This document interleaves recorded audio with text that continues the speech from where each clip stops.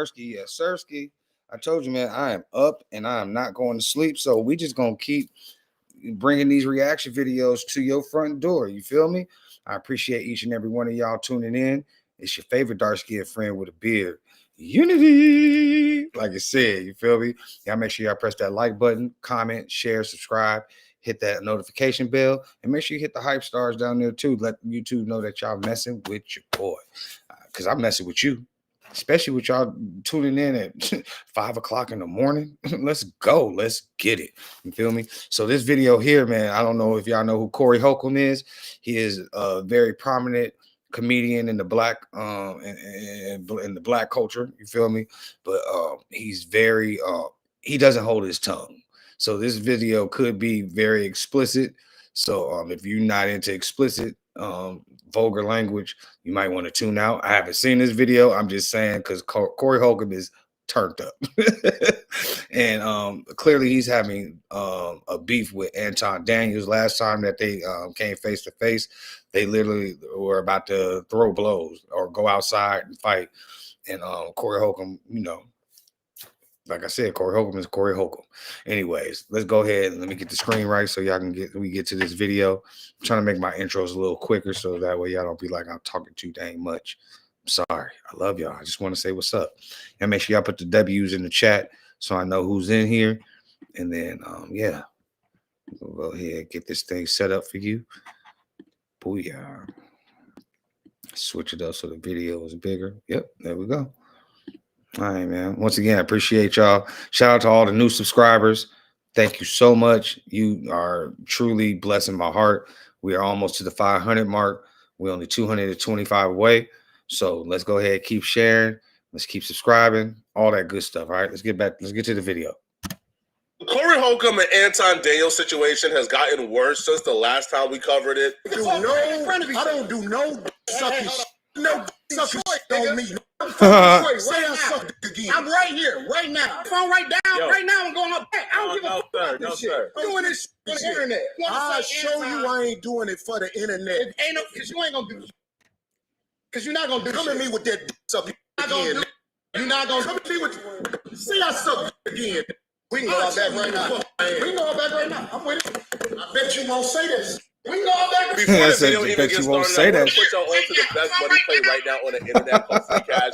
These folks is literally paying you to play video games. Corey Holcomb don't play that. Games like this, you hop on your phone, you play them, and you get paid. The way they even got into that argument was because Corey Holcomb said that that dude be pandering to the white community and that he be kissing white people butt.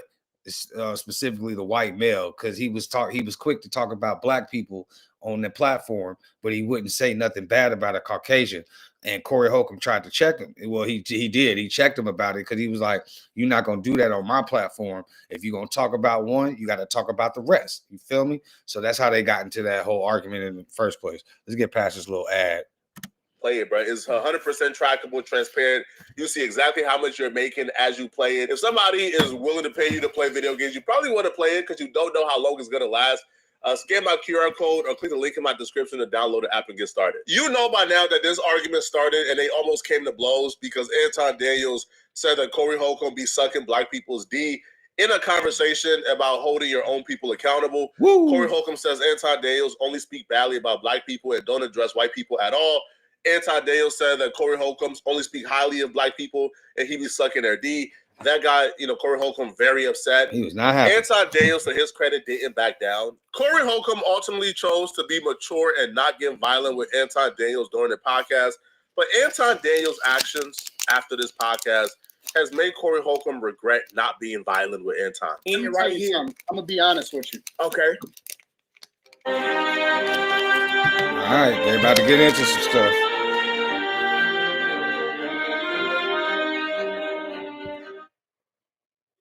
I'm gonna be honest with you. Okay. That was like this. Yeah. He was holding the microphone like this. That's the honest to God on everything. That was shaking like a stripper, bro. So Corey Holcomb was shaking in his boots, terrified of Anton Daniels. That's the narrative. I know people don't know this, but that's what I do. I don't talk about it online. I shoot fair ones all the time. Anton, bro. Yeah, I blame Corey Holcomb, man. Oh, A square man. catch, 1 W, man. They start acting outside their body. I got 3 brothers, nephews, friends. If we have a problem, we shoot a fair one. Yeah, that's not me being tough. I'm not tough. I'm not none of that shit. Let me be very clear. I want to be very, very clear. I want you to hear it from me directly. I would have beat the shit out of Corey. Corey Holcomb really created a monster, bro. But the nastiest part about this all is Anton saying that he did this for Black MAGA. Free media says, thank you for standing tall for Black conservative men. Oh, yeah. I'll take that back just a little bit. That was funny, cuz. Let's go back to like 2 minutes. Yeah, that'll work. Because if y'all don't know, that's Anton Daniels. He is pro MAGA, and so a lot of Black people do be on his top. You know what I'm saying? Because who's really supporting Trump? I don't like to. I don't want to get into politics on my channel. You feel me? Well, let's go ahead. Let's get it back. Damn, I got it. I know people don't know this, but that's what I do. I don't talk about it online. I shoot fair ones all the time. Anton, bro. Yeah, I blame Corey Holcomb, man. A square catch, 1 W, man. They start acting outside their body. I got 3 brothers, nephews, friends. If we have a problem, we shoot a fair one. Yeah, that's not me being tough. I'm not tough. I'm not none of that shit. Let me be very clear. I want to be very, very clear. I want you to hear it from me directly. I would have beat the shit out of Corey. Corey Holcomb really created a monster, bro. But the nastiest part about this all is Anton saying that he did this for Black MAGA. Free media says, thank you for standing tall for Black conservative men. Oh, yeah, they think that just because we Republican and we conservative that we. Crazy how squares switch up so fast. Yo, a square will go from, I'm not a violent guy, I'm not a tough guy, man, I don't want no smoke, bro, I'm not gangster, to the moment they was able to finesse or swindle a W in the internet's eyes in a physical confrontation, they will go from, oh, I'm not no tough guy, to language like this in a heartbeat. Crazy. Corey would have got the shit beat out of me. Anton has got himself beside himself after getting his W over Corey Holcomb. That Anton is now telling people that podcasters are terrified to sit down and look him in his eyes in person, as if that is so like funny, he's some type bro. of boogeyman or something, man. I'm keeping it 100, bro. I'm keeping it 100. Man, I knew that wasn't gonna do nothing. That was shaking like a stripper. He telling Darlene, "Hey, move over there. Let me get next to this." That's for the internet. That's straight up for the internet. I never moved. I sat right there, right next to that, and I continued to cook that the whole time. I was in his backyard. I'm in LA right now in his spot with his people all around talking to that. Talking to that. Let me tell you, he never coming back from this. That's why I'm telling y'all, whenever his show ends, need to download that and never let him forget it, because I don't go based off. That's why I told Mika, right? Because I had Mika with me. And the reason why I brought Mika with me is because I wanted to promote her show and shit. Neither here nor there. I told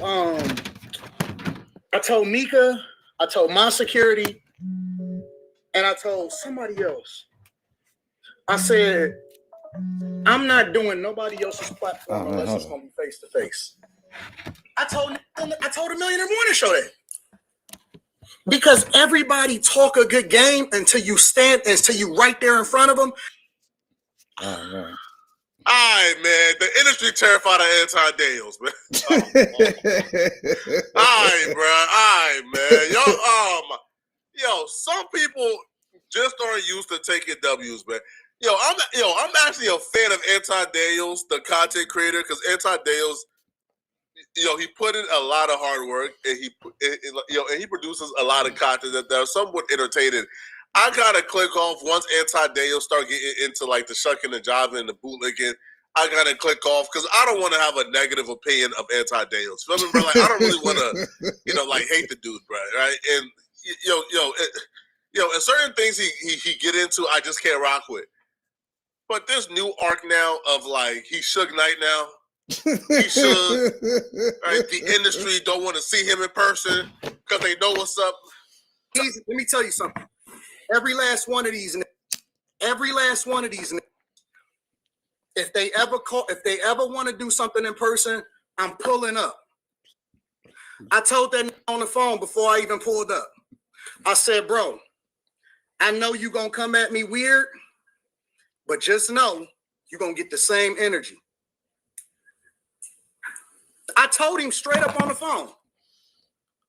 So that's why I bullied that on his own platform, as comedian. I bullied that. Let me tell you something, bro. Okay. He said, who are coward? I said, Dave Chappelle, you scared of Dave. I told that straight up to his face on his own platform. I said, you scared. You tiptoed around in when you reviewed his platform. All right, so Anton, what was so my point is this, man? I'm not worried about it. I got the people I got around me is different, bro. Let me tell you, I know the same people that he know. When your landlord texts, but your account says $47. Download like 5 different cash advance apps. Trying to get some cash. The first one, what is my social security number? Another one, no. I got to see what Corey gonna say, man. Y'all be thinking that, man. Listen, bro. Listen. Ain't nobody tough. I'm not pretending to be tough. I'm not none of that. But you are pretending. But you are pretending to be tough. You call this man a B. You call this man out of his name. You say you would have put him to sleep. You is popping it right now. I'm gonna let y'all in on a secret. Anton Daniels finessed Corey Holcomb during this interaction. Anton understood his security was there. So, like, Corey Holcomb really couldn't do anything to him. He had armed security with him at Corey Holcomb's podcast. So Anton, like, kept on saying, hey, bro, let's go outside. If you really want to fight, let's go outside. Anton understood the minute they hop off camera and go outside, his security is not allowing him to fight or get touched. Hell no. So there was no expectation of Anton being in danger right? Because, again, it was Anton and Corey Holcomb had his staff and some dudes he rocked with there. But Anton was the only one there with security, armed security at that. So, like, there's very little Corey Holcomb could have done to Anton. So Anton walked in, I think, looking to mark out Corey Holcomb, knowing that, like, there's only so far this could go. But the fact that Anton is now saying, oh, I'm not trying to be tough, while at the same time being tough is like, bro, it's not. I don't think Anton can fool the internet into thinking he's something he's not, because I feel like right now we all have a perception of who Anton is for the most part, and this interaction didn't really change that, So it's either do something or leave, because what you do is now you putting the security in the situation. Now you getting Mika in the situation, right? Now you putting them in something, and they got to respond because, it's going if it go there, it get fucked up. So it's either you go or you do something about it. I'm not a tough guy. So I left. So can I ask you this? Once it start going there and you know what I'm saying? It's just like, I've already done my due diligence. I've already kicked his ass on his own platform. It's time to go. Yeah. So can I ask you, what was the overall goal of going on the platform? Like, he said now you insinuating. He said you insinuating you was there without you. I'm not here with I just talked to my chick on the phone, literally. Okay. Why do you think it went left to begin with? Just because he's used to. Think because you're Republican and you're conservative or whatever, that is just, I don't think he know, right? Because don't nobody know nobody until they actually in front of him, right? And he used to, my bad, y'all. I just wanted to show y'all something real quick. My business license came in. Yay! That's what's up. I can go to festivals and city approved events now and sell my clothing. All right, let's get back to the thing. I told him that shit. I said, you used to being around people that don't say nothing to you when you say something to them because it is what it is. And so, that was his weakness. He's not, listen, he's not intellectual enough to be able to talk. He can't hold, I realized that in the very beginning, is that like on some debate or conversation type shit, Yeah, Mike, he's not intellectual on that tip. So when you start to lose that part of the conversation, that's a misrepresentation of what took place. Corey Holcomb got upset after you said that he be sucking black people's D, right? Because he's a older dude from Chicago. They don't, bro, saying suck my D or you suck D, those are fighting words right there. What? So that's why he got upset. But before then, like they were not hostile towards each other, right? Like they were having a conversation. They both disagreed. I feel like Corey Holcomb reflect a lot of the frustrations a lot of us have with Anton, right? That Anton could be doing good, but he chose, to do all the wrong things with his time, right? He chose to disparage black people. Like even during a conversation with Corey Holcomb, Anton on one side of his mouth says he don't identify as black. But then when it's time to disparage black folks and use, his identity to do so, he then says, we as black people are horrible and terrible, and this and this and this. So, like, do you identify with black people or do you not identify with black people? And, like Anton was talking on both sides of his mouth, and that's why Corey got frustrated. But the position you and your people are in. Who is my people? Black people. Do you claim black people? I'm a Christian first. I claim. Well, I think something's wrong with that. If you don't want to say you're a black man first, I think something's wrong with black that. Is a construct. But religion as a concept and an institution is also a construct. And that didn't stop you from saying you identify only as a Christian man or first as a Christian man.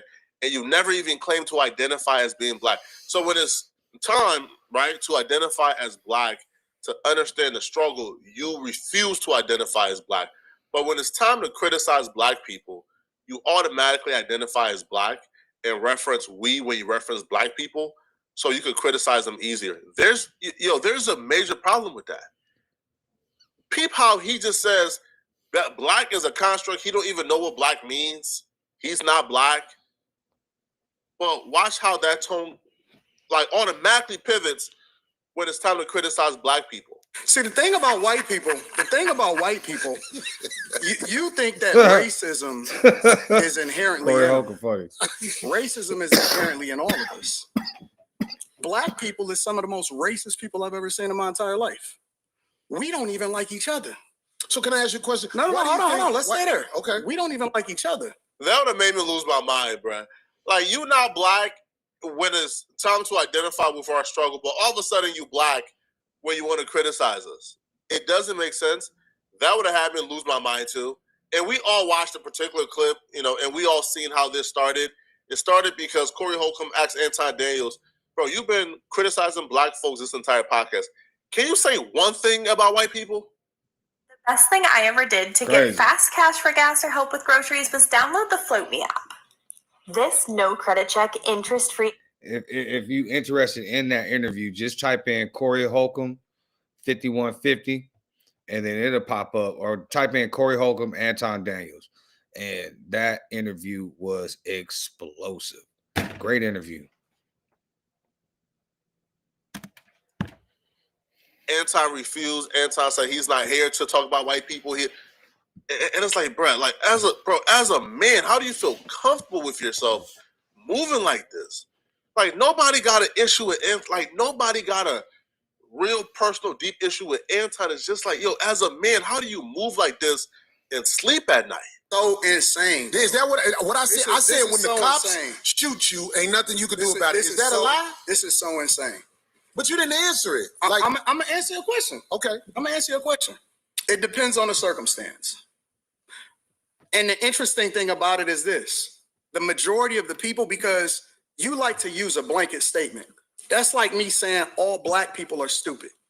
Well, have you said all white people stupid? No, I'm talking about cops. You should say that one time. I'm talking about because cops. It's easy to say all black people are stupid as an example. Say something about the white people. No. I don't think you say something about the white people. Well, I didn't hear you. Can you tell me? I talk about liberal white women literally being the biggest enemy of the United States of America. That's the thing I say every single day. Caucasian female, the biggest enemy. Literally, white liberal women are the worst thing that ever happened to this country. What about their men? But we gonna get there. because you keep trying to get me to qualify it by participating and joining in on the court. No, I think you're doing what's easy. No.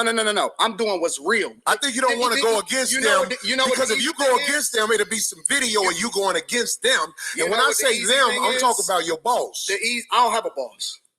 We say that. We say that, but here's the truth. I don't have a boss. It's a reason you go after black males or black people quicker than you will go after white males. What are white males responsible for in this country as the downfall of it? I'm an equal accountability smoke giver. I talk about everybody. I'm just saying, I ain't heard you talk about white men you since you've been up here. You ain't been listening. You ain't been listening. I've been listening to you. No, you haven't. I hear you taking you don't have the capacity to be able to listen because you're too busy. No. You got me wrong. You too busy. My capacity that you just criticized, that's an opinion. Here's the fact. Have you seen something about Caucasian males and how they destroy this nation? Well, what did I miss? Let's slow down because you're talking loud, but you're not saying a lot. No, you just nasty work, man. Nasty work, bro. I don't know how Anton sleep at night, man, but hold on. I'm not in. But it's time to criticize black people. Yeah, we're gonna automatically identify as black and reference we when you reference black people, so you could criticize them easier. There's a major problem with that.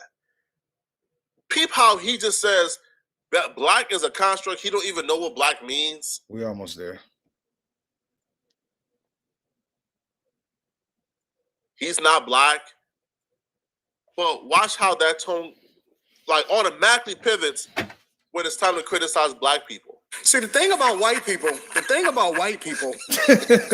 think that racism I laugh every time I see him inherently laugh. in them. Racism is inherently in all of us. Black people is some of the most racist people I've ever seen in my entire life. We don't even like it. Do y'all agree with that? Do y'all think that we don't even like ourselves, so we're racist more than white people are racist towards us? Or do you just think that that's how we were bred, because in slavery, they pit us against each other for survival? So it's just something that's stuck. You know what I mean? Like I said, I try not to get into politics or nothing like that, but right is right, wrong is wrong. In these days, you got to get it how you get it, regardless of what color you are. You know what I mean? So let me get this clock. Shut up. So can I ask you a question? No, hold on. Let's stay there. Okay. We don't even like each other. That would have made me lose my mind, bro. Like, you not black when it's time to identify with our struggle, but all of a sudden you black when you want to criticize us. It doesn't make sense. That would have had me lose my mind too. And we all watched a particular clip, and we all seen how this started. It started because Corey Holcomb asked Anton Daniels, bro, you've been criticizing black folks this entire podcast. Can you say one thing about white people? Anton refused. Anton said he's not here to talk about white people here.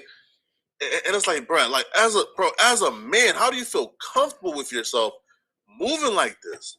Like, nobody got an issue with nobody got a real personal deep issue with Anton. It's just like, as a man, how do you move like this and sleep at night?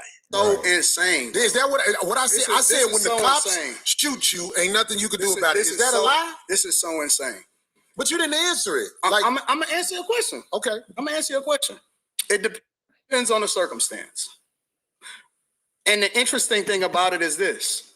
The majority of the people, because you like to use a blanket statement. That's like me saying all black people are stupid.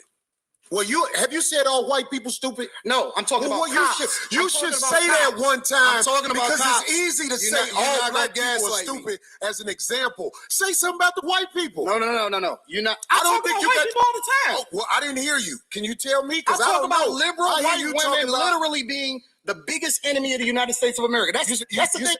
To me, even that is cowardly.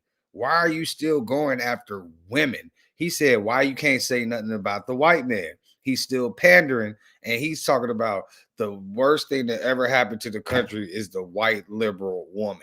He's still going for the weaker, quote unquote. I'm not saying that women are weaker than us, and I know we got all the equal rights and all that, but you know what I mean. This is me defending you, women. Okay, don't take it personally. What I'm saying is he screwed up in the head with this. I say every single Caucasian day. female, the biggest enemy. Literally, white liberal women are the worst thing that ever happened to this country. What about their men? But we gonna get there because you keep trying to get me to qualify it by participating and joining in on the core. I think you're doing what's easy. No. I'm doing what's real. I think you don't want to go against them. Because if you go against them, it'll be some video of you going against them. And when I say them, I'm talking about your boss. I don't have a boss.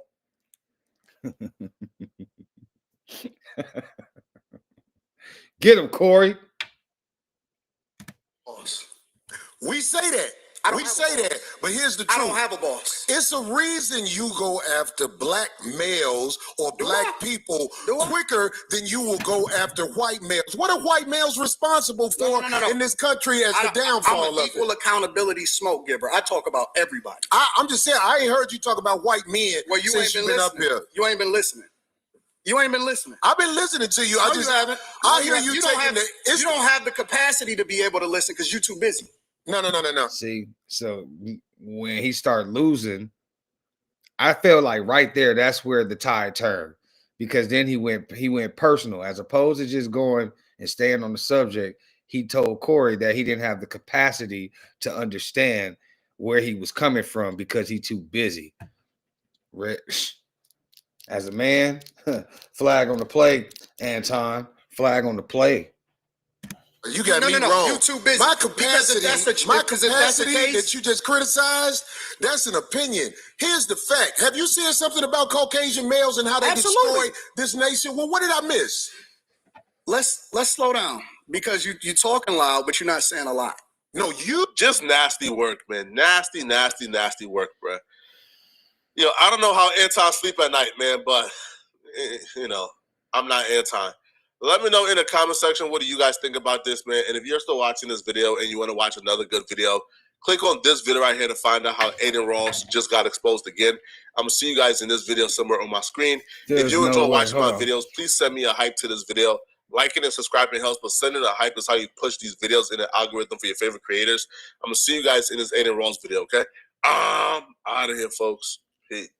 Okay, so I'm not done with the stream. I want to see if there's an actual response from Corey Holcomb after the interview, because Anton Daniels got on the internet talking crazy. He said, "I would have beat this out of Corey Holcomb." I don't know. What y'all think? Put it in the comments if you think Anton Daniels would have beat Corey Holcomb up, or if Corey Holcomb would have ate him alive. No Diddy. Let's see. Corey Holcomb.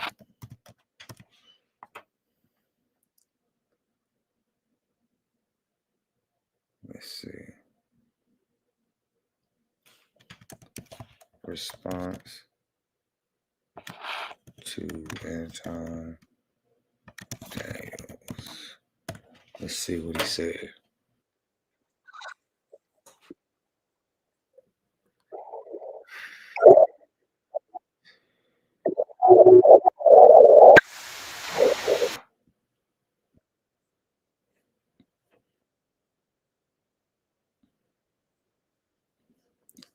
All right, let's see.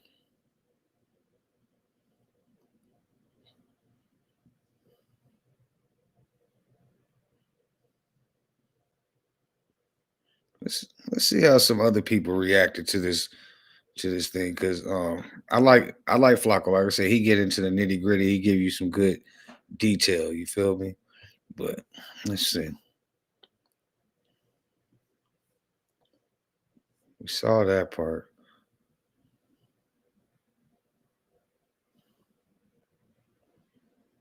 Oh man, what?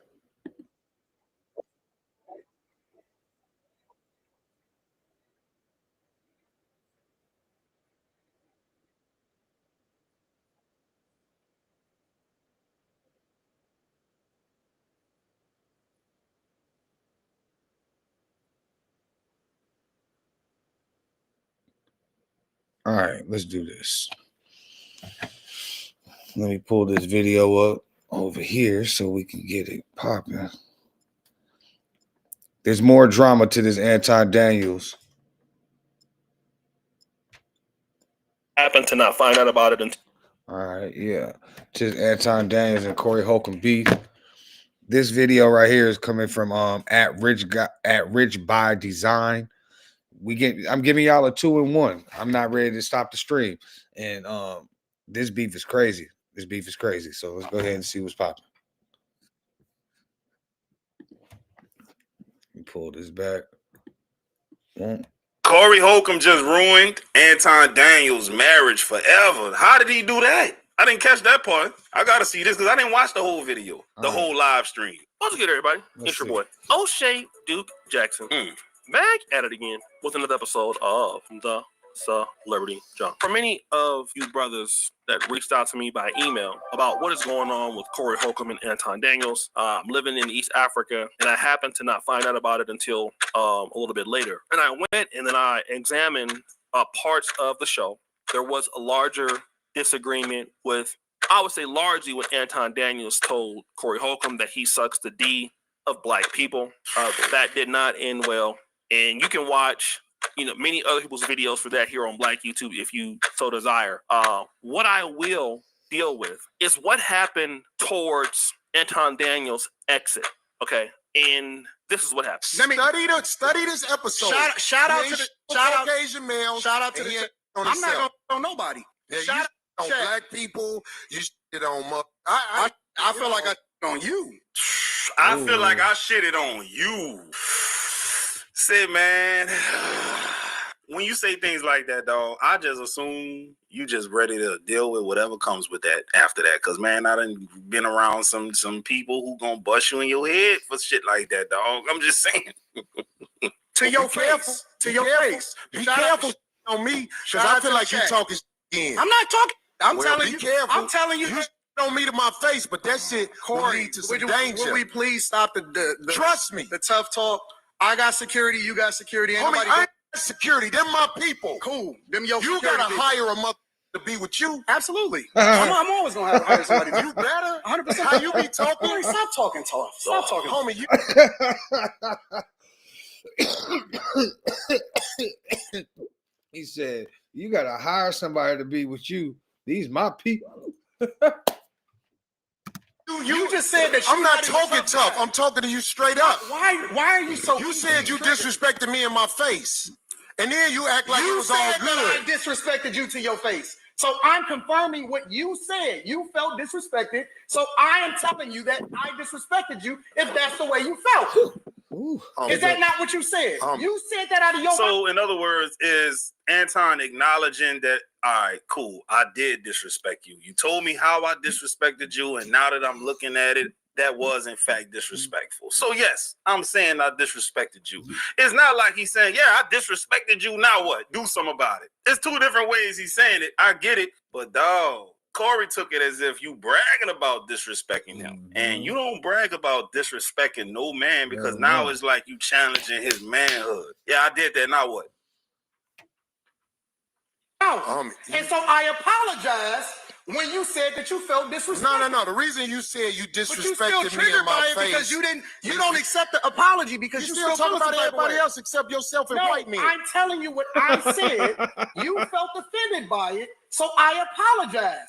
All I'm doing is rehashing a conversation that happened. Why are you so easily offended? You still talking about me? It sounds like I'm arguing because I'm right. See, I'll be around and they tell me about myself all the time.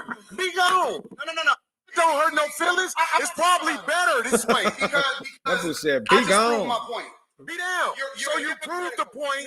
Homie, just gone, man. You just gone, man. You gone. I'm not the jet. You done did this before. Hey, homie. All right, I'm out. Get your and walk over there with your bodyguard and walk over there with your Ooh, he said, get your bitch out. Oh, Corey ain't no. Bro, I love Corey Holcomb, man. Your bodyguard and your BITCH. Now, I did hear that, and I assumed he was talking about this man's wife, which I don't do all that, bro. I'm not gonna talk about your wife, bro. Your kids, none of that shit. I'm not gonna do that, but that's who I assume he was talking about, cause he's married. When your landlord texts, but your account says $47. Download like 5 different cash advance apps. I'm trying to get some cash. The first one, what is my social security number? Another one, talking about because he's married. He did say, get your BA out, take you, your security guard, and your B. His wife wasn't at the unless that was his wife that was at the the interview. Ooh. Bodyguard in your. You can prove my point. I got dude. You right. Don't bring up here, dog, that you ain't for.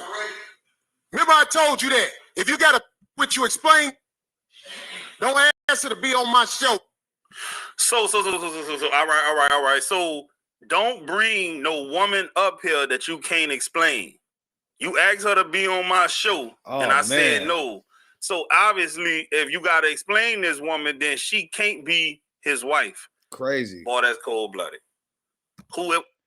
Shout out my dog at Jabari Andrews. Yeah, man, grown men acting like, it's going back and forth. But it all started because dude said that Corey Holcomb be sucking the D of the black people, of black men.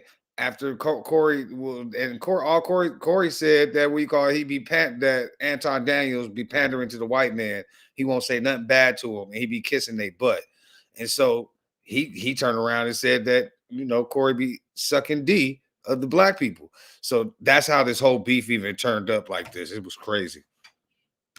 Who was it? Can she be on the show? I don't know that. Now get your whole ass on and pay for your like you got to. Cake ass. So why is this important? I really thought about making this video a lot. The reason is I've talked to Anton off camera. I have spoken to Anton Daniels' wife. I have no problem with Anton Daniels or his wife or his daughter. He's a very hardworking content creator. But here is something that Anton Daniels is going to have some of the issue with if this is true. Number one, Anton Daniels has been on Fresh and Fit. I couldn't find the clip, but he's admitted online that, hey, he's been messaging ladies in the Instagram, and some chick wanted to do something. I forgot exactly what it was, but he didn't admit to it at that particular time that he is, maybe having an extramarital affair. He didn't say that, but obviously he was making some hints that it was some chicks in his inbox and he was talking. That's number one. Number two, he brought some young lady to the podcast with Corey Holcomb. Now, let me just tell you, as a person who has my own podcast on my King Gunner channel, this is not uncommon. Dudes show up to podcasts with side chicks.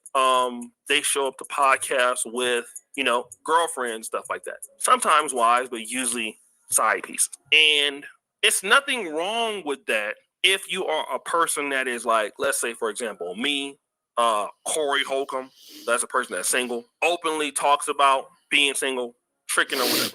The issue with Anton Daniels operates on a very high moral ground, a moral high horse. He talks about being married for 20 years, staying with the same woman for so long, being a father to his daughter, okay?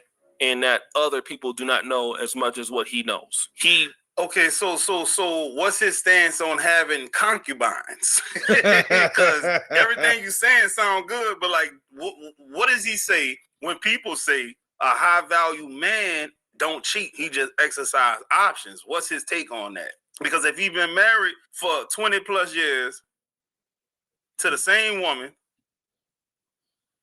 and he preaches marriage and all of this stuff in the family home destruction, all of that kind of stuff, I've never heard him touch on any of those points. So if he out there, gallivanting with a whole nother female, then he must be pro exercise options and it's not cheating.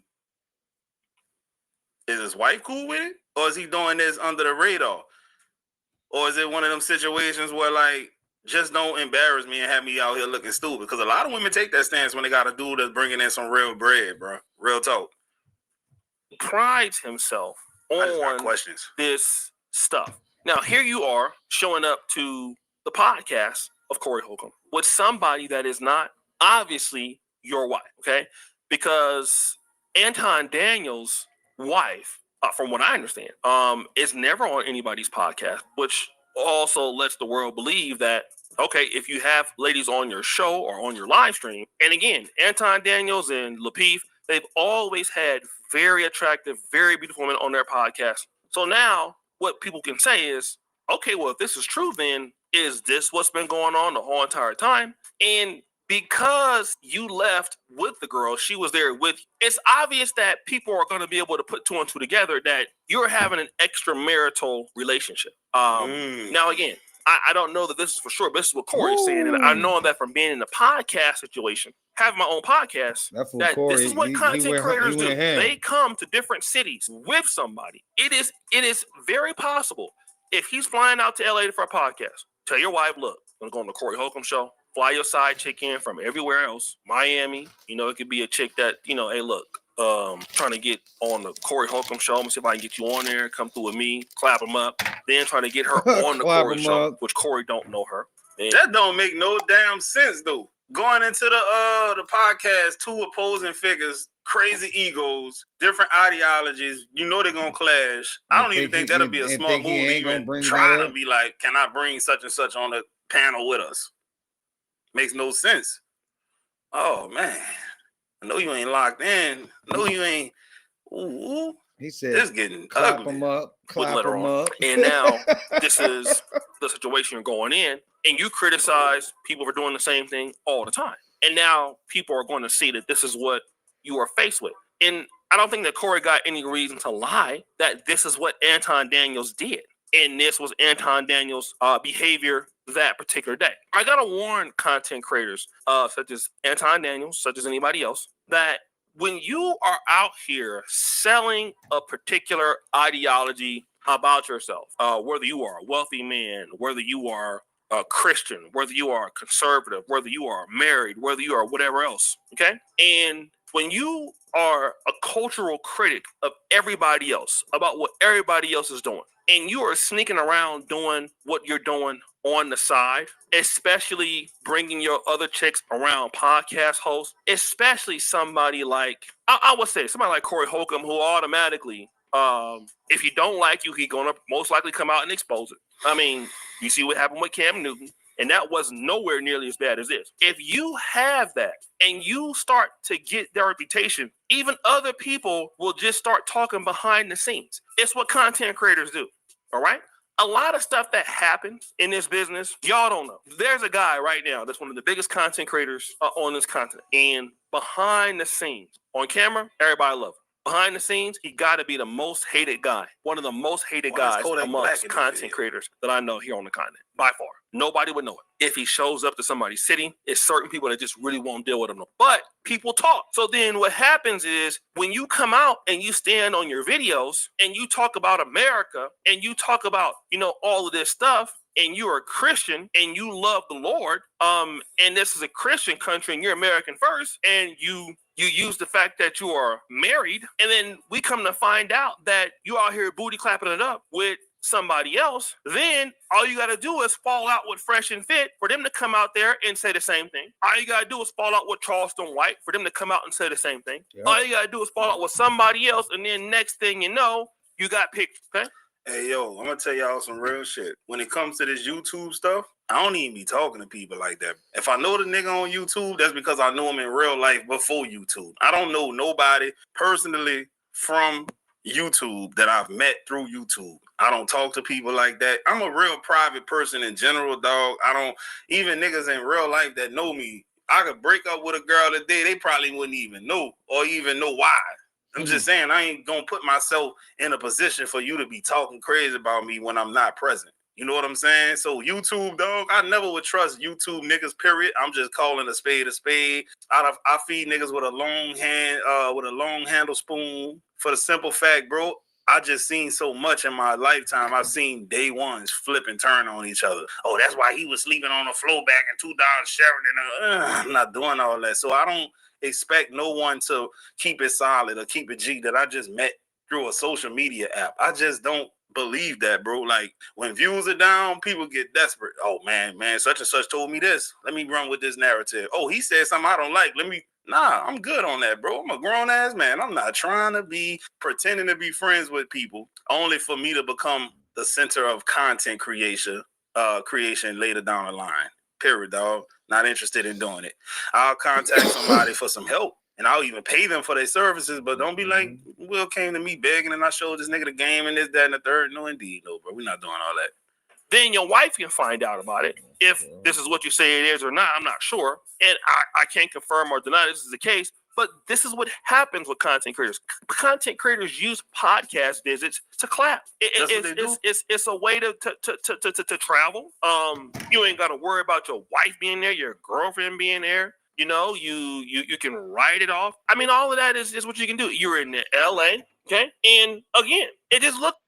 Shout out to at Brick Flipper 5273 and at Jabari Andrews 3264. Appreciate y'all engaging in the chat. If y'all like the video so far, man, make sure y'all press the like button and y'all keep talking in the chat, man. Let's keep it rocking.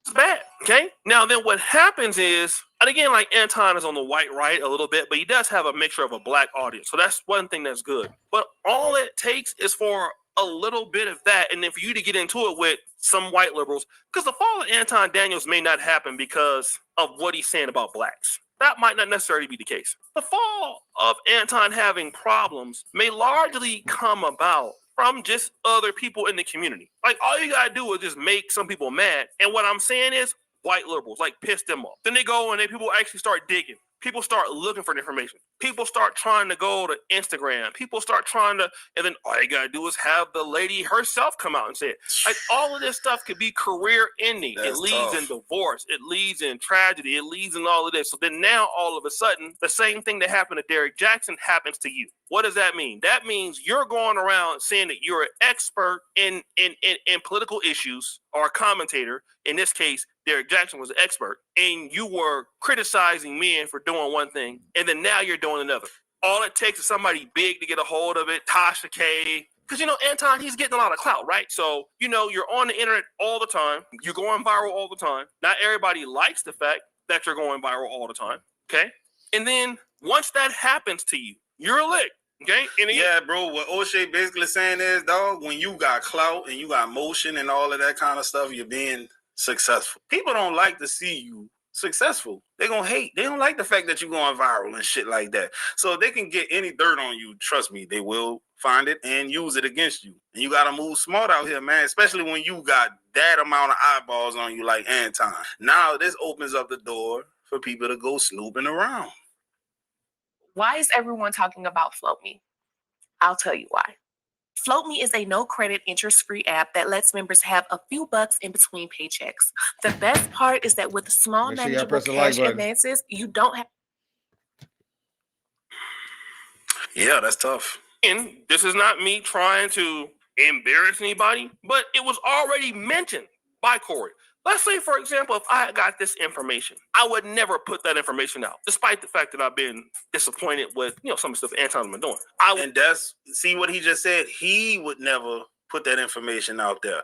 And O'Shea, I've been following this dude for years, man. I have, bro. But, man, even if me and O'Shea were, like, on that talking on the phone level, man, it's still, you're not finna get no real personal information out of me. Hell no. Not gonna do it, bro. Even though I don't think he would go and expose any of that information. It's just that's my defense mechanism. Plausible deniability. You just don't know. You got to make up some shit about me because you ain't gonna know because I told you.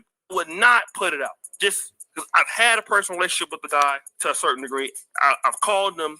I'm not gonna be able to come out and just say something like that. I just wouldn't. Okay. However, since Corey put it out there, yes, this money, this fame, this all of this stuff, and whatever else that you plan on, on YouTube as a social media content creator, it doesn't look good. And I'm not trying to say that none of us are perfect, because I damn sure ain't. But it looks bad. It looks horribly bad. It looks terribly bad. So guys, what do you think? It's your boy O'Shea Duke Jackson back at again with an episode of The Celebrity Junk. Put your shit for all of you. Discover the bell. Wow. Damn, dog, I'm over here in ghetto YouTube, dog, and O'Shea shit look professional as hell. Here I am. I be doing these basic ass videos. Dog, I gotta step my game up, man.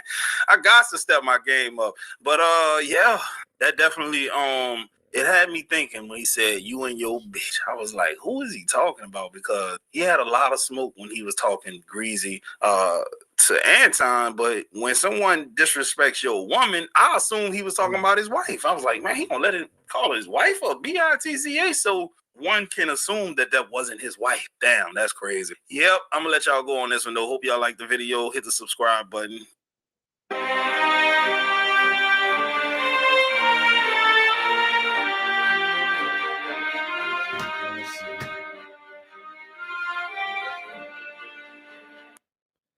I'm not done with y'all. Let's see. Let's see some more Corey Holcomb. I appreciate y'all tuning in early morning with your boy. It's 5:50 a.m. West Coast time. And 8:50 a.m. East Coast time. All right, let's see who else got something to say about this thing, man. Once again, make sure y'all press that like button, comment, subscribe, share. Appreciate everybody in the comments right now. For the engagement. Let's keep it rocking. Let's see. I feel like there's something else going on though. Anton James goes off on Corey Holcomb after competition. I heard that. I'm trying to see if Corey Holcomb actually responded. Okay, yeah. Let's see.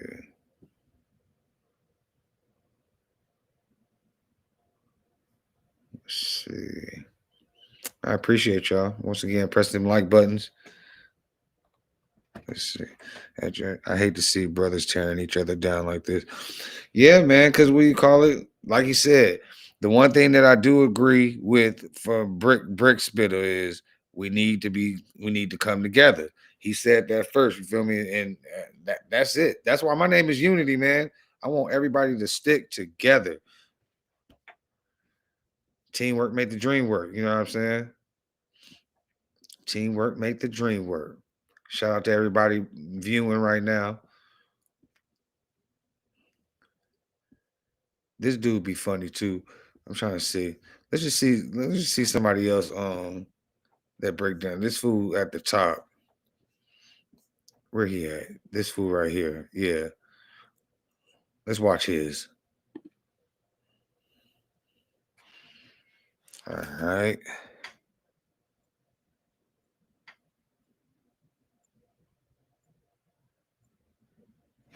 I gotta wait till I get the pastor. Okay. Yeah, this is from the No Fugazi podcast. He got a real strong opinion on a lot of things, especially when it comes to battling against women. But I'm very interested to see his take on this right here. Let's see what's going on. Make sure that's off. That's ready.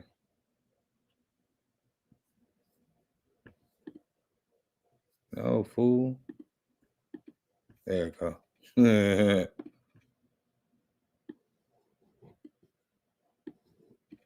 Let's get it. I told him, I said, bro, I warned him. I said, I'm going to match your energy. So. Okay, you told him that beforehand. If you respect told him that beforehand. Absolutely. Okay. Oh, he actually called up Anton Daniels and had him on his podcast. So this is an actual one-on-one. Okay, this should be real good. Let's see. I'm with it, homie. I don't do no sucking shit. I'm a motherfucking man. I don't do no sucking shit. I don't give a fuck about nothing. Well, tell you what, watch that sucking shit, because that'll go bad. Call it what you want. I don't do no sucking, You homie. say a lot of shit that I don't what either. You Okay, but that gay shit, you I don't give a fuck about what you talking hey, homie, I tell you what. I'm right here. But no sucking shit. Good to meet you, man. Good to meet you. I was reacting to this. I don't know if you caught it live of my reactions. No, I just got off the plane and somebody sent it to me. So I said, Coley is a reasonable dude. We could have a conversation. Fair enough, man. So yeah, if you were listening to a little bit, let me ask, since you're up here, what's your perspective after everything that transpired? Look at me over here bringing y'all exclusive interviews on the accident. Hell yeah, we milking this to death. It's entertainment, and it's early in the morning. And I appreciate you at J Sanders 9975 for tuning in, reacting to the video with us. I appreciate you. Press the like button. I told people I don't do interviews. So like, for example, if people say, yo, Ton, I want to interview you, I want to have a conversation, I disagree with some of the stuff that you say or whatever. If I don't know you, or if you're not like somebody that I'm familiar with or something like that, like in real life, I'm only doing it in person from now on. Because I think that, I don't want to be muted. I don't want to be removed. I don't want to do none of that, right? So he said, yo, I want to have you on the platform. He called me because we got some mutual acquaintances. He called me. I said, all right, cool. He said, I disagree with you on a lot of stuff. It's probably going to be, a difficult thing. And so I was like, he said, you still sure you want to do it? I said, yeah. I said, but I'm only doing it in person. I said, so when we doing it?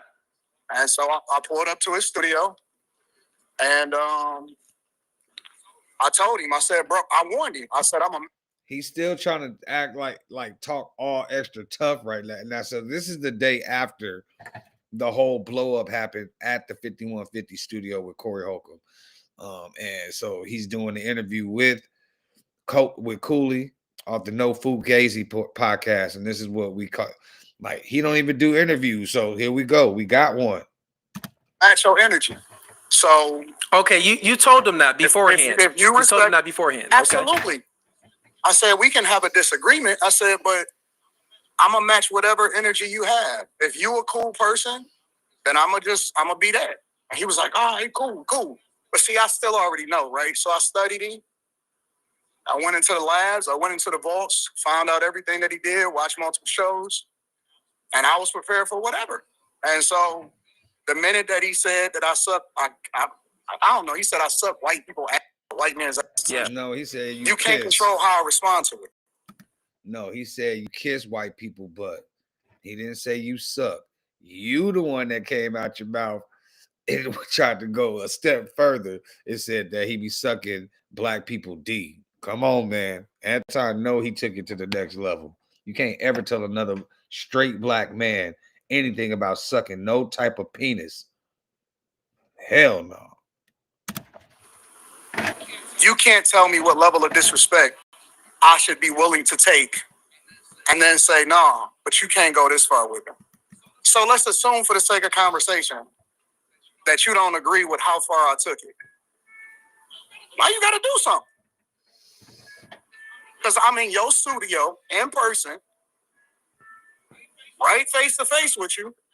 And I don't want to pick up your bag, so I'm not going to scrap on mine because that'll get you demonetized. And that's what we were talking about on stream. I brung some people up and we're like, it was pretty smart. Like, I was giving my perspective. Like, if someone walked up on me, I will probably just swing because that's a threat. But I think that Anton. Why?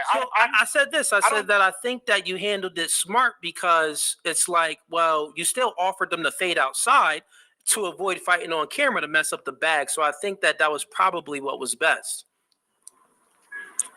Do you need some cash fast? Let me show you how easy it is to get a cash advance with FloatMe. All right, man. Y'all make sure y'all press that like button. All you have to do is download the app, sign up to be what was best. It was free reign.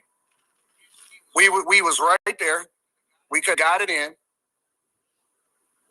What is there to talk about? Yeah.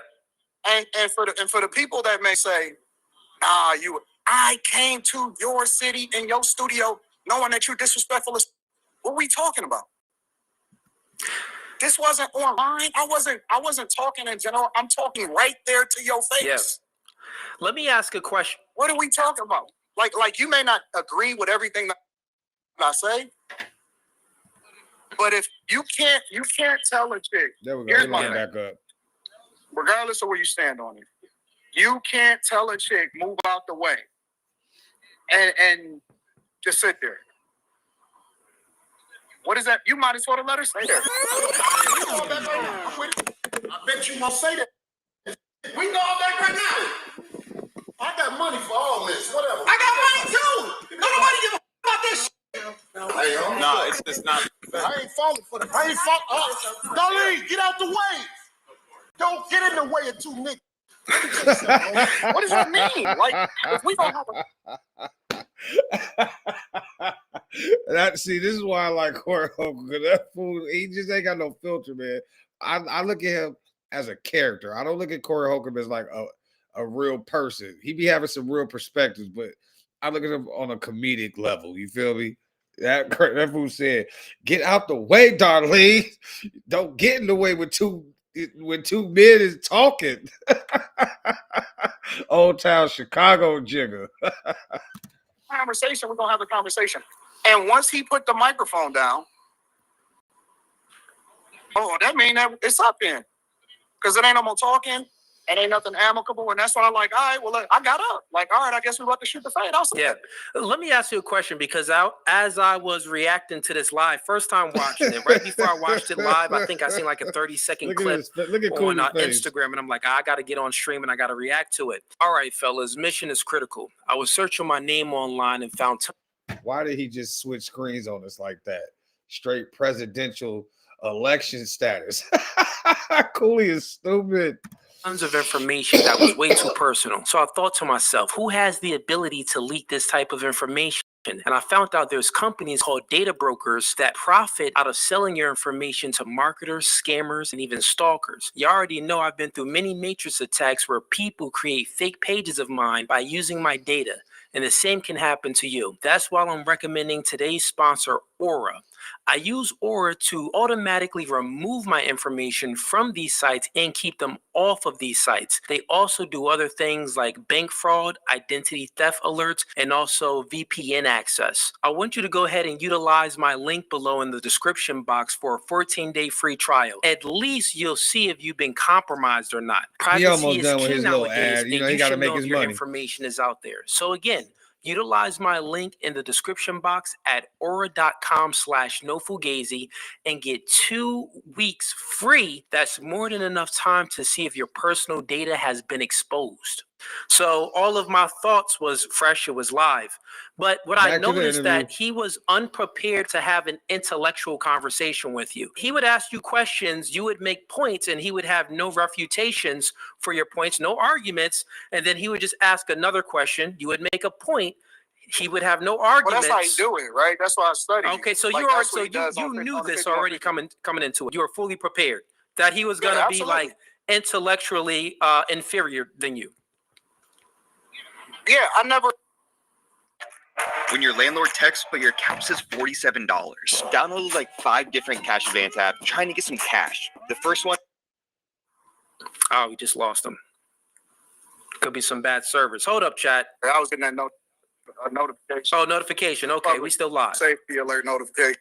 Ah, got it. But, yeah, I mean, if you look and you see what it is, you know what I'm saying? It's not gonna be an intellectual conversation. It's gonna go that other way. So, like, all right, cool. I'm still coming. Facts. Okay. So you were fully prepared. You kind of already anticipated, the type of questions he would ask, the type of responses he would give, and you were already aware that, hey, I'm gonna go ahead and match your energy, and that's exactly what you did. Okay. Fair enough. My thing is, I'm a very, very cool, respectful person. I'm one of the coolest people, one of the coolest friends that anybody can have. I usually, when something happens, I'm responding to something that somebody else says, whether it's a woman, a guy, whatever, right? And so I don't have no smoke. I ain't got no beef with nobody. I ain't got none of that. Yeah. But at the same time, I understand my opponent. I understand what I'm dealing with. So for me, it was just like, I know what 5150 is. I understand exactly what it is. Shout out to @TrueFacts1819. She says, whoever said Anton won, why didn't he answer the points he asked? Y'all with the end shit, but claiming to be intelligent. Sad. Okay. And then that brick flipper came back right after that and says, words of Diddy, we stronger together. Okay, now you just being ignorant right now, okay? Oh my Lord. Whoever says I'm the established, he's lying. Listen, I love the engagement. Y'all get it in, man. He said Anton should have went over there fooling with Corey. Anton is too advanced men to have any type of conversation with Corey. He's ignorant. Yeah, but what does that make Anton then for going over there anyway? You know what I'm saying? If he already knew that this was what was going to be entailed, you know what I'm saying? He just wanted to go over there for the foolishness too. So does that not make him ignorant as well? Just because you speak well or intellectually, or you feel like you can talk, at an elevated state over somebody else, you stooping down to their level, you're just as ignorant. Let's be real. Yeah, I had some people in the chat. They were saying, "Well, Anton didn't say it again. He the D word again and stuff like that." And I was like, "Well, that doesn't mean that Anton isn't masculine. This just means that." He's aware of his surroundings and he didn't say it again. Just because you don't agree with someone's ultimatum doesn't mean that you have to engage in it. And that doesn't take away the masculinity of a man. I don't think that most of the niggas that's in the chat is up for a scrap at all. I agree with that too. So yeah. I'm not really thinking about what the chat say, right? Like most of these is all what they would do. They don't even show up in person. I'm city to city, state to state. I kick it with people in real life. I pull up to people's platforms, and I, you know what I'm saying? It is what it is. So the internet is always going to be Monday morning quarterbacks. Yeah. I don't think that none of these niggas got hands. Listen, man, I feel the same way, man. You don't have to be a tough guy. Yeah, you don't. To stand your ground, right? You don't, man. I had a little situation on tonight's conversation with some folks. Maybe you heard about it, where I had to press someone. Thank you, at still rise 592. I appreciate that. Make sure y'all press the like button. But yeah, man, they didn't want any smoke. But I would agree. Most of these guys don't got hands, man, and they don't really want to fight. They just talk a big game online. But when you see them in person, it's a different story, man. I would say, man, as reacting to it, I would say that you completely obliterated him intellectually. And as far as you handling yourself with the situation, him walking up on you, I gave my commentary live, and I'm like, I would have possibly handled it a little differently because I'm a hothead, but I gotta respect the way he handled it because at True Facts 1819, he's too old to be acting like this. I'm 44. I work out issues, not try to fight. Fight is the last option before ending someone's life. I totally agree. You feel me? I'm 43. I just turned 43 in December. Sagittarius gang. You feel me? And it's like, it's just easy, especially as men. You know what I'm saying? That testosterone come up, and the last thing that any of us want to feel is disrespected. So as soon as somebody cross that line, it'd be one of them things that just be inside that just make you want to just go, say it again. That's why Corey kept telling him, he was like, say it again. Say it again. But he wouldn't say it again because he knew if he said it again, then it might have went there. You know what I'm saying? So, I mean, kudos to not, you know what I'm saying, like to realizing that you hit him hard once and that you didn't have to say it again in order to, because he felt the way no matter what. Corey was going to feel a way. And most men would. But specifically black men, you just can't go that route with us, man. Ew, did it I didn't feel that's even threatened. Perfect. You didn't feel threatened? Perfect. No. Perfect. That makes sense now. Under no circumstance, at no point in there did I ever threaten.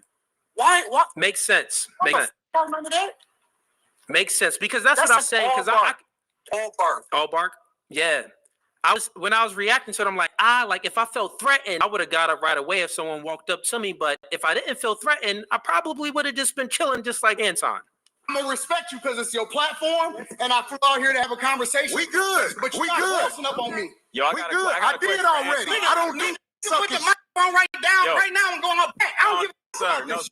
You just run your mouth. I'm not running my mouth. You running your mouth.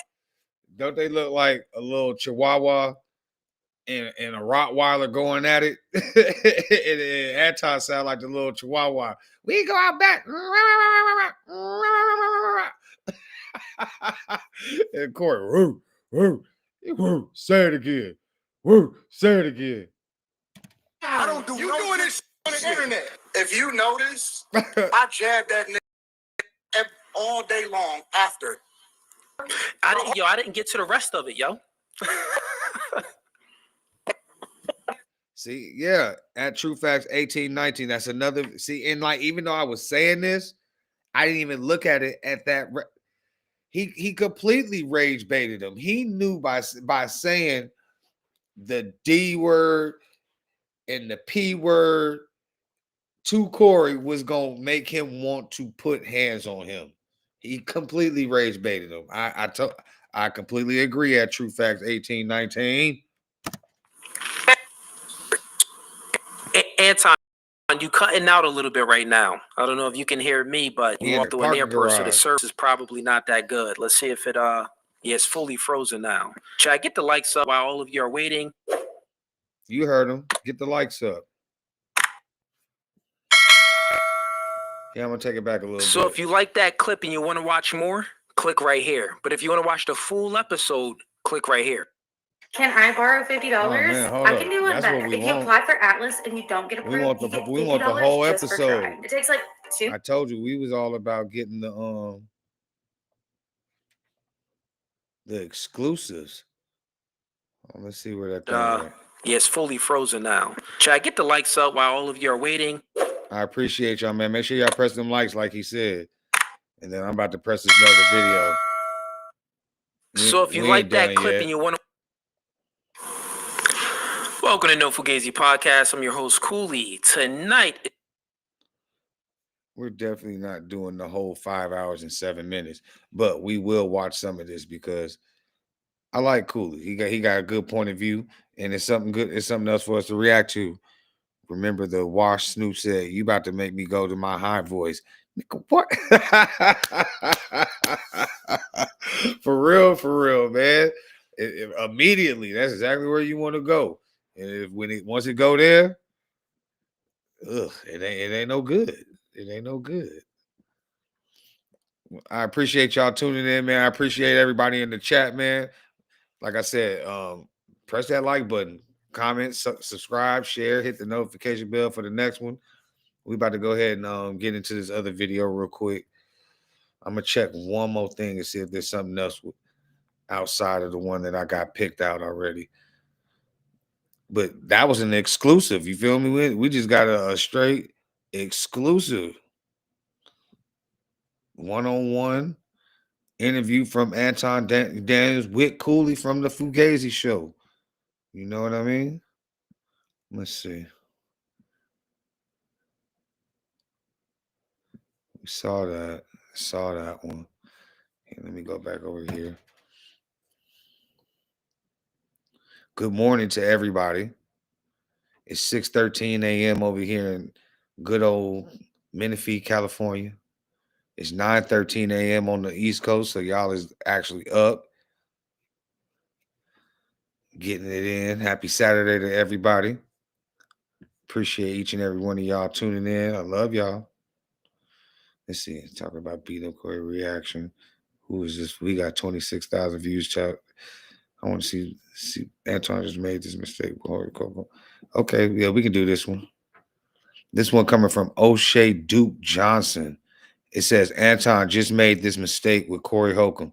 Now, we already seen that Corey Holcomb basically put him out there and said that he had his side chick at the podcast because he asked her to if he could if the girl can apparently Anton Daniel. He asked if the girl can get on the podcast, and Corey wasn't having it. He was like, "Don't have no girls up here that you can't explain," which meant that he knew that wasn't his wife. And so he was like, "Get your BA out of here and take your B with you." Blase, blase. So that was just in the last video. Well, 2 videos ago within this video. But yeah, man, like I said, if you just tuning in, make sure you press that like button, subscribe, share, notification bell, all that. But go check out the beginning of the video and catch up because it's been crazy. Baton Rouge 814. What's up? Ebony Perry 49. Good morning to you over there in the good old Louisiana. Okay, I see you over there. Baton Rouge. All right, let's get this video started. Apparently, Anton Daniels is still in Los Angeles, California, and he has responded to some of the issues regarding his appearance on the 5150 Show podcast that is. Shout out Columbus. All right, Ohio in the building, 915. I see you, True Facts 1819.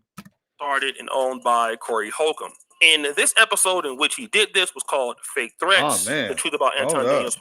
I gotta say what's up to he said 9354, watching live from Kenya, East Africa, all the way from the motherland, man. Appreciate you tuning in, man. Appreciate you tuning in all the way from East Africa. Damn, hold up. You get one of these, man. Yeah!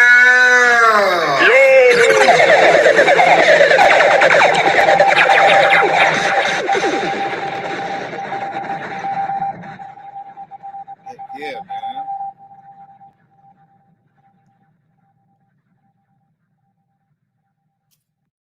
That was just for you. He said 9354. And all y'all, I appreciate it. I love each and every one of y'all. It's 5:15 p.m. over there in Kenya. Okay, I see you. Let's get back to the video. Corey Holcomb's almost fight. And he starts off the podcast saying this. At the very beginning, when we first started this, I realized that he didn't have the intellectual capacity to have a real conversation. This is the honest to God truth. I mean, how do you want me to break this down? Greatest country in the world. You don't know the history of slavery. He really don't even know the laws. He don't know about what happened with black people. He doesn't know anything. He doesn't know you're benefiting and you're sitting here living on the land that it is that you're talking about. You can't give any real examples. This was not going to be an intellectual conversation. And then this is what I've been telling y'all. These dudes are Neanderthals. For sure. The people that we champion in our community are Neanderthals. We don't have any heroes. We don't have any leaders. Are they entertaining? Yeah, but they would have been the court gestures back in the day. So right away, I'm already situationally aware. Now, this is the framework that I want to identify. Why is everyone talking about Float Me? All right, man. Y'all make sure y'all press the like button. No credit hit that hype star that lets button. Members have a few bucks in between paychecks. The best part is that with a small manageable. The framework that I want to identify with Mr. Anton Daniels. He uses certain phrases such as Neanderthals. Now, if you guys know, Neanderthals were humans that existed about 40,000 years ago. They were closely related to modern humans. They're known for being strong, intelligent, and skilled survivors. But really, when you call somebody a Neanderthal, if you use it in today's terms, you're talking about somebody primitive.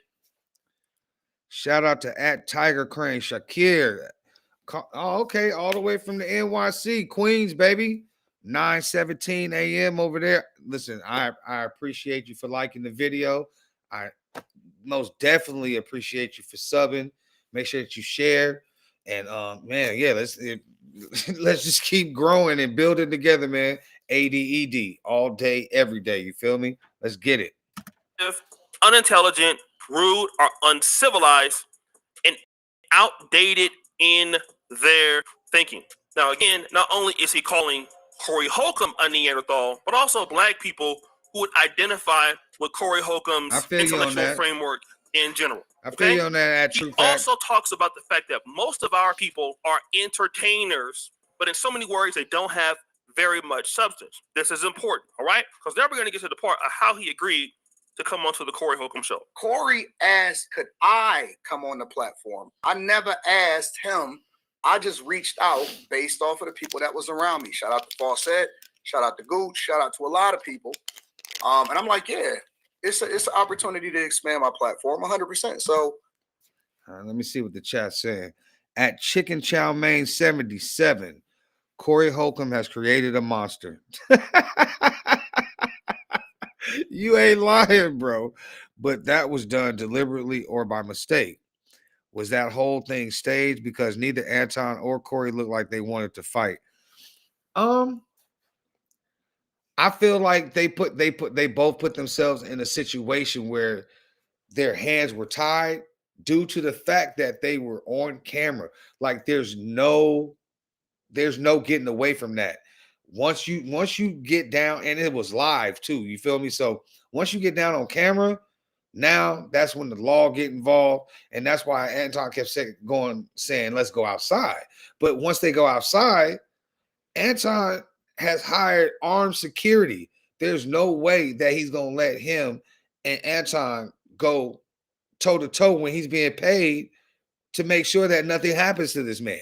You feel me? So it's a catch-22 all the way to when it go down to it. The only thing that Corey was doing, I don't think that he even wanted to fight either. I think he just wanted to get the point across that, look, bro, I'm a straight man. Don't ever put me in the same sentence as sucking no penis. Period.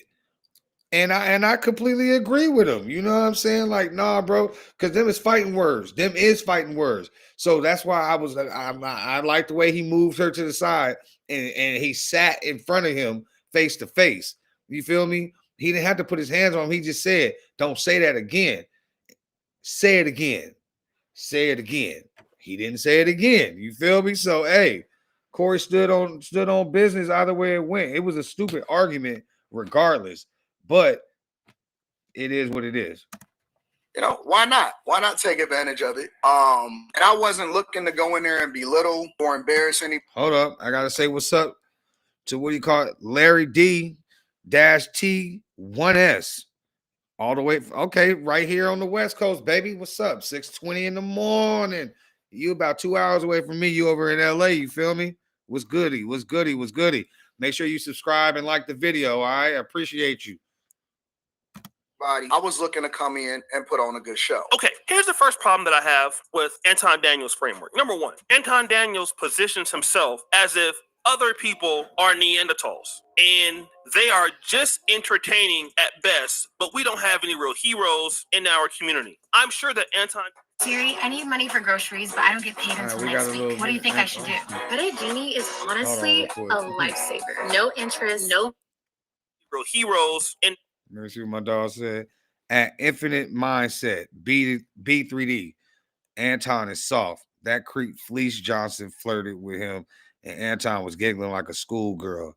Sad, super simp.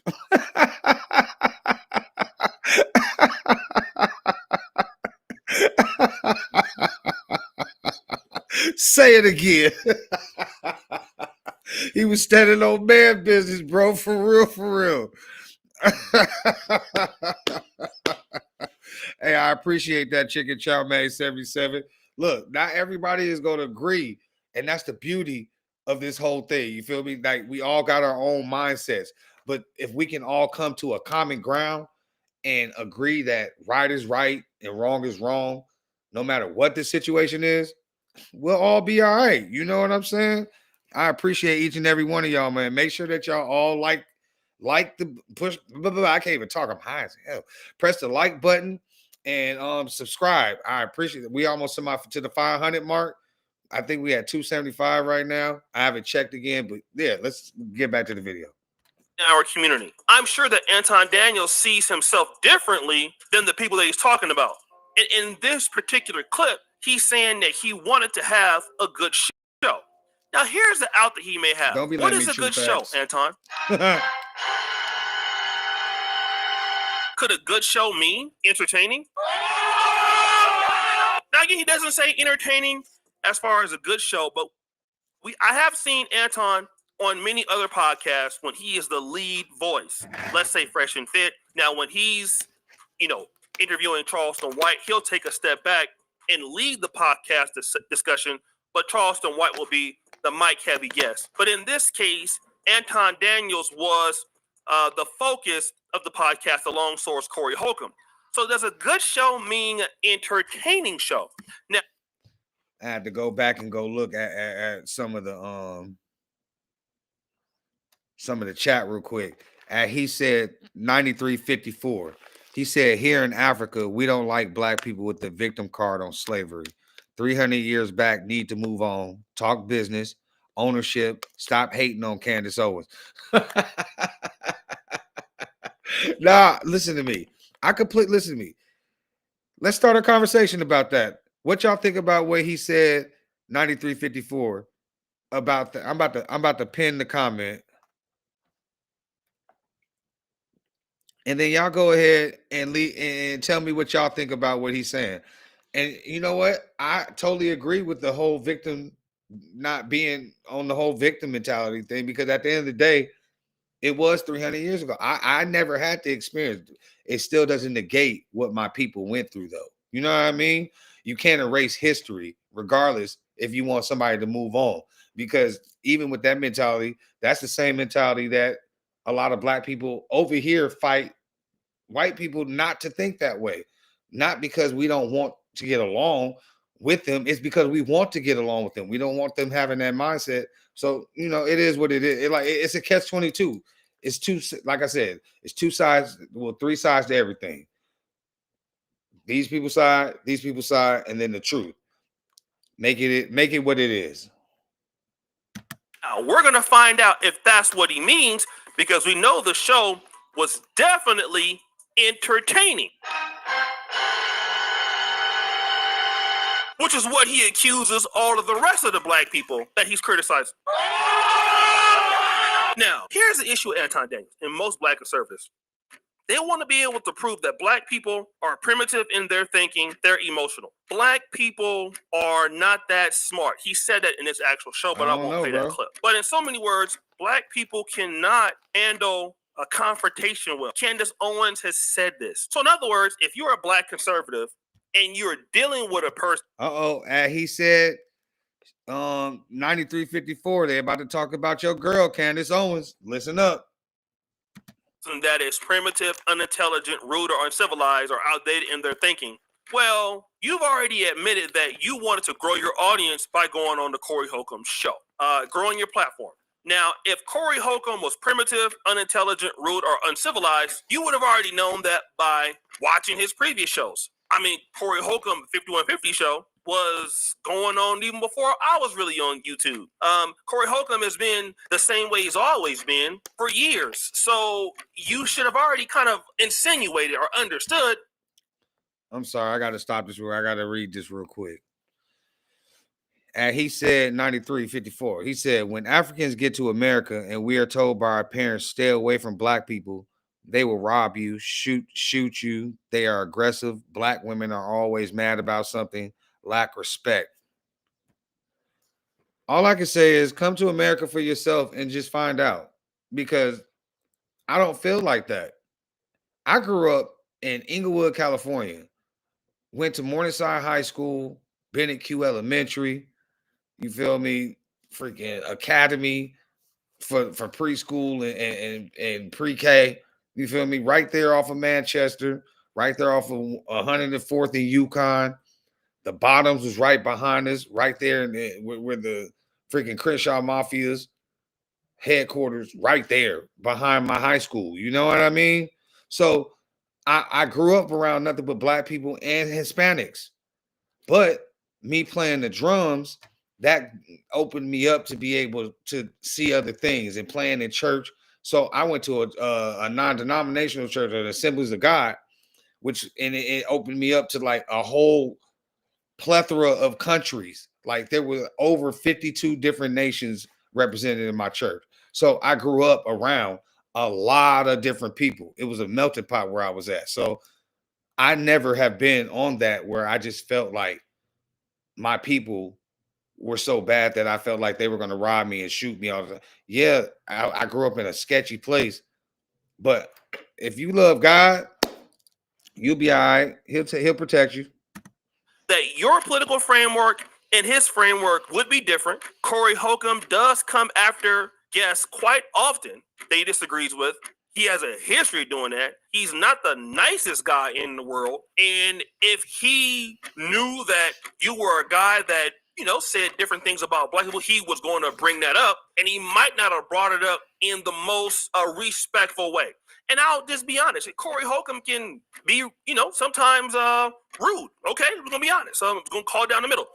Corey Holcomb could be over the top as an interviewer or a podcast guest, he could not mean it that way. Because again, Corey Holcomb's personality, he probably doesn't really all the way mean it, like the things he says about people, but just in that particular time frame he's talking about, he could clearly be offensive to somebody. I've seen it. All of us have seen Corey Holcomb doing something where we like, damn, Corey, that's a little bit rough, don't you think? I mean, we've seen him with doing it with, sometimes Darlene and other people. So we get it. But again, if you understood Corey Holcomb and what his show was about, why would you go? He's right. Right. Black conservatives should say, listen, that person is primitive or unintelligent or whatever. I'm not going to waste my time dealing with a Neanderthal. But Anton Daniels decided to go anyway. So now let me just say this. If Corey Holcomb is a Neanderthal, it must mean that Anton Daniels is not a Neanderthal. Now, when there is a situation between the two of them and they're arguing back and forth, a more intelligent person should get up and walk away, granted, which Anton Daniels eventually does at certain points. But again, a person who's not a Neanderthal will not waste their time arguing with somebody else who is a Neanderthal. Now, I'm going to play the entire clip in its entirety so that you can... So what does that make Anton Daniels being the intellectual and still coming and showing up to a situation where he knows that it's going to turn left anyways? He just wanted smoke, right? So what is that? Does that make him just as ignorant as everybody's saying Corey Holcomb is? Even though everybody knows Corey Holcomb's show is an ignorant show. Come on now. Let's not act like we don't know who Corey Holcomb is. Let me see. Anton says he calls himself Christian first, then does this. What part of Christian was? I'm saying he contradicted himself immediately, man. You know what I'm saying? He said definitely a kerfluffle. Shout out at Conscious Energy 713. Yes. It is definitely a kerfluffle. I like that. Let's get into this altercation. They got it play by play right now.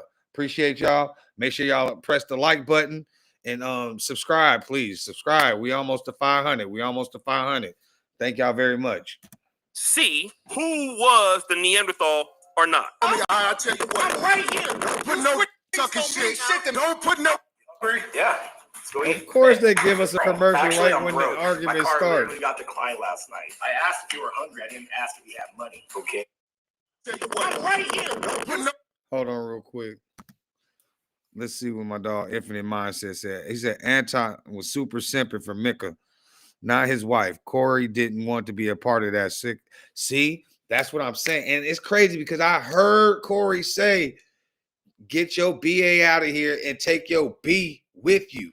Corey don't disrespect people's wives. You know what I'm saying? Like there's certain lines that you don't cross. Just like you don't tell another black man that he's sucking other black penis. You don't tell another black man's wife, or any man's wife, you don't call her a B in front of him unless you're ready to fight. You know what I'm saying? Man, thank you so much for subscribing. Conscious Energy 713. He said Detroit took a L. Hell yeah, they did. I mean, is that where Anton from? He from Detroit? It's a lot of good people out of Detroit too, man. But yeah, nah, for real. They both don't look bad because we don't need to be doing this, period. You know what I'm saying? It's good entertainment for us. Good, gives us good content to talk about. But at the end of the day, Anton did. He took it to another level. So I mean, we'll see. Let's go. Let's get it.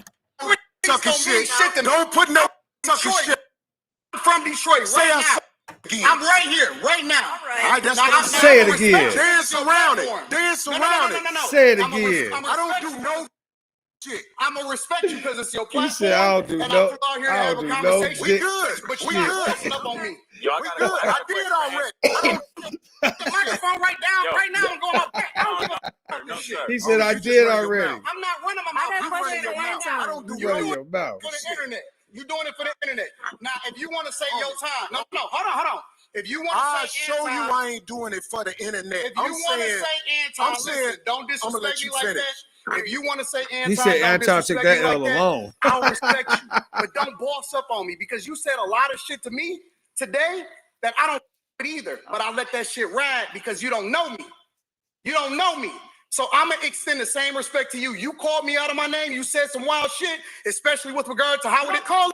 I'm telling you that you did. You can't tell me how I get disrespected. So what I see are two men not backing down from each other. I do not think that either one was afraid of the other. I do not think that anybody wanted to back down. I think that both of them, as young folks would say, was standing on business. But if Corey Holcomb is a Neanderthal in this moment, it must be true that Anton Daniels is also acting with that same level of behavior. That. If Corey Holcomb is a person who is emotional, can't be rational, and all of the like. You know what I like about everybody on the chat right now and everybody watching right now is because I can already tell we got people from everywhere already. And my name is Unity. You know what I'm saying? So with my name being Unity, that means bringing everything together. And y'all coming together, and I'm loving this. You feel me? Y'all make sure y'all press that like button. Make sure y'all subscribe. We are almost to the 500 mark. Let's go ahead and keep this video popping. But it must also mean, from what I just saw, that Anton Daniels is matching that same energy. Because a person who is more intelligent than the so-called quote-unquote Neanderthal would just not engage with that.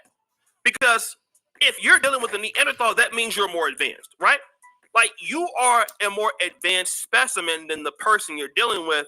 So then what you should do is say, well, this person cannot help themselves. This person cannot respond in the way. So the person is being rude or abrasive or, being insulting, but it's because that person has a deficit. So then me being the quote unquote black conservative. At Conscious Energy, I appreciate that, man. Because I told y'all not just subscribers, man. Y'all are family. This is the ADED family. And we go hard for each other all day, every day. I'm going to make sure that I go down the whole line and make sure that everybody that's subscribed to me, I'm going to subscribe back to y'all, okay? This ain't going to be one of them things where it's like I'm trying to get me an exclusive number. No, I'm trying to grow together. That's what we here for. You know what I'm saying? So make sure y'all press that like button. Make sure y'all press the subscribe button. Let's keep sharing. Let's keep growing together. I appreciate each and every one of y'all. Conscious Energy 713. He said, I just came across your channel. I'm subscribed and appreciate you seeing what actually happened and not being delusional. Yeah, man. You got to get both sides. And that's the whole reason why we're here. Shout out at Infinite Mindset. Man, this one goes out to everybody on the chat right now.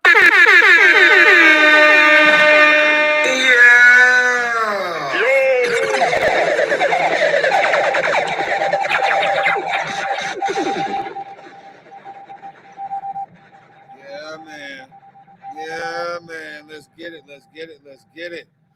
Okay, I see at Jaguar, the Rogue, 4442. At Jaguar, Jagadar. I can't. Jagadar Rose. Man, I am high, man. Leave me alone. He said H-Town in her, go Texans. Okay. Houston in the building. I see y'all. My daddy from Texas. He's from Texarkana. I don't know if you know where that's at, but yeah, we all up in the, man. We all over the place. We got the East Coast, West Coast, Midwest, freaking down south, man. Like, heck yeah, man. Africa. We all over the place. Let's go.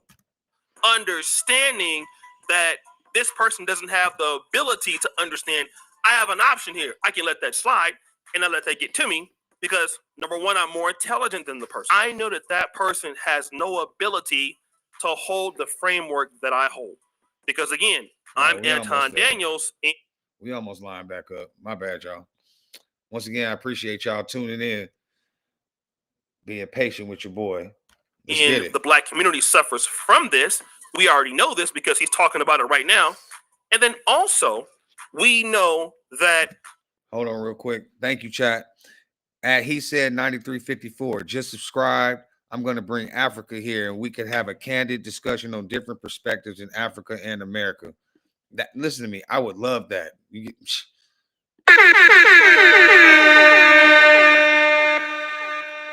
Shout out to that. Bring all of Africa, man. I love my people over there. Even if y'all don't love us, I love you.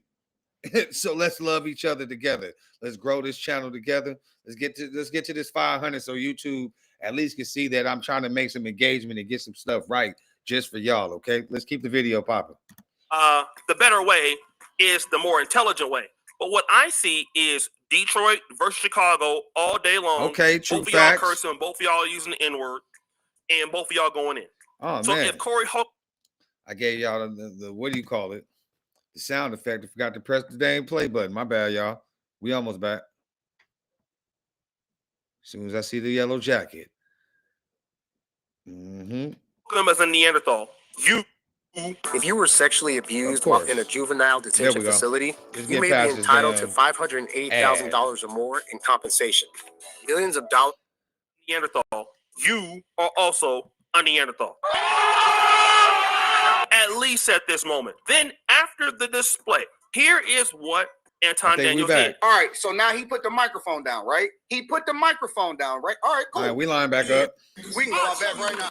It ain't nothing else to talk about. And from my perspective, once you put the microphone down, it ain't nothing else to talk about because you're not trying to talk no more. You don't want to resolve it. You don't want to be amicable. You don't want to debate. You don't want to do none of that shit. So from my perspective, okay, well, I guess that's that. I guess we going up then, right? We could just go ahead and head out back right now. Let's rock out. You put the mic down. Let's go out back right now. Let's do it. So I'm not going to get into who's right or who's wrong here. It doesn't really matter. I'm just talking about the framework that he's using. And he says, well, listen, I told him, let's go outside. Let's go out back. If it's a problem, let's go out back. You know, like, let's go out back. He would follow it up by using this comment. Listen, I'm trying to tell you, was shaking like a salt shaker. When he said he was shaking like a salt shaker. Oh man, shout out to H-Turn. H-Turn in the building.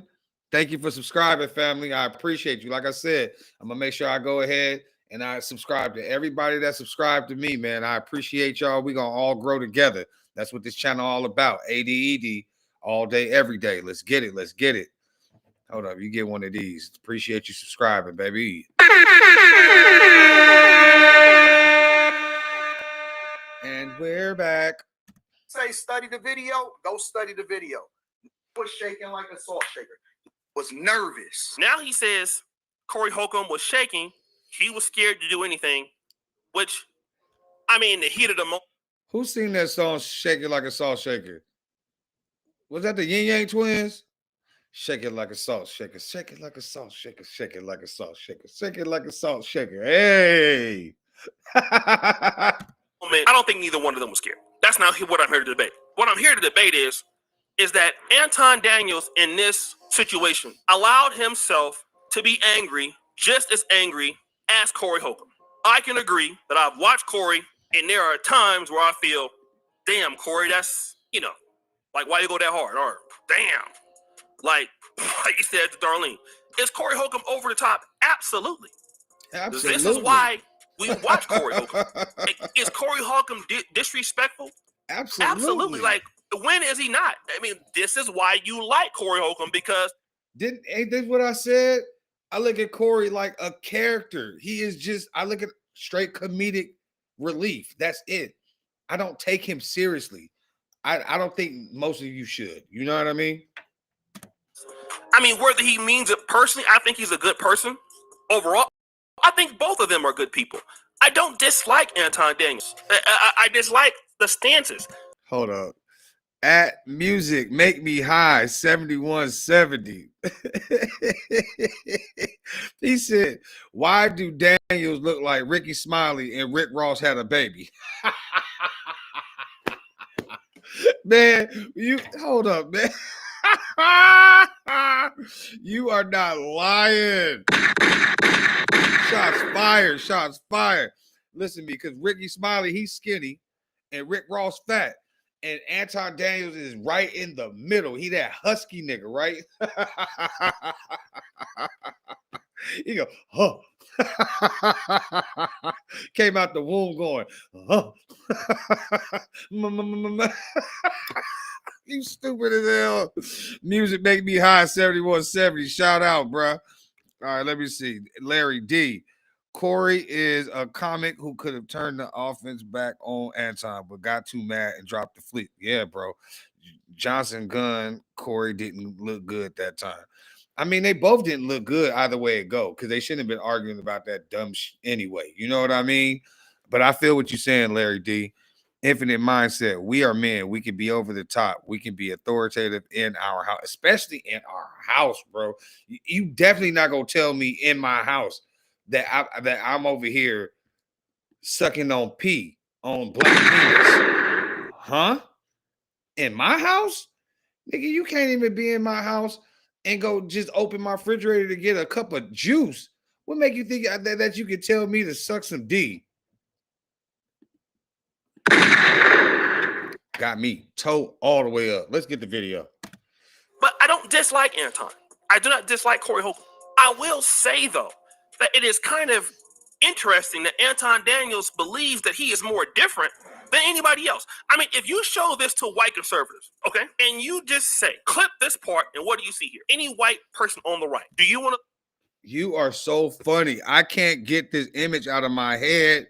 Music make me high 7170. You are stupid. Y'all, look at this picture. He said this nigga look like Ricky Smiley. If you don't, hold up, man. He said that like Ricky Smiley and Rick Ross had a baby. Let me show you who Ricky Smiley is real quick. Listen to me. I was looking up some smart stuff today. Unequivocal. Oh man. Let me images of Ricky Smiley. Let me see if I could take this out by itself.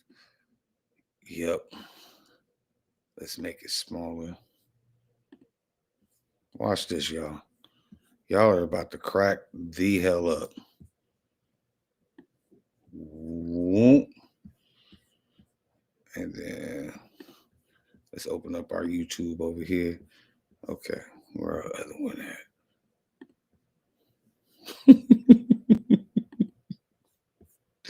Thank y'all for being patient and entertaining. That is not what I just had open. Where is this freaking Ricky Smiley at? Hold up, I got you. There you go. Let me put it over there so I can see that bit. Where my other one just go? Oh, there we go. Okay. No, fool. It's not what we're doing. Hey, man, don't get mad at me, y'all. I swear I got this. Y'all just got to bear with your boy for a second. Make sure y'all press that like button, though. We've been going strong since like almost 3 o'clock in the morning. You know what I'm saying? So I appreciate y'all waking up in the morning and spending y'all time with me. That part. But yeah, so that was him. Open up Ricky Smiley. There we go. See, that's all I needed. Look, thank y'all for being patient with me so I could do this.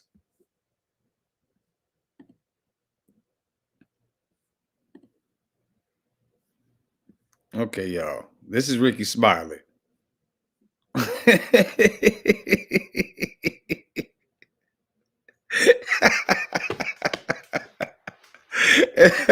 And now put Rick Ross.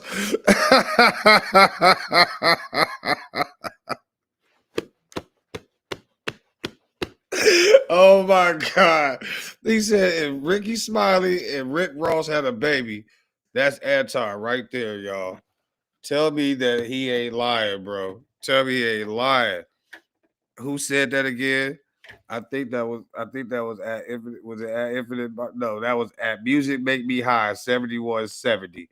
Bro, you gonna keep getting a shout out for me because you made me stop the whole stream just so I can show this side by side comparison. Oh my God. There's gotta I can do more. If y'all just be patient with me, I can do one more. Let me grab Rick Ross.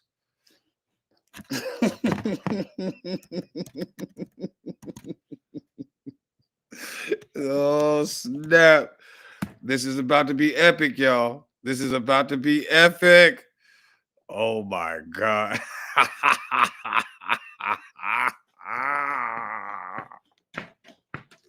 No, I gotta get a bigger beard. I gotta get the bigger beard. Oh, I gotta get the let's get it. Here we go. Here we go. Come on, Rose. We need Rose. Oh my God, this is crazy. Crazy work. Where we at? Let me take this one out. Let me put him over here. You feel me? Make him smaller. Oh, snap. This is about to be epic, y'all. This is about to be so epic.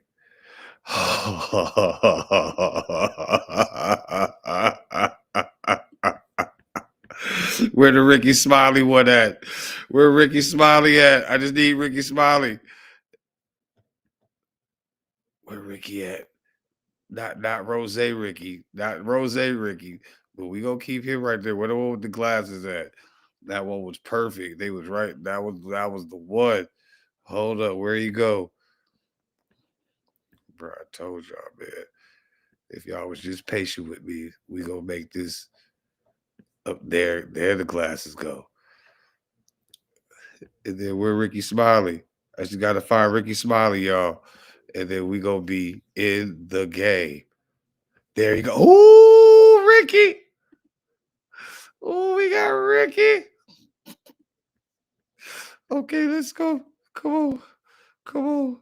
I need the other one open. Right in the middle. Let's get. Oh, yes, y'all. Oh, my God. This is about to be so epic. I think we've done it. I think we have done it. Oh, my Lord. Yes. I knew if we could be patient together, we could make it work. We could make it work. Look at this, y'all.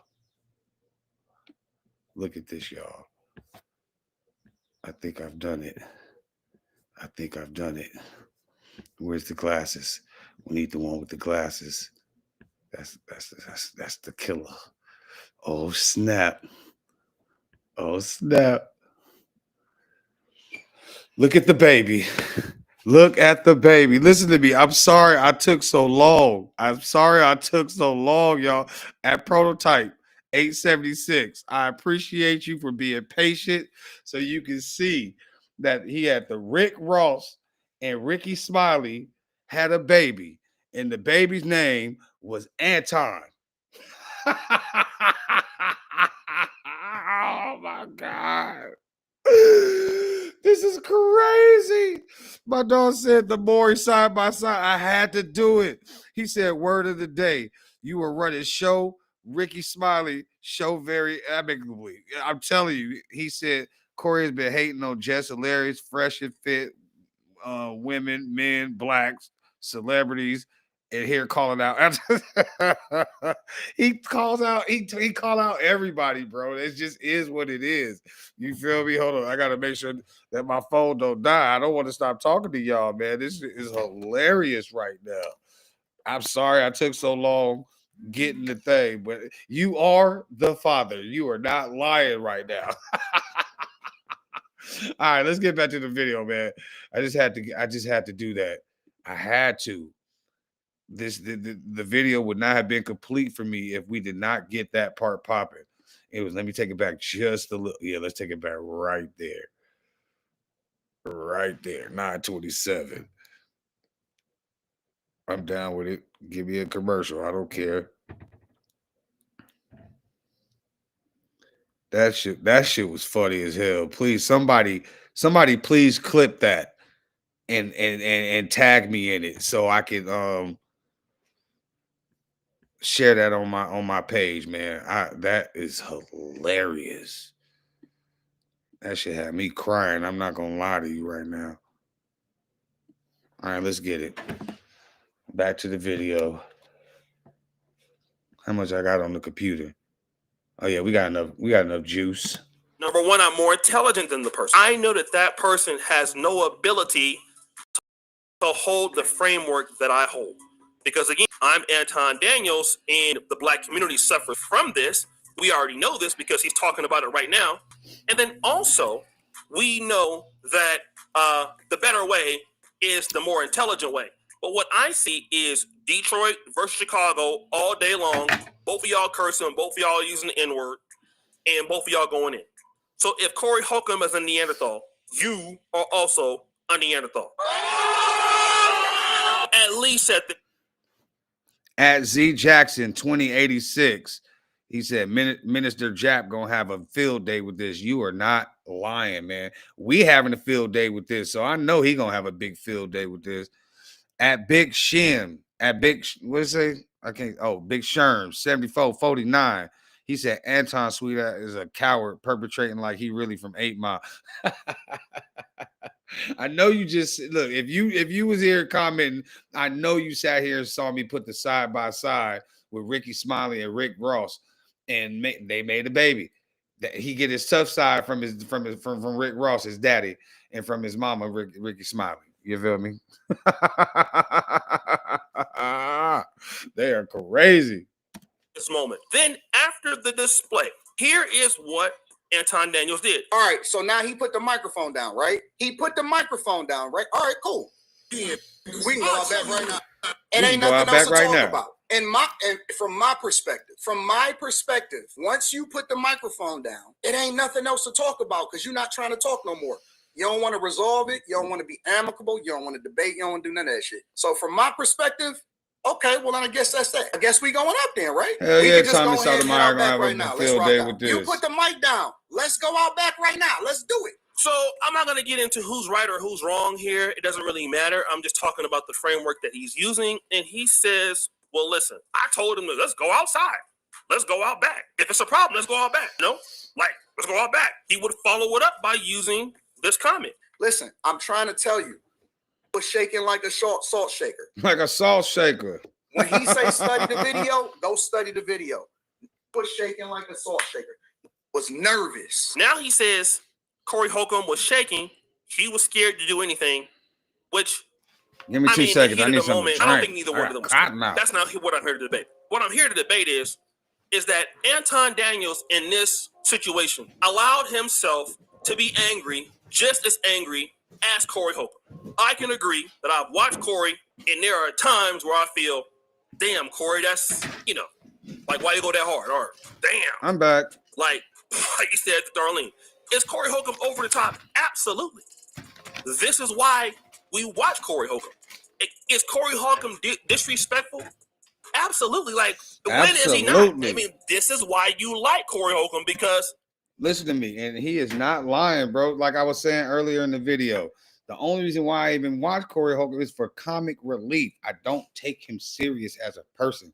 I look at him as like a character, and that's how I feel like a lot of us just need to look at him as like a character, not giving him passes to be a a-hole to everybody. You know what I'm saying? But like when you're looking at it from a comic standpoint or from a comic point of view, it's easier to just let that shit just go. You know what I'm saying?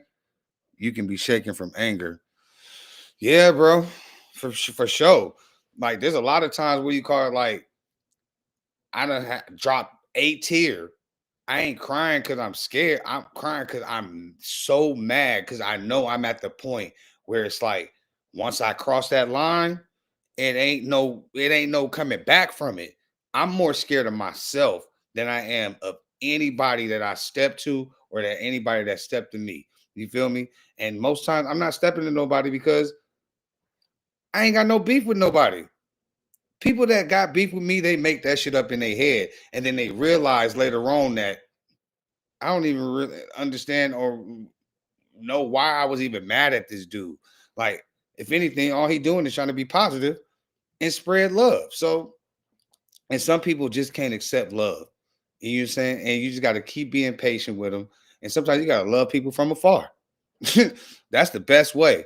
Because once people feel like they got access to you, that's when they take your love for granted. So protect your energy, protect your circle, and the people that are actually there, love on them and keep that pushing. I mean, whether he means it personally, I think he's a good person. Overall, I think both of them are good people. I don't dislike Anton Daniels. I dislike the stances, but I don't dislike Anton. I do not dislike. My bad. I got to talk to the chat real quick. He said, 9354. He said Corey could have just been calm and got his point across. He gave an angry black man without a father figure growing up. Lock his ass up. You stupid as hell. But see, I agree with the first part of your comment. You know what I'm saying? The second part is just opinion. And like I said, you can either take that seriously or you can take it for comic relief for what it is. You feel me? That's how Corey is. He just say off the wall stuff that's going to try to hit you to the point where you just be like, oh my God, he's just going too far. But no, people could look at that part right there, the last part of your shit where it said he giving angry black man without a father figure growing up, locking his ass up. Like those are all stereotypes that they expect us to be a part of as black people. We need to shed that all the way together and just look at each other as human beings, man, as beings of humans that the Lord made in his image. And let's just love each other. You feel me? I love y'all. I'm y'all favorite dark-skinned friend with a beard. Make sure y'all press the like button. Let's keep the video popping. All right, Corey Holcomb. I will say, though, that it is kind of interesting that Anton Daniels believes that he is more different than anybody else. I mean, if you show this to white conservatives, okay, and you just say, clip this part, and what do you see here? Any white person on the right, do you want to live next to any of these people? Let's say if Anton Daniels is talking about he loves America and all this. Okay, so what white people, what do you see here? I see two black guys that I don't want anything to do with. So I don't know why he feels that he's not coming across the same way in which he's criticizing Corey Holcomb, and I'm using his language because that's what he's saying. He is using the same language and the same framework. So again, if Anton is saying Corey is a Neanderthal, you're not far from it. Here's what we got to do as black people. Number one, acting like our shit don't stink when it does. There's a saying in the black church, God is not through with me yet. You know, we still got much work to do, you know, so on and so forth, right? And Anton Daniels is not holier than thou. Corey Holcomb is not holier than thou. And if you feel that somebody doesn't have the framework to carry on a debate, you would know that by looking at their channel and the way that we know that you understand Corey's channel. And do y'all agree with that? Because I completely agree with that.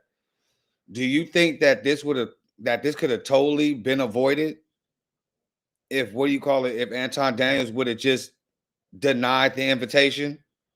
You know what I'm saying? He went there having smoke. He wanted all the smoke with Corey, and Corey gave it back to him. You know what I'm saying? I'm glad that they didn't go to blows, even though it would have been so much more entertaining if Corey Holcomb would have body slammed Anton Daniels' little husky ass. That shit would have been hilarious.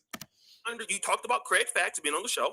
You basically said that he doesn't stand up for himself. You said Darlene doesn't stand up for himself. Corey Holcomb has come on every week. Yeah, let's go eat. It's broke. Actually, I'm broke. My car literally got declined last night. I asked if you were hungry. I didn't ask. Hold on real quick. At Maurice Nunn, V6H. He said, people lame and bandwagon jumpers. Hell yeah, bro. I feel that. Shout out Corey for bringing real men acts back. No, for real. When it comes to like standing up for the man itself, you know what I'm saying? It wasn't even about just being black at that point. It was just more just like, bro, you're not going to tell me that I'm sucking anybody's penis. Hell no, bro.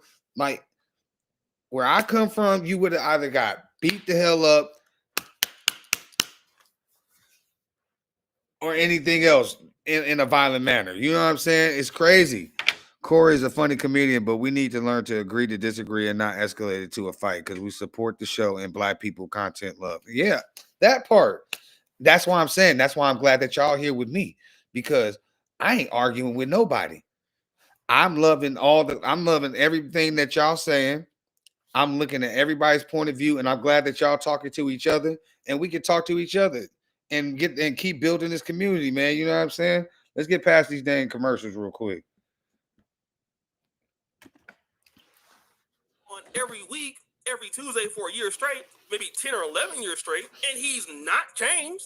He's not going to change. So you could look there we go. We line back up right away that he's not the right person for the debate. The only way that you could listen, bro. and Infinite Mindset.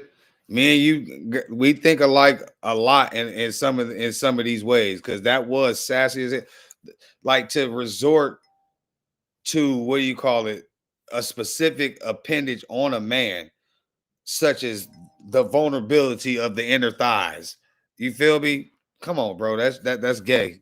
No, and I don't mean that in the most disrespect, but it is like gay people, they like penis. We don't like penis. So it is what it is. Shout out to the LGBTQ community, though. You feel me?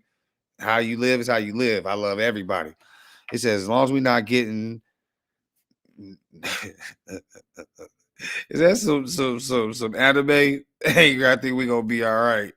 How you said Netanyahu? Netanyahu at Prototype. That's how we say it. Let me know, man. Let's get back to it. Oh, and agree to that. If you are that kind of person that can handle that smoke, and you showed everybody, yes, Anton, you got the Detroit in you. You're about it. Corey Holcomb ain't backing down. You ain't backing down. Nobody thinks that neither one. For real. I don't think I do. But at the same time, hey man, you won't be seeing no baby oil on this channel. I promise you. I'll be ashy gray before you see any oils around me. You feel me? Nivea in the tin can only. It gets my skin just right. You feel me? No Diddy. But take that. Chicago versus Detroit was on full effect, and we all saw it. And if you try to separate yourself from what you call as being primitive, what you call as being unintelligent, what you call as being rude or uncivilized or outdated, that's you. Because if you were to carry it that way, you're supposed to be more intelligent than him. Hey, thank you for putting me on that Prototype. See, you never know what you'll learn on this channel. That's the Prime Minister of Israel. We don't want him. Oh, heck no, you don't want him getting angry, bro. That's the Holy Land over there, too. Shout out Israel. That's what you said. So then you should use it's almost like somebody should never get you down to quote unquote their level. And if you look at Anton Daniels' live streams, he uses the N words. He crashes out on people. I mean, like, it's not like you don't use juice to do what you do. Hold on real quick. We over here in the chat. At Eve Tissot 5, I don't kiss man ass either. If I got the back, you got the front, little nigga. And I'm ready for all the smoke. I love when people pick and choose what idiomatic expressions are going too far. Right, bro. I mean, that's what I'm saying. But everybody's different. And you never know how anybody's going to react to anything that anybody says to them in a derogative or negative way. You know what I'm saying? Energy is energy. You can feel when the energy is off. And if somebody was just being on some just like da-da-da, you know that. But when somebody's really trying to push your button, you can feel that energy all the way. You know what I'm talking about, dudes. And females, they take off just as fast as dudes do. You feel me? Sometimes because they more emotional. We logical. We think about how far this thing is gonna really go. Females, soon as that thing hit an emotion button, they taking off. You know what I'm saying? So you just gotta watch out. He said, all your super chat isn't on here. You just found your channel. Tried to show love. I'm sorry. I'm new to this, so I don't know how to do the super chat thing yet. But if you do want to support the channel, you know what I'm saying, you can hit my cash up at. I'm gonna just put it in the chat. You feel me? And pin it. And y'all go ahead and save it. You know what I'm saying? But I appreciate each and every one of y'all tuning in this morning. Like I said, I got to learn how to do all of that. I think, what do you call it? Once I get to 500 followers, which we're on the way to it, then I think the super chat will be enabled, because I don't think I'm able to monetize yet. But that's why we on the way. We are on the way. Let's see. I think it's in the description already, but I'll put it in here in the chat, and y'all can go ahead and show some love. And I love y'all for it. You know what I mean? Help me grow the channel so I can get some better equipment and get everything sounding more professional and better for y'all. Hopefully y'all like the background. That's our ADED cloud graphic. I'll show y'all some merchandise later. Let me see. Let me pin this. Okay, I got the Cash App pinned at the top. So if you want to show some love, I appreciate y'all. You feel me? Let's get back to the video. I love y'all.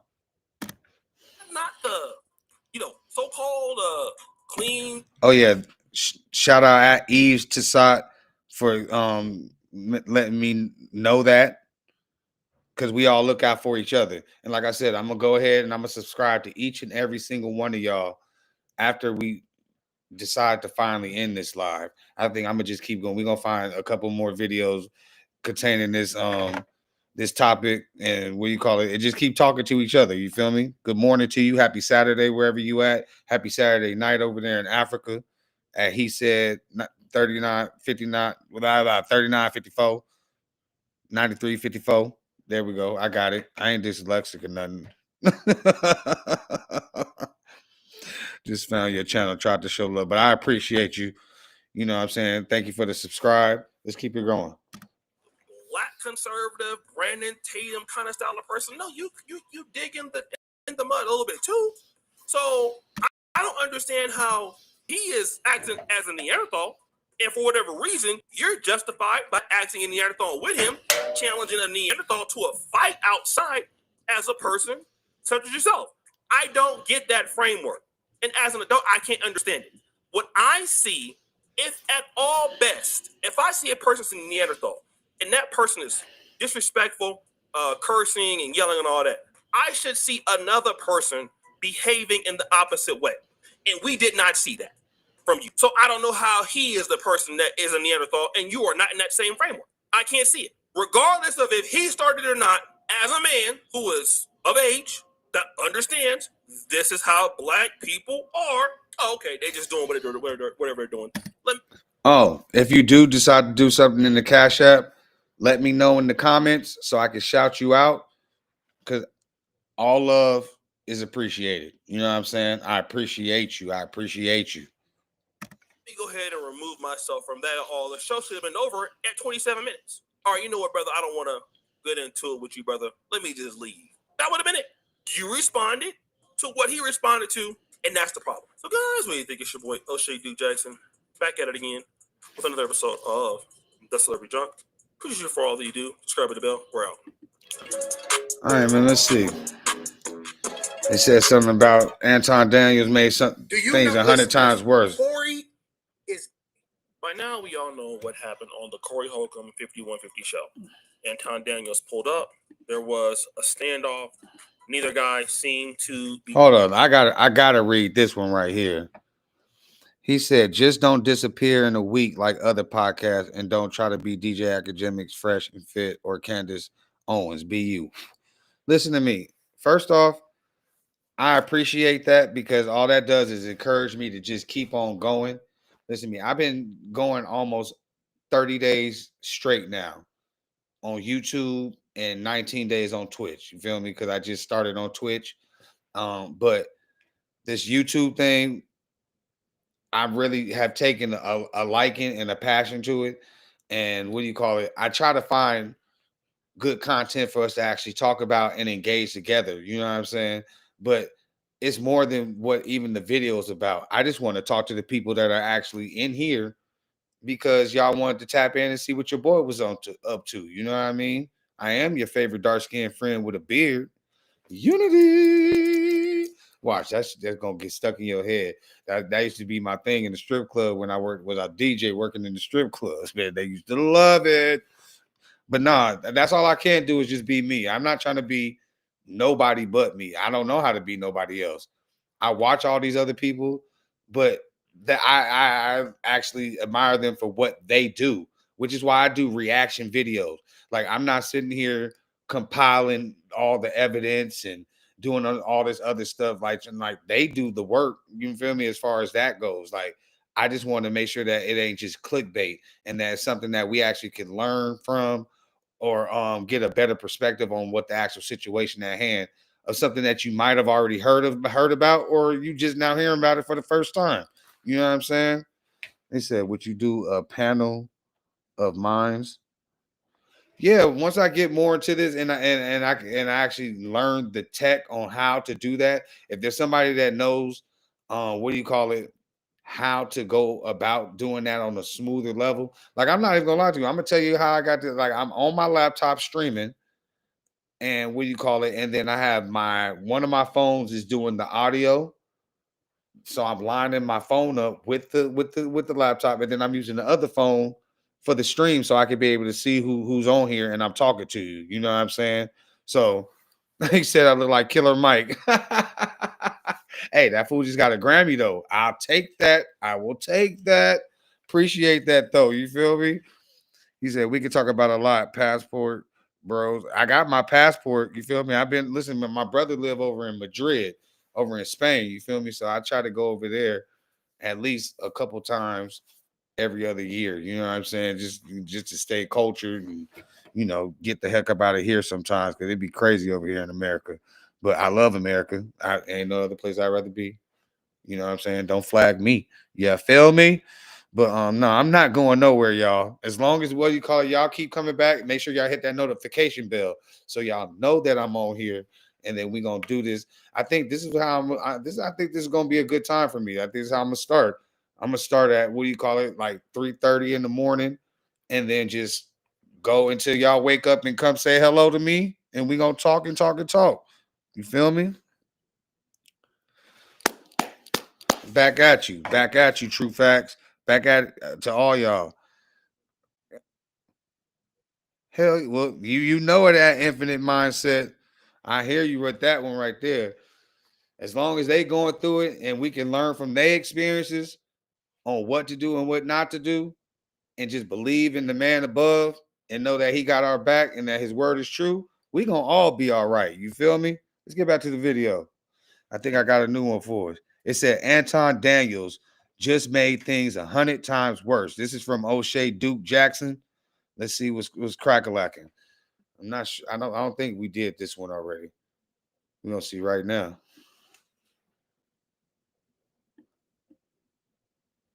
All right. All right. We back. Do you know? Listen. Corey is. By now, we all know what happened on the Corey Holcomb 5150 show. Anton Daniels pulled up. There was a standoff. Neither guy seemed to be backing down, and the podcast ended in chaos with Anton Daniels electing to leave. Hold on real quick. At Calvin Dickerson 139. What up? I'm in Detroit. What Anton was stupid. He a clown. Listen to me. Everybody got their own opinions of what's going on, man. Some people think he a clown. Some of these people think, what do you call it? Like they agree with him. You know what I'm saying? And that's what makes controversy. That's what makes America. Well, that just makes what being people is. You feel me? Everybody got the right to their own opinion. The thing is for us to try to come to a common ground and try to live in harmony and move on. You know what I'm saying? That's the thing. But shout out Calvin Dickerson, D-Town in the building.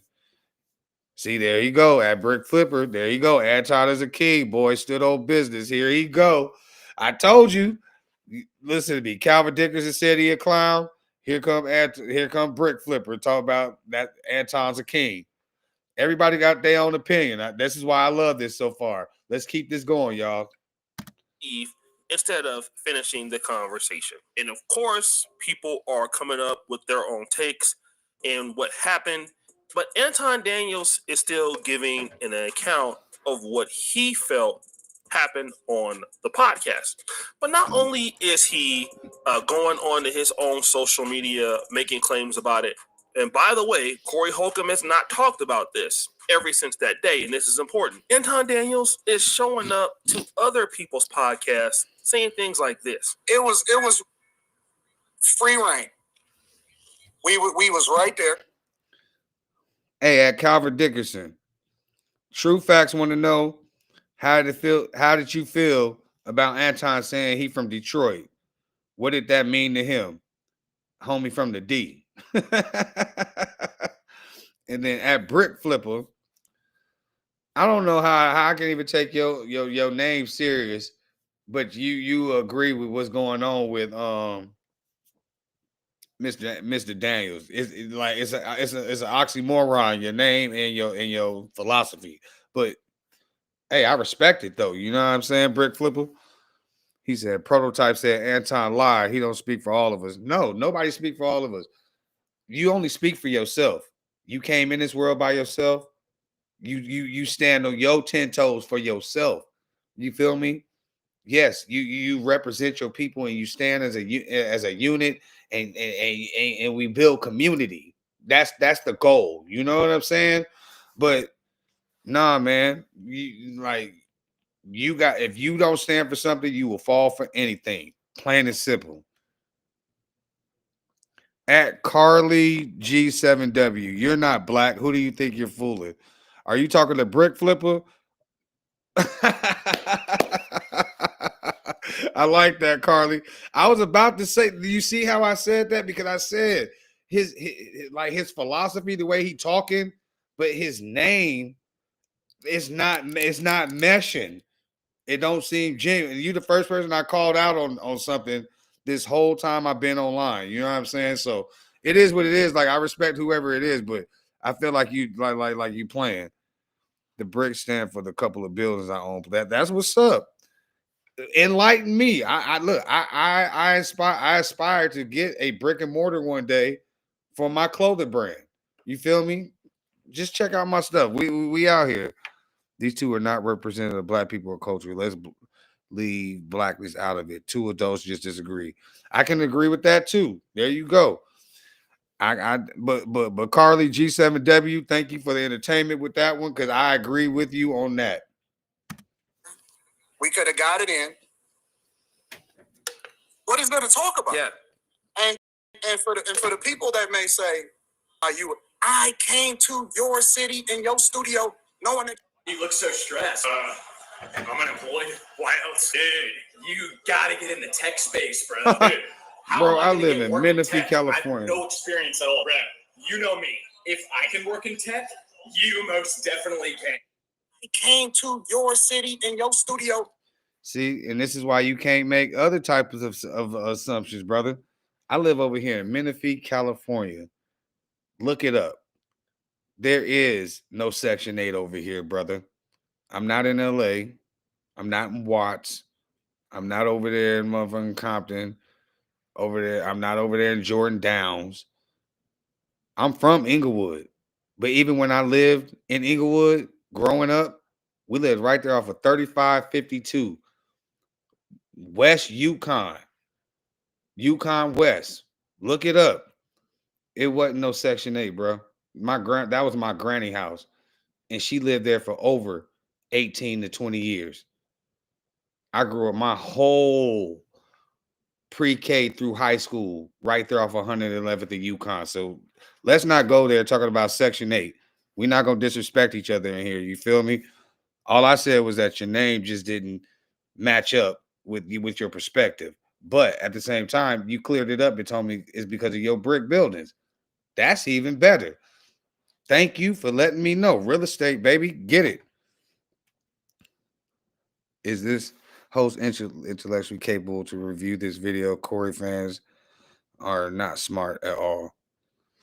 I mean, at Sugars 01, I feel like everybody's neutral, or everybody's open to their own opinions. And I'm not discouraging anybody. I'm just saying when it becomes personal, you know what I'm saying? We got to address that. At Calvin Dickerson, we don't claim him. Yeah, he's about business, but he's not tough. He doesn't realize talking can go really bad. He should know being from Detroit. And that was the question. That was you answering the question from I believe it was True Facts. Because he was asking how he feel about him being from Detroit. And yeah, talking can get you in trouble, man. Like I'm saying, talking can either get you out of trouble because you can actually have a conversation and people can see eye to eye, or talking can get you into trouble because you say the wrong thing and people be like, F that. We taking off. You know what I'm saying? That part, that Prototype, like I live in a straight suburb. It's called the Lexington. Look it up in Menifee, California, and tell me where you see anything that has to do with Section 8. Let's be real, bro. He said, do you know Africa has expensive houses and apartments, even some richer than in America? Section 8 is dying. Man, Africa is rich with all the resources in the world. Duh, he said. She said, man, if you ain't nobody retarded. Ain't nobody Riri. I'm sorry. Don't not Riri. You know what I'm saying. You know what I mean. Africa is not what people try to make like portray it to be like with bush people walking around with bones through their nose and walking around with spears and shields fighting each other over. Yes, they have parts of that in the jungle, but there is a thing called civilization, and y'all stuff is sometimes more beautiful than the stuff we got over here. We're not going there. He said, you can't take my name, so I had to let you know where I got my name from. No, I appreciate that, Brick Flipper. I told you. Thank you for clearing that up for me. What else? It says, it's like saying I'm from Columbus. People will look at me like, where that at? Better to say I live in Reynoldsburg, Ohio. That's funny, true facts. But no, nobody would say, where's Columbus, man? That's Ohio. OHIO. I used to play in a band or whatever, and we used to go play at a bunch of bars down there, Lodge Bar, the Buckhead Saloon, a couple of different ones. You know what I'm saying? So I like Ohio. Africa also has slums. We don't have slums. No, we don't have slums, but we got ghettos. Look at Skid Row in LA, downtown LA. That's a slum. Don't let it fool you. Do not let it fool you, Prototype. Let's see, at Infinite Mindset. No fanboys over here, rudeness. That part, I feel that too. He said, we don't pay to use the bathroom. You stupid. He said, at broke. Oh, man, we done struck a nerve. I ain't trying to strike a nerve at Brick Flipper, man. Look, when they start hitting your finances and start saying y'all sound broke, that something just done hit it. What you gonna do next? You gonna get on here and start? Do I need to invite you on the stream so you can sit there and flash, do the money slide, do the money flash? You gonna show us some stocks and bonds? What's going on?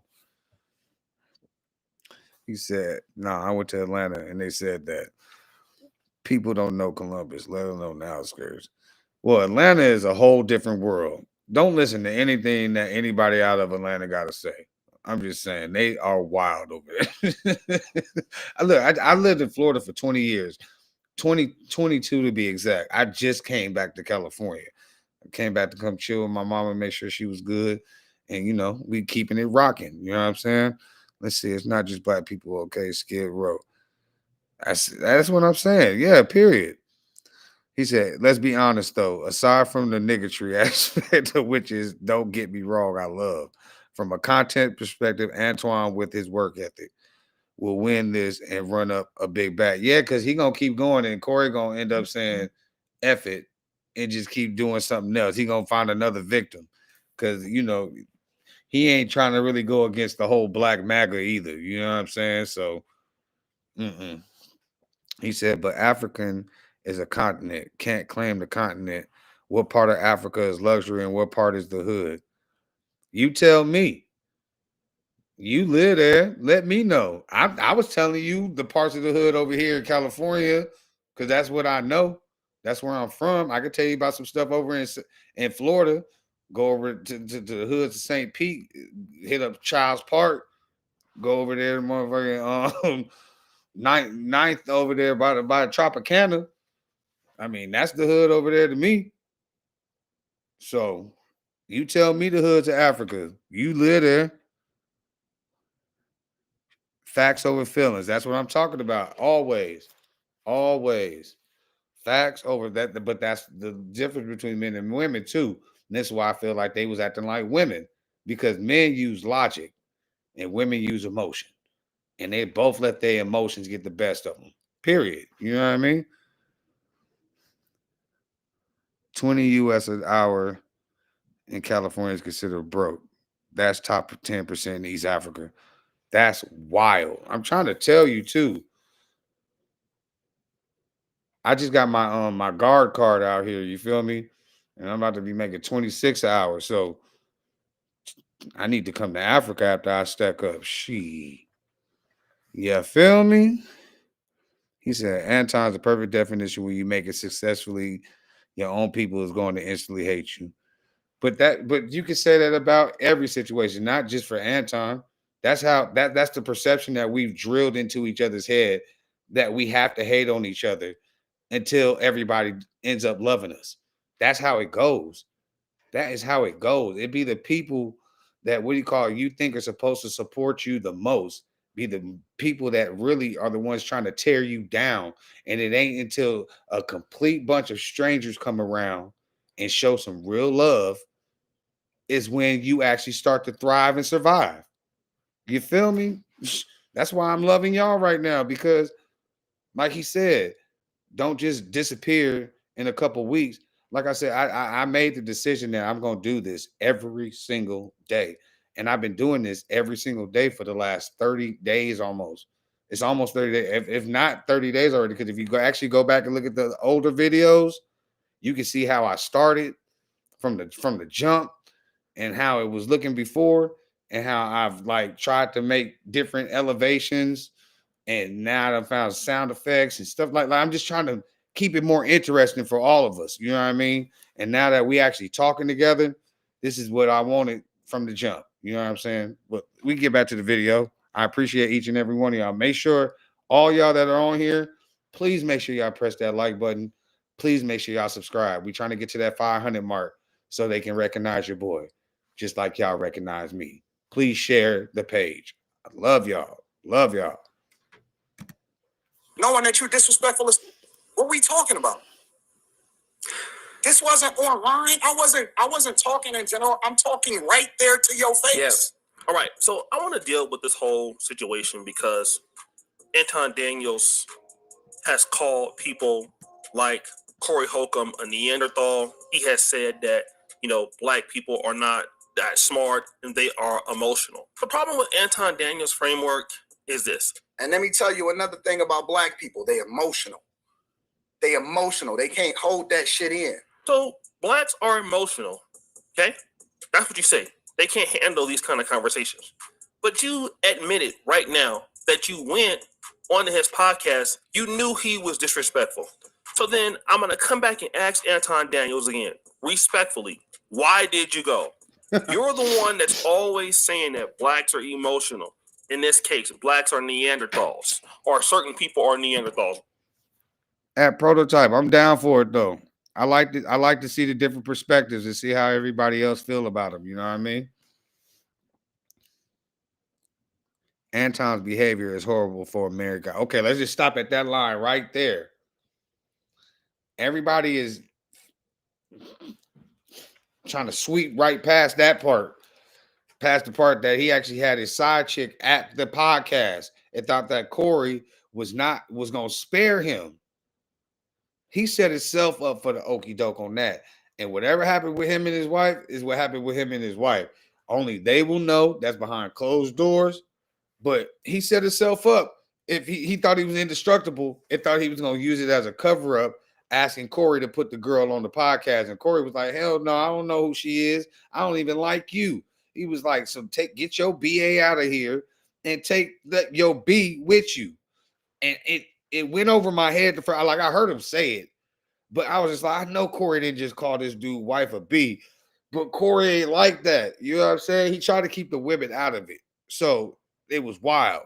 It's crazy. Rather, let me say that. Then you go on to the podcast. Why?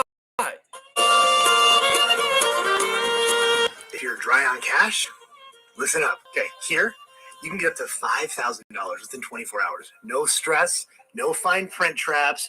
All credit scores are welcome to apply. Go on to the podcast. Why? Hold on real quick. I gotta read the comment real quick. He said, don't nobody hate Anton. Damn near all of the bag chasers are black. A shift in culture comes with initial resistance.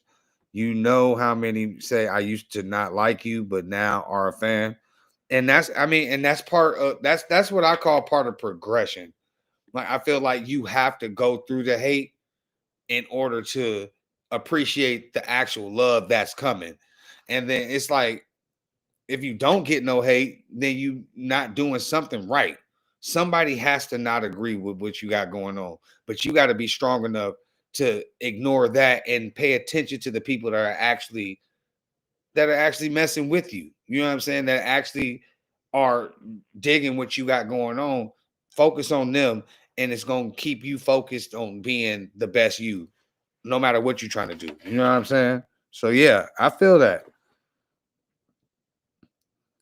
I'm glad that y'all sitting there talking to each other. This is great.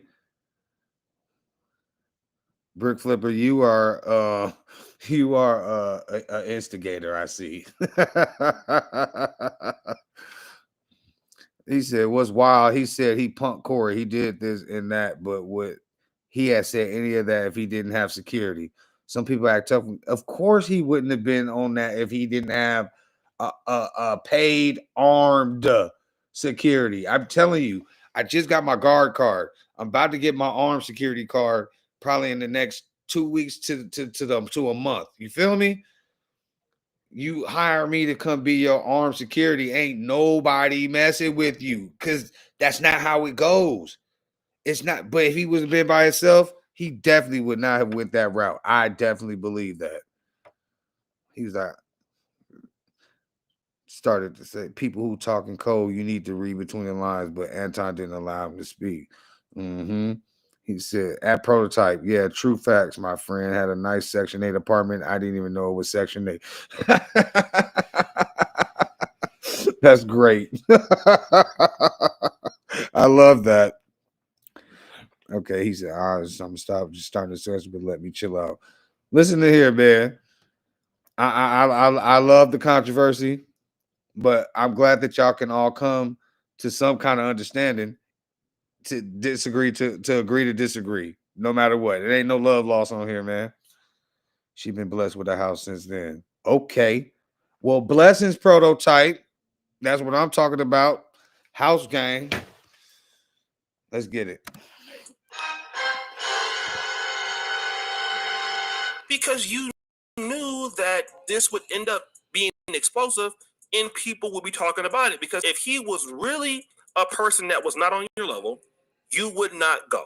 All right? So then you're talking about the fact that you confronted him. We line back and up. You were willing to do whatever. Here's the problem with that. And that's why I lose respect. You start dancing and kissing Caucasian males' ass. But I don't. Don't do that in front of me, because I'm not a... And that's how it started. That's where people say that Corey started the argument as far as like being disrespectful. But Corey was just saying, you're not going to do this on my platform. Like, they taking it out of context. Ass kisser of nobody. Yes, you are. You suck with your people right now. You doing the easy shit. What? Oh, man. Let's rewind that just a little bit. 235. 229. Talking about the fact that you went and you confronted him and you were willing to do whatever. Here's the problem with that. And that's why I lose respect for you when you start dancing and kissing Caucasian males' ass. But I don't. Don't do that in front of me, because I'm not an ass kisser. Yes, you are. You suck with your people right now. You doing the...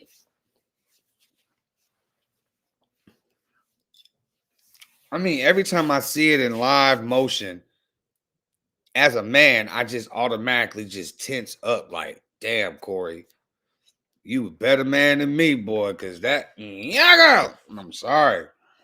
Easy shit. What you do, let me tell you what you do. No, see, ain't nobody let me tell you something, homie. I don't gonna tell you. I don't suck. Yeah, I don't suck. Yeah, you do. So fix you doing it right now. I don't. You doing it. Okay, he said, Corey is the one who disrespect Anton first. Anton just stood on business 10 toes. Listen, I agree. I just rewound it and showed you that Corey said it. He said something first. He said, I'm not going to allow you to sit up here and kiss the A of these white people. He was like, because I don't kiss the A of nobody, blah, blah, blah, blah, blah. This fool Anton goes, yes, you do. You suck the D of black people all the time. I'm sorry, time to fight. Right now. Homie, believe me when I tell you, I don't do that. I don't do that. Listen. So don't come at me with no shit. I'm gonna give you the same Let's energy switch you give me. Let's switch seats. Let's switch seats. I'm with it. Homie, I don't do no fucking shit. I'm a man. I don't. And see, I listen, at Prototype 876, she said Anton took it too far. Listen, everybody grew up different, and everybody got their own levels of what too far is, which is what's crazy. Somebody with regular morals would automatically think that he took it too far. Somebody that got real tough skin and just might have no filter and will just say the first thing that come to mind, that might not have been too far to them. It wasn't till after he said it, because if he didn't think he took it too far, when that fool Corey kept saying, say it again, say it again, say it again, he didn't say it again. You want to know why? Because it registered in his head that he took it too far, and that it's gonna go down if he say it again. You feel me? Don't do no fucking shit. I don't give about nothing. Well, I tell you what, watch that fucking shit, because that'll go bad. Call it what you want. I don't do no. Hold on, I'm sorry. You see them, they face to face. That fool's about to say, I don't do no D sucking. That's Corey all day right there. But yeah, the fact that he went straight towards liberal white women as opposed to answering the question when he kept asking them about Caucasian males, I felt like he took the coward's way out. Y'all, everybody, I keep seeing a lot of people saying that he mentally overtook, what do you call it, Corey? But Corey asked him a direct question, and all he kept doing was dancing around it by trying to have all these different conversations that didn't have nothing to do with the question that was asked. Let's be real about that part. You know what I'm saying? That part. Yeah, Corey was, but I'm telling you why. As a man, you don't tell another man to suck that he's sucking penis. Come on, bro. Do you not understand? Your name says he said. So if somebody tells you to go suck some penis, you not gonna want to fight. Like initially, your anger is not gonna make you want to be able to just put your hands around somebody's neck. Yes, you can restrain yourself, but you telling me as a man that's not how you would want to feel too? That's all Corey was saying. He was like, bro, don't put me in that category ever of me sucking penis, because I am a man and I like vagina. It is what it is. Let's be real, bro. Let's have a real conversation.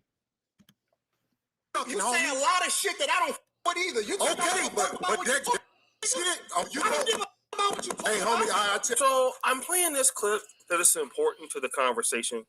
Anton Daniels says that Corey Holcomb sucks the of black people. So yeah, let's go eat. Bet.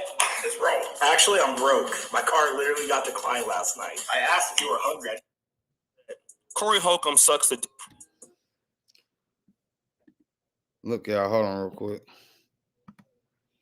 Of black people. So let me just give my honest opinion on this.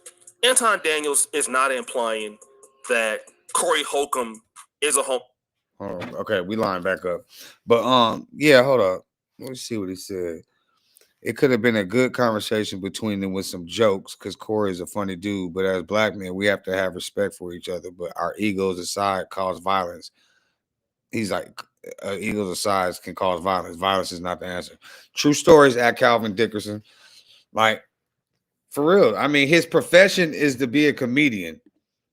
So for him not to be able to try to flip that and try to somehow get it in another way, you know what I'm saying? Yeah, I mean, come on, bro. I understand that, brick flipper. I'm not disagreeing with you. But you telling me that, what do you call it, that you'd rather suck some penis rather than kiss a hairy ass? If they put a gun in your head right now and said, if you want to live, you got to either kiss a white hairy ass or suck a big black penis, what you gonna pick? No homo, no diddy. I'm kissing the hairy white ass. I'm never putting my motherfucking mouth on no pink. Bro, you got me messed up, Brick Flipper. Stop playing. Stop playing, y'all. Homosexual. Corey Holcomb was saying y'all rage baiting right now. I see this. I can see right now. Y'all trying to rage bait. Are y'all trying to have a real conversation? Or are y'all trying to rage bait your boy? I'm not going to crash out on here. We are not at that stage where I feel like I'm ISO speed and I can jump through my dang setup just for some likes and views. It's not going there. We just going to make this happen organically, okay?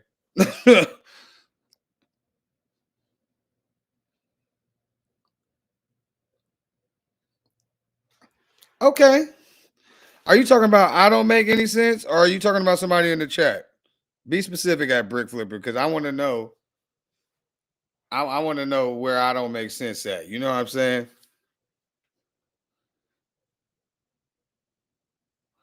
At clicks and views. Shout out to you. Welcome to the chat. If it's so disgusting, why do you men want women to do it? Because you're a woman. It's the same thing. If you were with another woman, you would still go down on a private part for your intimate session. We wouldn't care if you kissed our butt. What does that do what does that do for us? I didn't say nothing about eating the groceries like you, Janae Aiko and Omarion and Chris Brown. You feel me? I didn't say nothing about that. I said kiss a hairy white butt because what do you call it? Corey Holcomb said that Anton be kissing white butt. And then Anton turns around and says that Corey Holcomb be sucking black penis. So that's how that comparison came up. I didn't make it up. They made that up. You know what I'm saying? And that's cool at Brick Flipper. I'm a little high right now, but it's okay. We'll figure that out later. You tell me exactly where I don't make any sense at, and maybe I'll respond to it. But right now, let's get back to the video. Be sucking the ass of white people. And he just took it one step further. So to be honest, Corey Holcomb started this exchange first, and he just took it one step further. So to be fair, Anton Daniels would not have. Let me clarify real quick at Clicks and Views. If you're a heterosexual man, the last thing that you're thinking about is sucking penis. But if you have a female who what do you call it? Part of their what do you call it? Sexual duty in that situation is to, you know, perform fellatio. It is what it is. It really is what it is. Like, why wouldn't we want that from our lady? And why wouldn't you want that from your man? Like, it goes both ways. You know what I'm saying? But as a straight man, the last thing that we want to associate with is penis going in our mouth. No, it's not happening. Ain't nobody making excuses for Corey, bro. It is whatever. No, we ain't taking parts of none of that Clicks and Views. You wildin'. Have said that if Corey Holcomb would not have said that. And Corey Holcomb at a certain part in that conversation was being more aggressive than maybe he should have been. And that's just me looking at what they're trying to accomplish, which is something that's intellectual. But as you can see here, Corey Holcomb did. Look, bro, to each his own. I'm not telling you what to do on your free time. I stay productive. You're sitting here watching me. Don't tell me what to do with my time. It is what it is. I ain't telling you what to do with your time. I'm not laying off of nothing. You lay off of being so judgmental and talking about people on Section 8 and posing like a strong black man when you probably some 13-year-old troll somewhere in the middle of Wisconsin. Stop playing with me, bro. Make an aggressive move. He changed positions from where he was to come to sit directly by Anton Daniels, and then he challenges Anton Daniels to say that he sucks D again. Anton Daniels refuses. Okay, maybe we getting off on the wrong foot, Clicks and Views, because me and you are on the same page, but maybe I'm saying it wrong. So I'm just going to agree to say that you're right, but you're wrong in thinking that I want to participate in that too when I'm a straight male and I would never perform any type of sexual act on another male. I'm not gay. That part. To make that same statement again, and the reason why Anton Daniels most likely did not make that statement again, because I'm almost 3,000% sure if he had made that statement again, True Facts, this would have happened. Let me be very clear. I want to be very, very clear. I want you to hear it from me directly. I would have beat the shit out of Corey. Now, I'm not trying to say that Corey Holcomb was going to connect with the punch. I'm not trying to say that he was going to. At Larry D, respectfully, I agree, but respectfully. Slap Anton, I'm not trying to say that he was going to do anything, but it is certain to understand. Corey Holcomb is a much bigger man than Anton Daniels. This is not to say that Anton Daniels can fight or Anton Daniels is scared, but what Anton Daniels does is he basically removes himself from the imminent danger. You were sexually abused while in a juvenile detention facility, you may be entitled to $580,000 or more in compensation. Hold on, let me read what you said, Brick Flipper, because I really want to know what you're talking about. Yeah, nobody's obligated to do anything. We are all free to choose what we want to do in the bedroom with our specific partners. I just know, what do you call it, with me and my baby, everything is open. So it is what it is. And there's no questions about it because there's love there. And whenever you love somebody, you want to please them. So whatever that takes, that's just how I look at it. We go keep it broad and open. So Prototype, I wasn't saying that nobody needs to do anything. That's why I said respectfully. He could have worded it different, but I agree with the sentiment, because if I'm willing to do it, then I would hope that my lady's willing to do it. You know, it ain't no one-way street around here. All right, let's get back to the video. Basically removes himself from the imminent danger, and to get up and say, let's go outside while you're standing up going outside is not giving this opportunity for a person to make a strike. At Brick Flipper, I feel like you're not listening, and like you keep bringing up stuff that we already said that you were right about. Nobody's giving Corey a pass for telling Anton he kissed white men ass. Nobody said that he get a pass for that. We said that that's what sparked this face-to-face, almost, hand-to-hand blow combat. You know what I'm saying? It almost happened because of that. He started it. Anton came back harder. Him being the comedian that he is, he didn't take that as funny because he knew he couldn't come harder than what Anton did, right or wrong. You know what I'm saying? So I'm not saying that. I just feel like you just starting stuff. I feel like you just want to keep. I told you an instigator, bro, and I'm cool with it. Yes, Corey disrespected Anton first. Can we get past that? We've already established this. I'm not saying that that it validates it going to the next level the way that it did, though. But I hear what you're saying. Once somebody disrespects you, all the gloves come off, and however it happened. But that's why I'm saying, to every action, there's a reaction. And after that reaction, who knows what the reaction is to the reaction? Let's see. Man, whatever, Brick Flipper. Let's get back to the argument.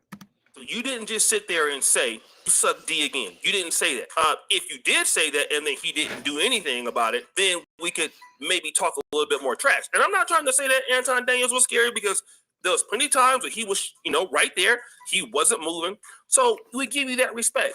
But this is the problem that I have with Anton. Corey would have got the shit beat out of me. Corey would have got the shit beat out of me. Okay, so you just said Anton, he was wrong about slavery and the history of slavery. Yep. But Corey had no reaction. He didn't do nothing. None of them did anything. None of them did. What point are we proving? We all saw it with both of our eyes What happened? They got into a heated conversation. That's it. It was nothing but a intense moment with, what do you call it, heightened voices. That's it. A couple of times they said, let's go outside. Knowing ain't nothing gonna happen because he got armed security. Let's be real. Let's be real. We take advantage of he's an opportunist. Him even being a black MAGA is being opportunistic because he don't even believe in half of the stuff that come out of his mouth. He contradicts himself all the time, but it is what it is. I'm not even here to talk politics. You know what I'm saying? It's just in this situation here, he knew he took it to the next level. So if they would have fought, we all would have knew it was coming. All it is, I would have beat the S out of Corey. I would have did this. I would have did that. And again, if you're from Northern California, and yes, we gassed Corey up because he said, say it again, because that meant stand on, just like you keep saying, he was standing on 10 toes. If he was standing on 10 toes, like you're saying that he was, why wouldn't he say it again? And don't say that he was trying to take the high road at that point.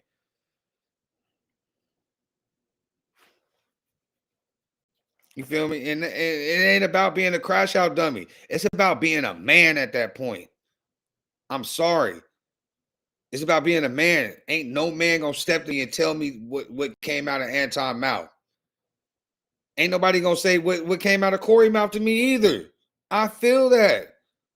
If Anton would have took off first after Corey said what he said, would y'all have been saying that he was ignorant or that he was wrong for doing it? Or did he go to, or him saying or hitting him the way that he hit him with his comeback? Was that the way that was already getting popped? I don't know, bro. That shit wild. If you from the Bay, these are wolf tickets, okay? And the reason why I'm saying this wolf tickets is because you going around to everybody's podcast, weighing in on it, you calling into the agreement. And he didn't say it 2 times. He said it 1 time. Watermark it in the video. Tell me where he said it 2 times. Everybody heard him say it 1 time. And if you're talking about the first time when he was stumbling it out, when they kind of had it off the mic because he wasn't really trying to say it. So don't say that he said it 2 times, bro. He said it 1 time.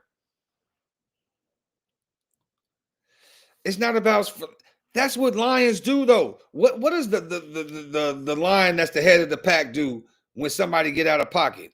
That motherfucker get up from laying down out his slumber and he come out and roar just to see where your head is at. You got to roar so you can let them know, look, I'm not playing. And that's what Corey was saying. Say it again. Say it again. If you mean what you said just now, after I told you that I don't want you associating me with anything that got to do with that type of activity, especially when it comes to another man, say it again.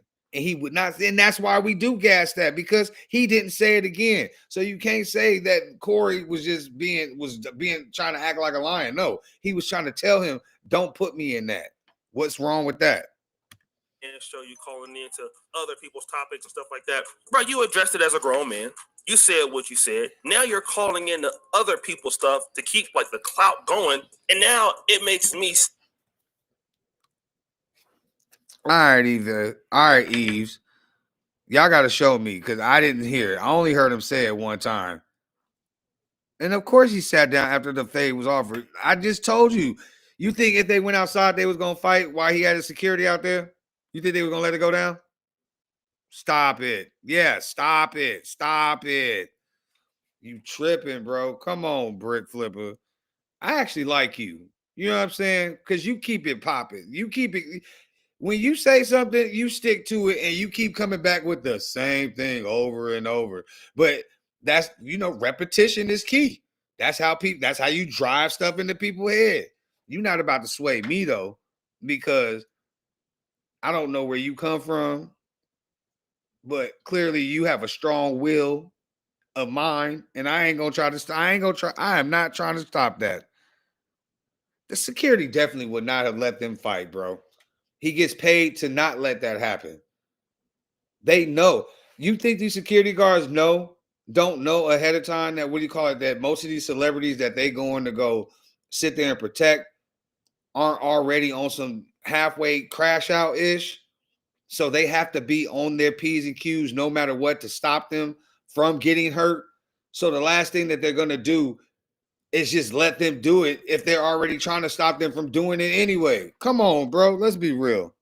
Seeing that you was really not about what you're saying, because if you was, then why do you feel the need to be going around like calling into people's live streams? You know, I haven't even heard Corey address it. I haven't even heard Corey talk about it. He'll probably talk about it next Tuesday when he get time. But you're trying to amp it up and keep it going. I don't see him logging in from Instagram, weighing in on anything. At least for right now, I've seen Crab Facts. Seems like to me. At Larry D, you are hilarious, bro. He's done with it, okay? And then here is the bigger issue. Some of the things that we done seen you white boys say the other out of playing around, you would have got your head knocked off by a Latin dude or brother. Sit your ass up. My team is winning. You fuck off. Brothers don't play that. Suck my keys. She's my girl now. Brothers don't play that. The security guard was sitting right there off camera, and Anton told him to stay off. Because he told Corey, you got your guys right there. And he was like, that's not my security. Them is my guys. These are my people. He's like, you got to pay somebody to be around you. The nigga was right there on the other side of the camera. But he didn't see it as a threat because, what do you call it? Corey literally said, no, I'm just going to sit down and I just want to sit next to him. It wasn't no reason for him to come up there yet. What's my point? Some of us brothers have been around the white boys too long, to where we start talking to each other like them white boys. See, the white brothers, it'll bounce right off of them because they so used to talking to each other like that. They could be 60 years old and they still talk to each other as if they're frat brothers, right? Brothers don't play that. Latin brothers don't play that. But the mistake that I'm seeing, a lot of us have been around these white boys and these white women so long, networking, interacting, and nothing wrong with that. But just like we picked up some good traits from them and we've given them some good traits because they follow our brands and our style, we as brothers don't want to admit we picked up some childish and some idiotic traits from white people. Corey would have never said that 15 years ago because black dudes don't talk to each other like that.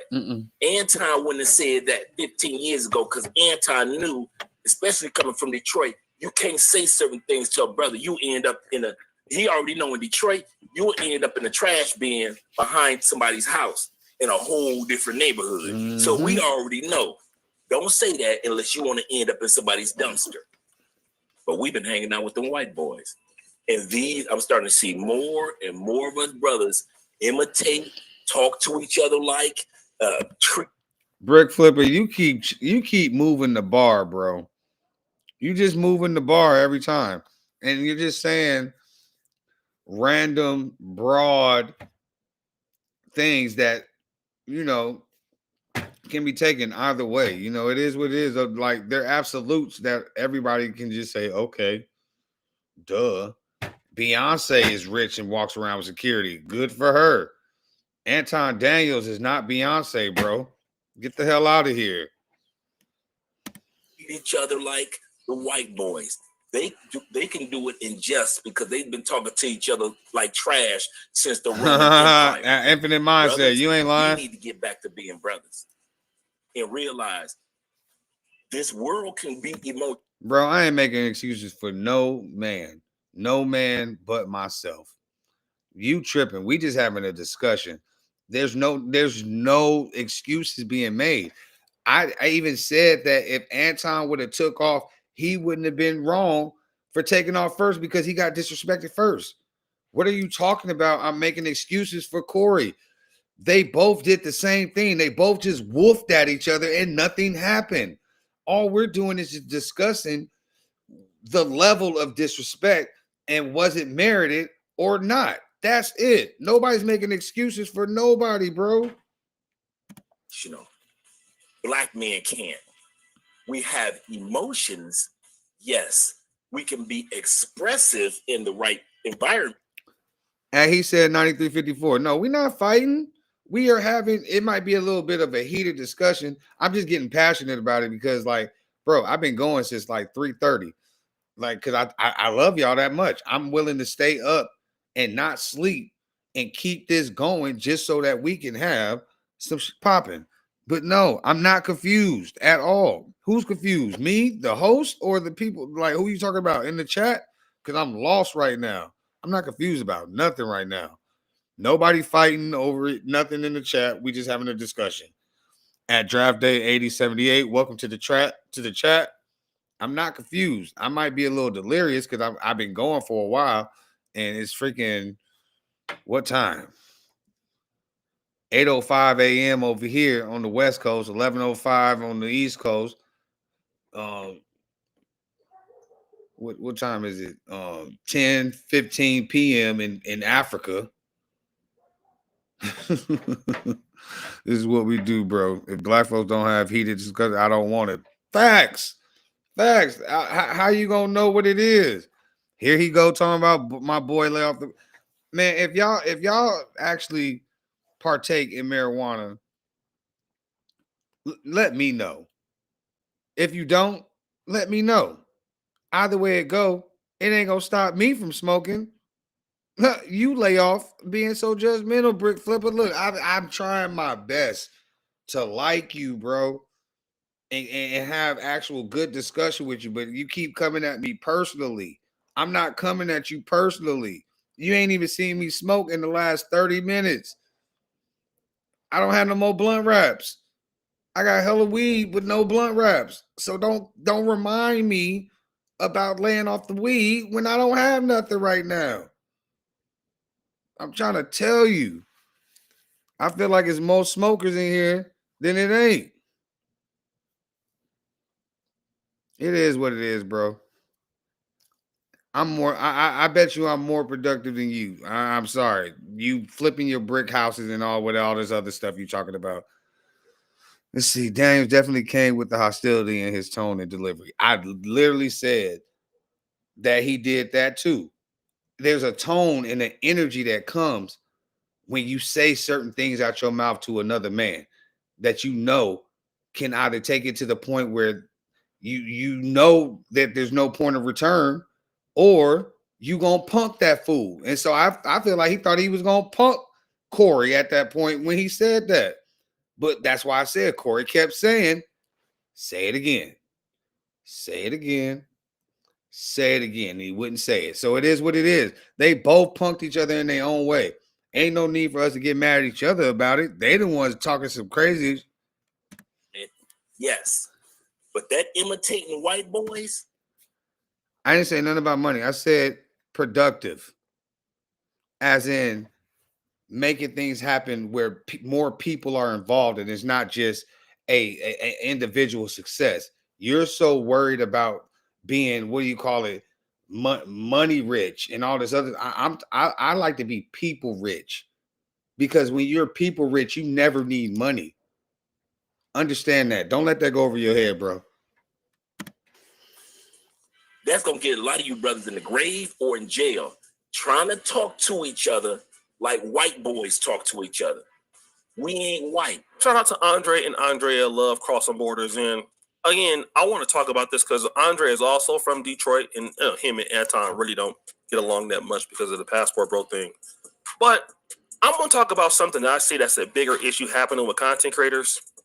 And that's just content creators are getting a little bit too reckless. Not just, Anton or what happened with the Anton Corey situation. I'm seeing it with the streamer. And we've already had a content creator kill another YouTuber this year. And that was Sin City Manny Ruiz, if you guys remember that, right? He killed a man and his wife, and I believe that he was sentenced 20 years to life. Quit scrolling, because in 4 months, you could be an AI automation manager making $79K. Triple 10 is built for people just like me. No tech background, no degree, just the determination to change my career. I studied evenings and weekends while working at my old job. It was a lot of work, but possible. The program is all online, and you learn by doing real projects. I learned to build automations integrate AI tools, and create systems that businesses and companies use to save hours every day. Now I work as an AI automation manager at a major music streaming company. My job, designing workflows with AI. His wife, and I believe that he was sentenced 20 years to life for that. And this was just like basically not even 8 months ago. And I'm saying that to say this, in this business, when we are just content. Nah, bro, I had to go take a piss. If you must know, Brick Flipper, which is funny. Why don't you become a comedian and go on Corey Holcomb platform and have a face-to-face? I wonder how that exchange would go.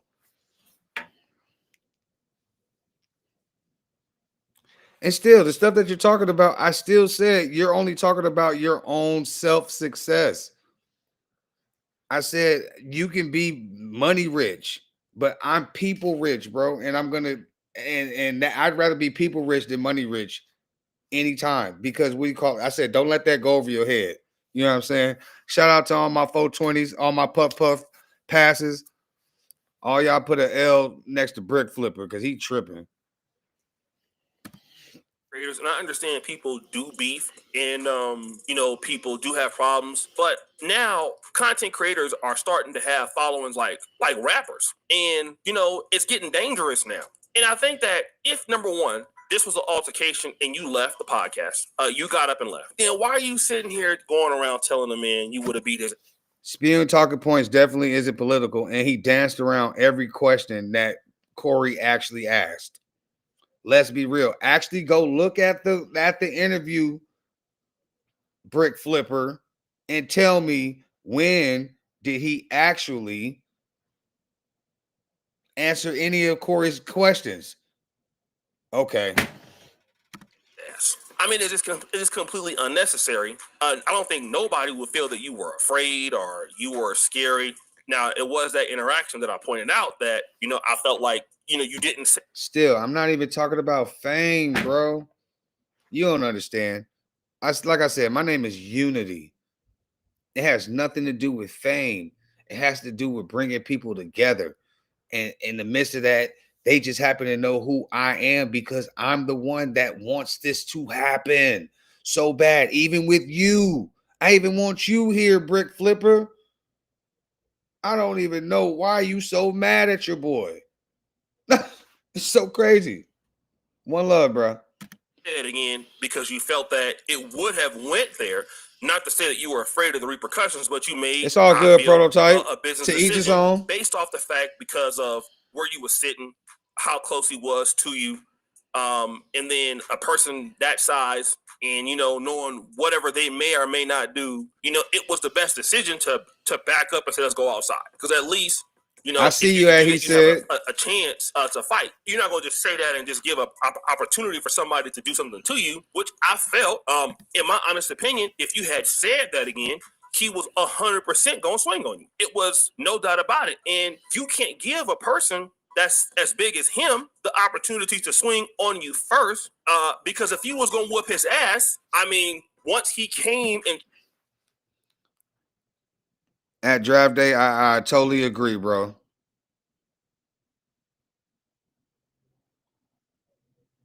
Yeah, that part. Listen to me. I'm not gonna go back and forth with Brick Flipper. I got nothing but love for at Brick Flipper. He sound like Anton Daniels to me. That's why he was calling him king earlier. I should have knew that when I first seen him write Anton is a king. I should have knew that this is the way this was gonna go. But I ain't mad about it. You done kept me up and entertained. I'm about to put the video back on, okay? Okay? Okay. Change. He came and sat next to you. That's a threat in itself, all right?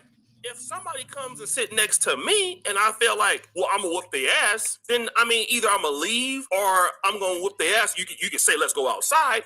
But he is trying to bring the smoke to you right there. He ain't talking about going outside. What he's saying is, say it again. I'm willing to do it in front of the whole entire world, not go outside. So you going around talking about you would have beat his ass and everything like that. I just think it's unnecessary. You're hopping on all these streams, all these panels. Brick Flipper, you got it. Talking about it from different clips. just talking about it. We already saw what happened. Like, you've already talked about it again on your channel. And now it's like, this is kind of clout chasey a little bit. And, like I said, when he was next to you and he confronted you with that statement, you made a different choice, right? You made a choice not to swing on him first. You made a choice because he was in your space. You had a bodyguard there. And to come out and say all these other stuff, I don't know. It just looks, it looks crazy because remember, you're the person saying that blacks are emotional. How are you not emotional going around talking about, I would have beat the shit out of Corey? How are you not emotional going on all these streams saying that? That's emotional behavior. That's not manly behavior. Like, if you're going to talk about black people are emotional, bruh, I got to be honest. What you're showing. All right, he said 9354, taking on the call out. Let me know what he about. Right now is all that you criticize black people for. Like, it looks messy. Like, it don't look the most masculine in the world. It don't look like somebody who is a person that is a conservative, how they will handle it. You had the opportunity. That opportunity left. It's done. We saw it. Okay, what's the whole point of going around talking about what you would have did? You would have beat his ass. You just sound like some street dude on the corner. And then trying to come back, and then if another black person act like this, you would call them, they're emotional. You will call them uneducated. You will call them, but you're exhibiting that same behavior right now. Do we expect that kind of stuff? I feel the same way. Probably so. Is he saying it right? I feel the same way, True Facts, but hey, he said find out on his own. And then come back to the chat and let us know if Brick Flipper on that bull. Look at him, still over here, black excellence. Anton is king. I look, I agree with black excellence. Anton is a king is not where I'm at with that, though. Nope. He's not saying it. That's you saying it. So, who is more emotional? Like, again, we got to make these decisions based off the framework that you're using, and it's not looking like the conservative person that you sell yourself to be on the channel. It looks like some messy type-ish that somebody from the hood does, instigating, clout chasing. That's what it looks like. It looks like it's wolf tickets. That's what I see. And again, this is no disrespect to him, but I'm just saying this is how I'm seeing it go down. And I've been critical of Corey, too, on this whole thing. Obviously, he could have handled it better, but you said yourself that you went there knowing that he was emotional, and then you called black people emotional, and now you're acting emotional. So, guys, what do you think? It's your boy, Shady Jackson, back at it again with another episode of The Celebrity Jump. Which is for all that you do, subscribe to the bell. We're out. Look, man, we're going to find one more, because I feel like I got maybe another 20 to 30 more minutes in me before I decide I'm going to go ahead and crash. But once again, I appreciate each and every one of y'all in the chat. Y'all continue. Press the like button if you ain't pressed the like button already. Please subscribe if you haven't subscribed. And share. We're trying to get to 500. I think we over halfway there now. I don't mind having a discussion or debate with y'all. That's what I'm talking about. Listen, this channel is open for debate and discussion. I'm not mad about none of it at all. You know what I'm saying? Let's see. You know what would be funny is if they had a cartoon reenactment of this already. Oh my gosh, that would have me crying. Let me see. Corey Daniels. You see where my brain goes sometimes? Corey Holcomb's Anton Daniels cartoon. Let's see if they got a cartoon parody yet.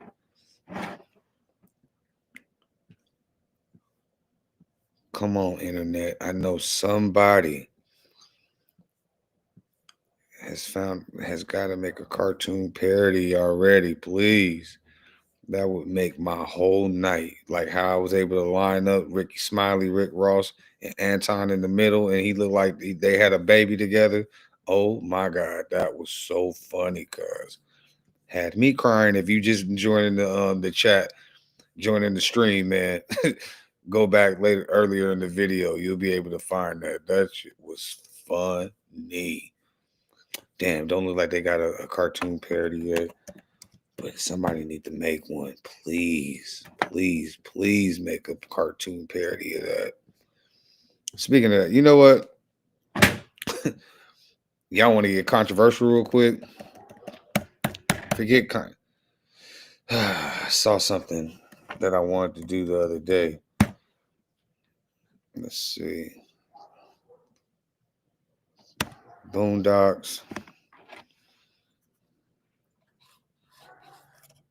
Deleted episode. Supposedly there was an episode that they had that got the Boondocks canceled. And I saw, here we go. Let's do this. Y'all want to start some controversy? I can get it popping. I can get it popping. I told him, I said, bro, I warned him. Hold on real quick.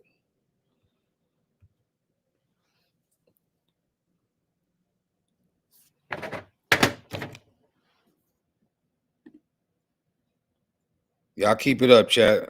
I love all of this. I love all of this. I'm going to read every single one of these comments after we get offline tonight. I swear I am.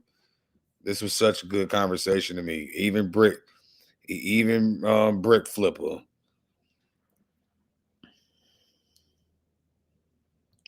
I'm not gonna look to see. You thought the Boondocks was canceled because it was. I'm not gonna look to see how many people subscribe tonight yet until after the stream is over. But I appreciate y'all. But listen, one of my favorite cartoons that I used to watch was called The Boondocks. If you don't know what The Boondocks is, I'm about to put you on. But they ended up getting banned after a few seasons. But Regina King, genius, she did the voice for Huey and Riley. That's the two brothers. And then they had Pops, which was John Witherspoon. Rest in peace to Pops. You know him from the Marlins brother, the Wayans Brothers show, from Boomerang, from Friday. You know what I'm saying? He was like, what do you call it? He was the dog catcher. He was Craig Daddy. You feel me? All of that. So this was a great show for me, but it was based on a lot of political things and pointed out a lot of stigmatisms in America. So we're gonna go ahead and watch this and let me know. At Artems Bullers 5883, just subscribed. You seem like you're the only one who has common sense on the top. Thank you very much, because Brick Flipper keep telling me that I'm not making sense, and I gotta stop letting him rage bait me. But it's all good, and I appreciate you so much for subscribing. Like I said, everybody who subscribed tonight, I'm going to make sure that I go through the list, and I'm going to subscribe back to every single one of y'all. It ain't about one of these things trying to make the numbers look good, and I have like a bunch of followers, but only following like 2 people. No, everybody that follow me, I'm following you back. I don't care. I love that. Let's go ahead and get it popping. Once again, shout out to at Artems Bullers 5883. I appreciate you so much. I like your show, homie. The Tyler Perry episode. We're going to do the Tyler Perry episode next. I promise you. Because I am up. I am up. All right, let's get it. You thought the Boondocks was canceled because it was too edgy, too offensive, maybe just too controversial to air in this sensitive world? Nah. The truth cuts way deeper. The Jimmy Rebel episode wasn't just offensive. It was dangerous. But not for the reasons networks claimed. It was dangerous because it held up a mirror to America's favorite pastimes. Racism, exploitation, and the way black pain gets packaged as entertainment for profit. Think about it. Why would a show built on satire suddenly be silenced for doing what it's always done? Why that episode? Why that character? Because Jimmy Rebel wasn't a cartoon villain. It was a composite of real-life figures in country music, Hollywood, and beyond. The ones who built empires off black suffering while smiling all the way to the bank. But let's be honest here. This isn't just about TV executives or BET pulling an episode. This is about us too. Our culture, our habits, our tolerance for laughing at the things that hurt us most. The Boondocks wasn't just showing us the system, it was showing us ourselves. And that's a level of truth most people aren't ready to sit with. In this video, we're going to break it all down. Okay, and before we even get into this, please, if you think that I'm about to be on some black conspiracy theory stuff with the white man what do you call it, trying to destroy America and building America on black people's backs, and then taking everything from everybody, including the Indians and the Spanish and everybody else. That's not what this channel is about. Everybody is entitled to their opinions and what the heck they got going on. This right here, though, is satire. And the reason why I like it, because because cartoons somehow seem to soften the blow a little bit to the truth, because the truth hurts and people don't like the truth. So let's just watch this video. And if it's something on here that you don't agree with, go ahead and leave a comment. If it's something that you do agree with on here, go ahead and leave a comment. Let's start a conversation. Why that episode had to be buried. How media has always been used as a weapon against black minds. And most importantly, what it says about us as consumers when we laugh instead of fight back. By the end, What are you doing? Come on, let's go. Wait, can you spot me for this? Spot you? No, I told you to just get the Atlas credit card. Atlas? What do you mean? I always get denied for everything. Not Atlas. There's no hard credit pull and no... you'll see why the Boondocks wasn't just a cartoon. It was a cultural warning that too many of us ignored. If this is hitting already, smash that subscribe button. Every week we break down the real game hidden in the culture, and trust me, this one goes deep. You probably remember Uncle Ruckus for his self-hate, wild rants, and straight-up offensive energy. But when the Boondocks paired him with Jimmy Rebel, a racist country singer with lyrics so foul, they couldn't even air the episode in the US. It wasn't just about shock value. It was Aaron Magruder pointing the finger at an ugly truth in black culture and media. Racism sells. Jimmy Rebel wasn't just a random character. He was a... At Brick Flipper, I appreciate you, man, tuning in and chilling with us and keeping the controversy going. I hope to see you at the next stream. Like I said, like, subscribe, comment, share, hit that notification bell so you don't miss out on the next one. And then hit the hype star so they know that what you call you was messing with the stream.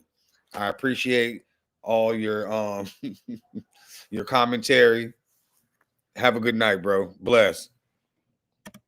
Posit, a stand-in for real figures in country, rock, and even pop music whose brands were built on anti-blackness. Think about artists from earlier decades dropping songs with racial slurs, stereotypes, or coded language. Some of these tracks hit radio waves, sold millions, and cemented their place in music history while contributing to the dehumanization of black people. Magruder used satire to expose this cycle. By making Jimmy Rebel cartoonishly overt in his racism, he forced the audience to ask, wait, but aren't we still supporting artists who do this in less obvious ways? Comedy makes it harder to look away. Here's the genius. Because it was animated and funny, people couldn't write it off as a serious rant or lecture. Comedy softened the blow just enough to sneak the medicine in, but it's still... Listen, and some of y'all might be wondering, why am I playing a Boondocks video right now when the video is about Anton Daniels and and Corey Holcomb beefing? But this video right here breaks down everything that we've been talking about tonight. You know what I'm saying? And why that stuff even went down between him and Corey, because of him talking about Corey pandering to the white man, and Anton pandering to the white man, and Anton didn't like the way that Corey came at him, and that shit just blew up, turned a whole nother way. Hit hard. We laughed at Ruckus idolizing a man who openly hated him, but it also felt familiar. How many black artists, fans, and influencers still idolize industries, labels, and brands that exploit their culture while disrespecting the community? Huey would have called it what it is: mental programming through media. Take a second to look at today's charts. While overtly racist lyrics may not dominate anymore, the undertone hasn't left. Stereotypes about black violence and hypersexuality flood mainstream rap. Rock and country artists have faced backlash for racially charged remarks, but sales barely take a hit. Even pop stars have borrowed urban aesthetics for clout while avoiding any real support for black communities. Magruder was saying, this isn't just history, it's the present. Lesson for today: learn what you're consuming. If you're a black creator, fan, or consumer, ask yourself, who owns the labels? Who profits from the pain in the lyrics? Are we supporting art or reinforcing systems designed to keep us distracted and divided? The uncomfortable truth is that systems thrive when you buy in without asking questions. Jimmy Rebel may have been a cartoon, but his legacy lives in every song, show, and stream that's engineered to sell a version of blackness that's palatable for others, but destructive for us. Real quick, if this is hitting, smash that subscribe button.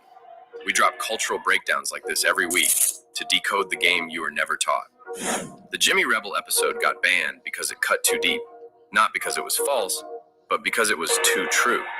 The question is, will you keep laughing it off? Or will you start looking at the music and media you consume with new eyes? So let's talk about Black History Month. Sounds empowering, right? Schools play MLK speeches, social media timelines fill up with Rosa Parks quotes, and corporations slap Pan-African colors on their logos.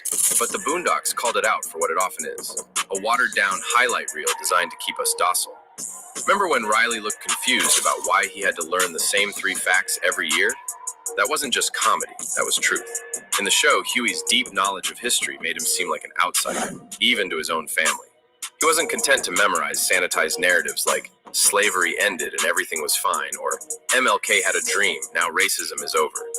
He wanted to know about the leaders who were too radical for textbooks. Hold on, let's get past this little ad real quick. Appreciate the 12 people still in the chat, man. We've been going since 3:30 this morning. It is now 8:30 this morning. You feel me? I've been going nonstop just for y'all. One love. Make sure y'all like the press that like button. The government programs that sabotage Black progress, and the uncomfortable truths about how history was rewritten to erase resistance. Meanwhile, schools, and even some parents, were happy with surface-level education. Here's the hard truth. When Black history is reduced to feel-good sound bites, it's no longer a tool for empowerment. It becomes a pacifier. Because when you don't know the full story of how systems were built to keep you out, you can't see how those systems still work today. You blame yourself for structural problems. You stay trapped thinking, this is just how it is. Many of you watching grew up hearing Black history only in February, as if 400 plus years of resilience, brilliance, and struggle can fit in 28 days. Ask yourself. Once again, appreciate y'all tuning in.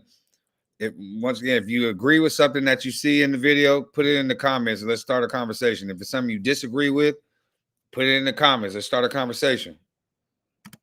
How much of what you learned was the real story? Or was it history made safe enough for TV specials and corporate marketing? If the only Black heroes you know are the ones approved by mainstream America, then you're missing the blueprint for true power. Magruder was telling us through Huey, they'll give you a dream to sell you a nightmare. So what's the fix? Study the full spectrum of Black history, the wins and the betrayals. Pass it down uncensored, and use it to build systems that can't be erased. At first glance, the Gangstalicious storyline feels like pure satire, a funny parody of rap culture and celebrity scandals. But if you were paying attention, the Boondocks was pulling back the curtain on something far bigger. How Black icons get rewritten, repackaged, and sold back to us in ways that keep us powerless. Gangstalicious is Riley's favorite rapper, but everything about him is a performance. His hypermasculine image hides his real identity. His music promotes chaos and consumption. His scandals are just another way to sell records. Sound familiar? That's because the Boondocks was holding a mirror to the real world, where many Black artists get caught in the same trap. Create controversy. Sell an image of violence and excess. Never own your masters or your message. Huey saw through it, but Riley? He absorbed every lyric, every chain, every gangsta pose, and became a product of it. This isn't just about... If y'all familiar with the Boondocks, y'all put in the chat who y'all favorite character was, man. Rappers. It's about how entire Black legacies get twisted. Tupac, once a revolutionary thinker, now often reduced to thug life merch. Malcolm X, feared in life, softened in documentaries. MLK, radicalized against poverty and war in his final years, but sold back to us as a harmless dreamer. The same system that silences you in life will market you in death. Gangstalicious showed us, when you don't control your image, your legacy gets edited. That's why ownership matters. That's why narrative control is wealth. And that's why we have to question what we're fed, even if it sounds like a banger. How many of y'all watching grew up repeating lyrics about murder and money, but never learned about Black Wall Street or Marcus Garvey? That's not an accident. That's programming. The Boondocks was telling you, don't just vibe, verify. Don't just consume, create. Gangstalicious. Okay. At Prototype, I could dig that. You know why I liked Huey? Not just because he was the brain conscious one, but he was good at that samurai ninja-ish, boy. Hey, nothing better than seeing a black man doing karate and the samurai ninja backflips and freaking nunchucks and swords and all that. He was my dog, man. Like African means all of y'all. This ignorant stuff is put out to act like right. Yeah, that part. It's all propaganda. That's why they keep saying media is what controls the perspective. And the more that you get programmed, the more we be against each other. And it don't make no sense to me. You know what I'm saying? This was more than a joke. He was a warning. Real black icons often get whitewashed, commodified, or erased. True legacy means ownership, not applause. And a cultural shift they were never prepared for. This isn't just about jokes. It's about trauma, survival, and assimilation. Think about it. Robert grew up in an America where survival meant fitting in, not fighting back. He witnessed racism up close, though was taught to keep his head down, go along to get along, and take whatever scraps the system offered. He internalized those lessons. So now, in his old age, Robert is out of place in a world demanding change. Instead of challenging systems like Huey, or even chasing clout like Riley, he's focused on comfort. The Boondocks paints him as part of the silent generation of Black Americans. Survived Jim Crow, raised families in hostile environments, did what they had to do, but often at the cost of their own healing. That survival mode created blind spots, passivity. Hey, he said 9354. I'm gonna read this message out loud just because I know you're talking the true facts, but he said, did you believe in the Black Lives Matter movement or Make America Great Again? At the end of the day, both of them was created by white people, and that doesn't serve the purpose of it being run and governed by Black people. So for us, by us, that's what FUBU was about. Let's be real. So I'm not mad at the intent on what it was made for and how it was made to try to help. But at the end of the day, both of those, both of those organizations are run by white people. So, and were created by white people, a white lesbian couple to be exact on the Black Lives Matter thing. So let's be real about that. Choosing peace over progress, ignorance, accepting media narratives without questioning them, resentment toward younger generations who demand more. Many of us watching know a Robert Freeman in real life. The uncle who tells you to stay out of white folks' business. The grandmother who won't talk about her youth because the memories are too raw. The older Black man who dismisses protests with, it won't change nothing. They're not weak, they're wounded. And that wound gets passed down silently, generation after generation. In The Block is Hot, Robert's at True Facts. Yeah, Riley, his character definitely is exaggerated. But I know kids that really do be like engulfed in the music so much that they really just want to be like their favorite rapper. I mean, there's kids now coming out 8, 9 years old, King FNG. You feel me? Like these are young kids, and they just as raw as the adults that they around. You know what I'm saying? So what you call it's exaggerated, but it's really not. You know what I'm saying? Like it really get down like that. These kids be jumping off the porch early. Spends more time watching BET than questioning what it's feeding him.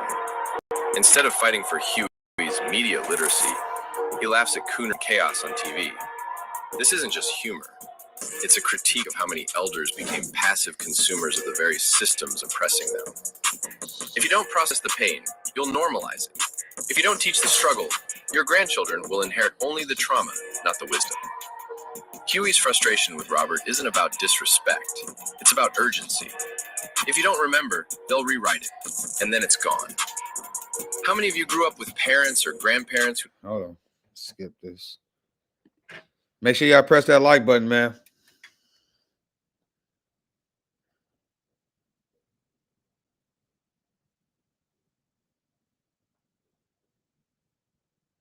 never talked about their battles? Who seemed strong but couldn't show vulnerability? That's the erased generation. The question is, will you let it keep erasing you? The 1619 Project, bringing hidden Black history into classrooms. Hidden Colors, shining light on African contributions to civilization. Community oral histories, families reclaiming their stories before they're lost forever. Robert isn't a joke, he's a warning. Silence doesn't protect, it erases. The next generation's wealth includes emotional and historical healing. When the Boondocks went after BET in the block is hot and BET sucks episodes, it wasn't random satire. It was a full-blown call-out of media corporations as cultural predators. Granddad loves his BET shows, but Huey... There go Huey with that ninja-ish. I told you that prototype, he be killing it. Sees through them. This isn't just bad TV, this is mind control. BET became a stand-in for all media entities feeding Black audiences a steady diet of stereotypes, thugs, gold diggers, broken families, distractions, endless drama, reality TV nonsense, low expectations, no focus on wealth, health, or empowerment. And why? Because controversy and coonery are profitable. The show's satire of BET's leadership wasn't just a joke. It reflected the very real history of executives exploiting Black culture while offering nothing of value back. The rise of reality shows like Love and Hip Hop over documentaries or educational programming. Music videos glorifying fast money, violence, and materialism while owned by corporations outside the community.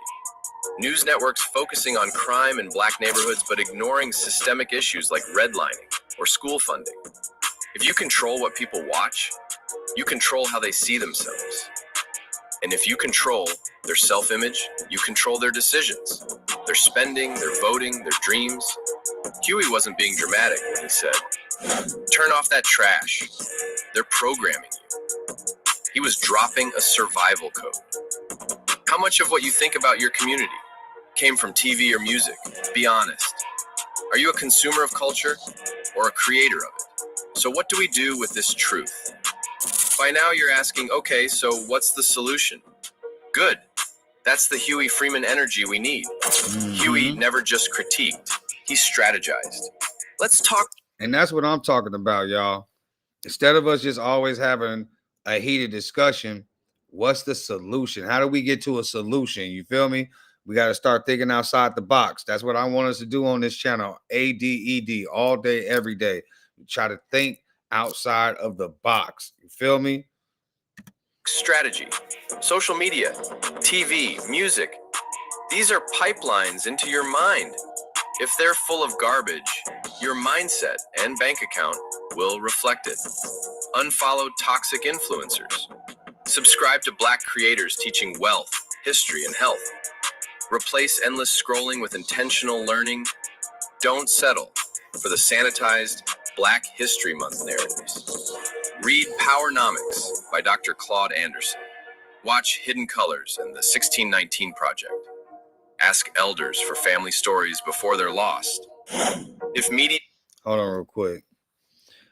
Leo Cohen said in a Breakfast Club interview, he signs rappers, lets them rap about violence, then makes money off that.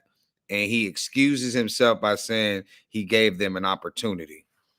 That's how, I mean, that's a tale from the olden days, from when all of this started, from when the Jewish people first took over all of the entertainment industry.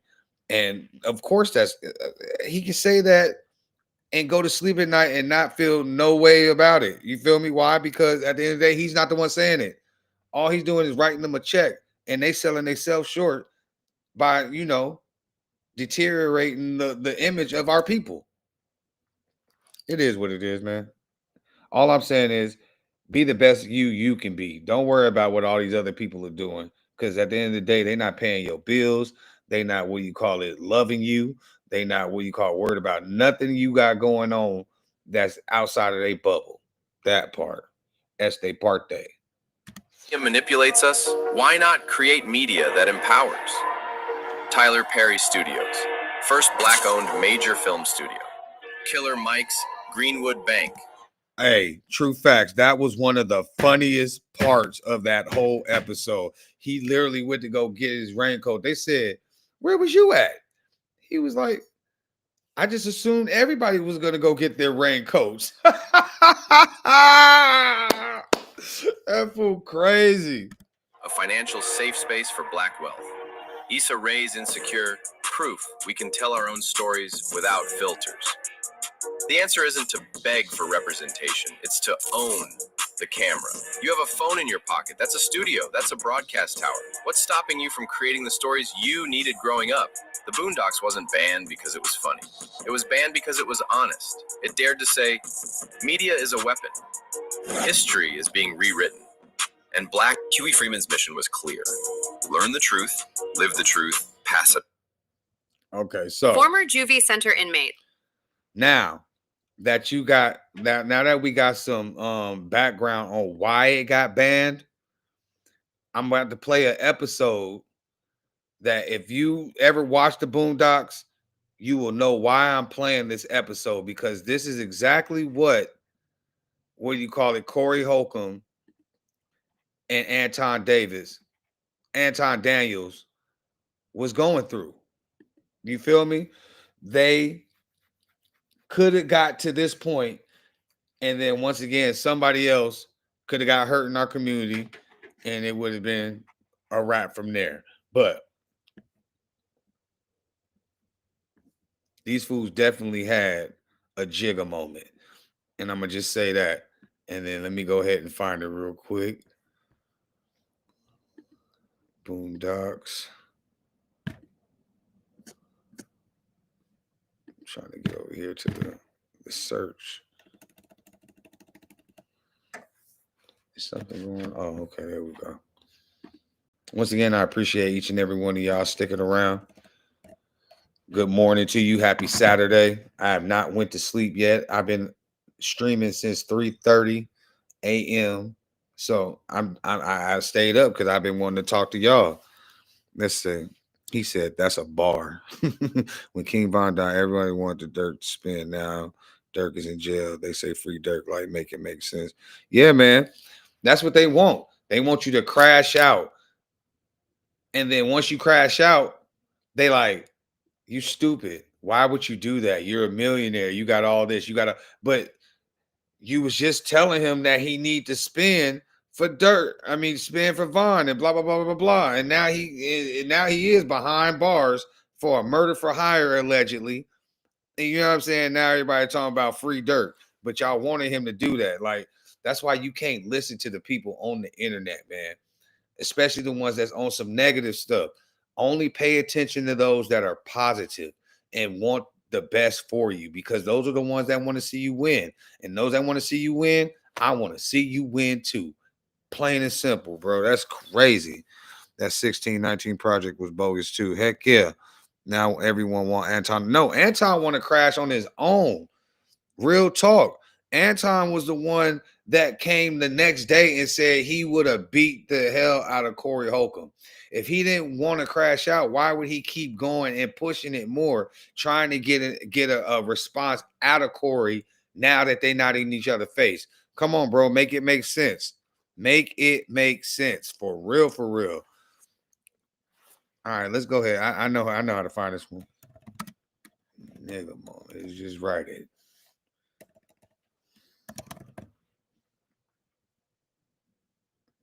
No, I need the whole episode.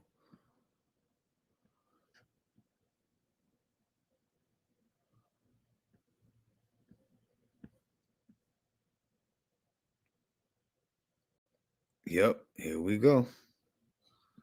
They got a clear I'm trying to see if they got a clearer one. If not, that's going to be the one.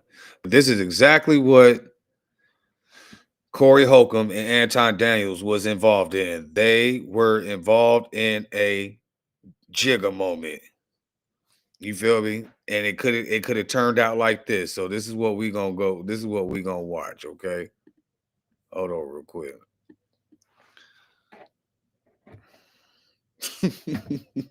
y'all got my brain working tonight. You know what I'm saying? Got me on the good foot. I'm glad that I did this. I think, like I said, I think this is gonna be, because like I said, I stream every day. And I try to stream like 2 to 3 times a day. But I think I'm gonna do like my day stream, like when I do that. But then like early in the morning, I'm gonna start at like 3 o'clock in the morning, West Coast time, 3:30, between 3 and 4 o'clock West Coast time in the morning. And then I'm gonna just stream through all the way through to the morning time, like we did today. Because we got the most engagement and interaction. I love the conversation that we've been having in the chat. It's been great, man. I can't wait to do another stream and all y'all come back and we can run this back. You feel me? All right, let me go ahead and get this. I got it lined up. Let's get it. I am the stone that the builder refused. I am the visual, the inspiration that made ladies sing the blues. I'm the spark that makes your idea bright. The same spark that lights the dark so that you can know your left from your right. I am the ballad in your box, the bullet in the gun, the inner glow that let you know to call your brother son. The story that just begun, the promise of what's to come, and I will remain the Hey, at Prototype, we on the same page. soldier till the war is won.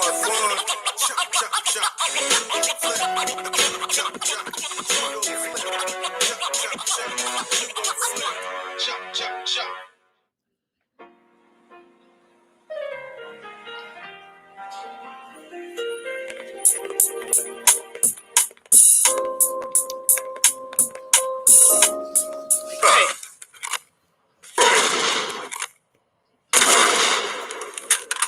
Watch where you walking, nigga. Hey, what you say, nigga? Watch closely. You're about to experience a nigga moment. Webster defines the nigga moment as a moment when ignorance overwhelms the mind of an otherwise logical Negro male. What did you say, bitch, nigga? Hey, squeeze it, nigga. Hold on. As a shout out at Kel the Plug. My dog only got 16 subscribers. So I'm gonna go ahead and subscribe to him because he actually playing an episode that I wanted to see. Perfect, and it's in 1080p. So thank you at Kel the Plug.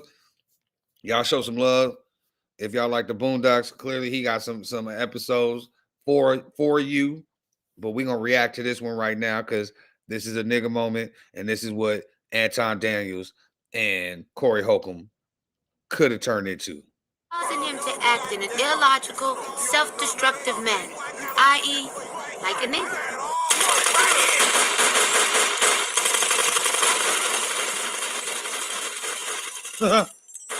Nigga moments are unpredictable. Hey, wait, man, wait. This is stupid. Hey, you right, dog. Look, let's put the guns away and go on about our business. Freeze! But they all end up bad. If they had their own category, nigga moments would be the third leading killer of black men behind pork chops and FEMA. It's a fact. Now let's see how an... And he said, you ain't lying. Charleston White is kind of like Stink Meaner. nigga moment affects a white man. Watch where you walking, bitch. What did you... Wait a minute. I'm white. I'm white. Where you going? Don't you ignore me. This is a perfectly good moment to throw your life away. What you gonna do? The misconception about the nigga moment is that it can be avoided by simply moving away from niggas. If only it were that easy. See, niggas always got a new trick right around the corner.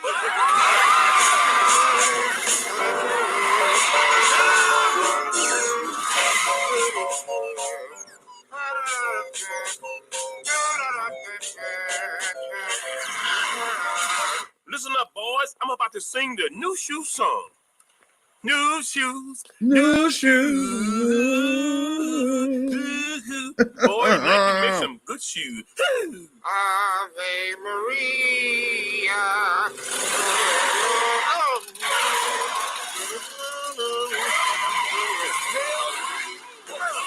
Oh.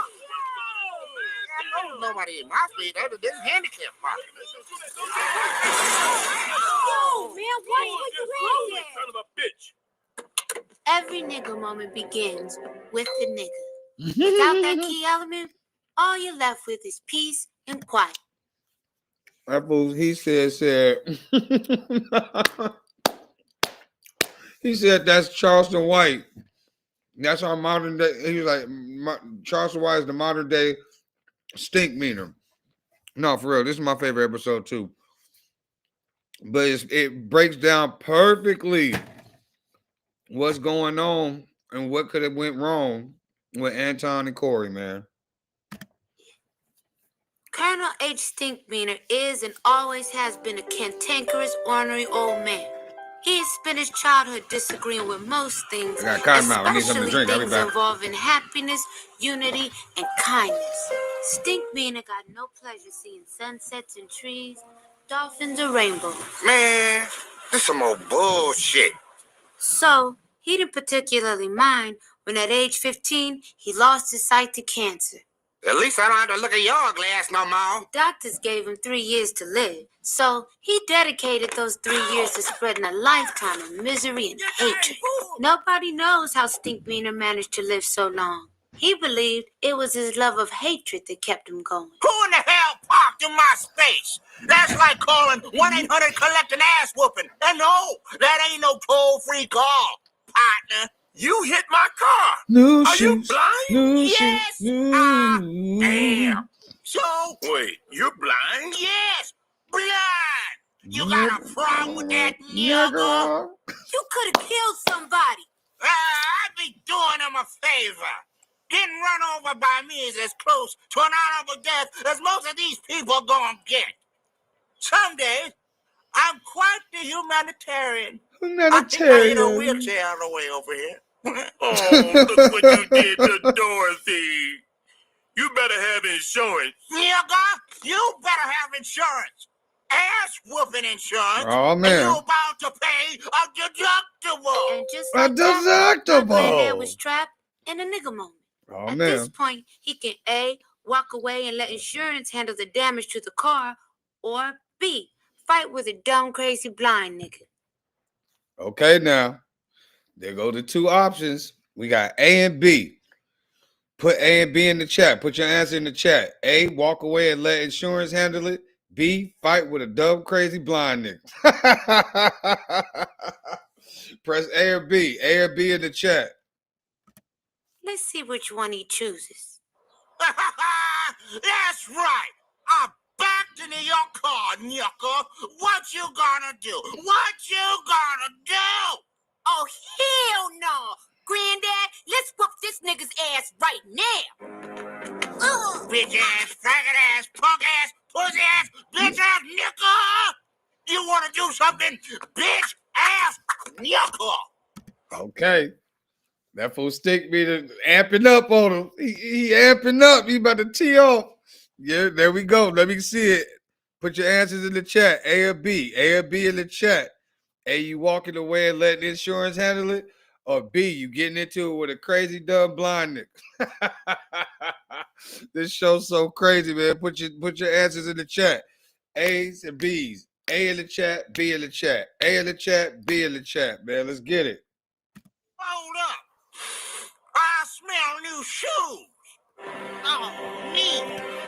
Shout out at Lee's 3117. Thank you for joining the chat. Thank you for joining the stream, man. Appreciate y'all giving me your answers. Come on, give it up. At True Facts, he said, I'm choosing the Anton way, B.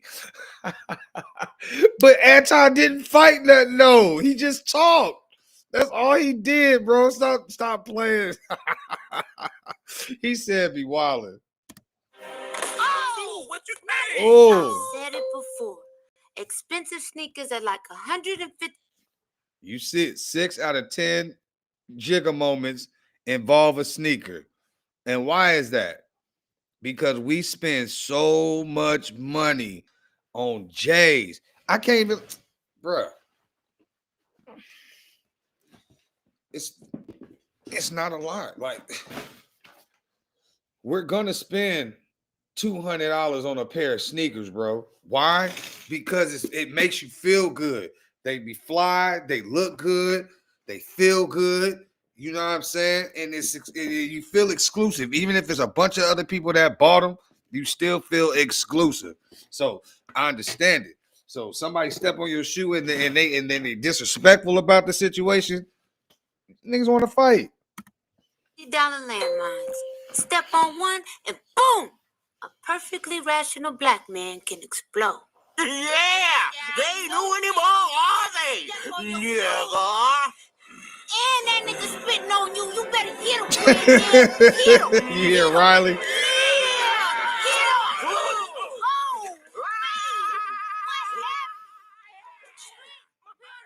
hit him. He hit him with the war call.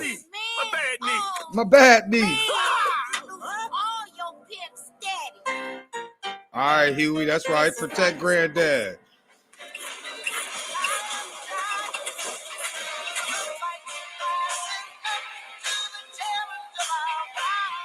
I hate this damn soul. I can't believe you got your ass kicked by a car, Granddad. My knee went up. You know I got a bad knee. Bad knee? That nigga had bad eyes. He couldn't see, Granddad. He beat you like a piñata. Yo, we can rig Granddad out for Mexican birthday parties. We can call him Senor Piñata. Anybody got that one family member that just got all the jokes and do not care if you going through it or not, man? Rest in peace to my little cousin, little Stevie, man. We just lost him this past year, but what do you call it? He was one of the funniest people, not just in my family, but just one of the funniest people that I've ever known in life. And that fool was just like Riley, bro. He always instigating something, always had all the comebacks and the quick snaps. You feel me? He the reason why I got tough skin now, because that fool used to get on everybody. So funny. That's Riley. Hola, Senor Piñata. Senor Piñata. Riley is the whole internet. Thank you for that. I appreciate that. He said, Boy.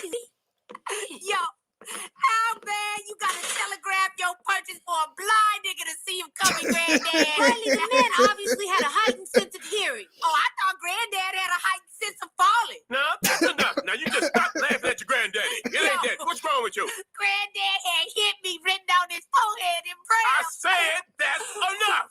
Okay, what you gonna do? Beat me?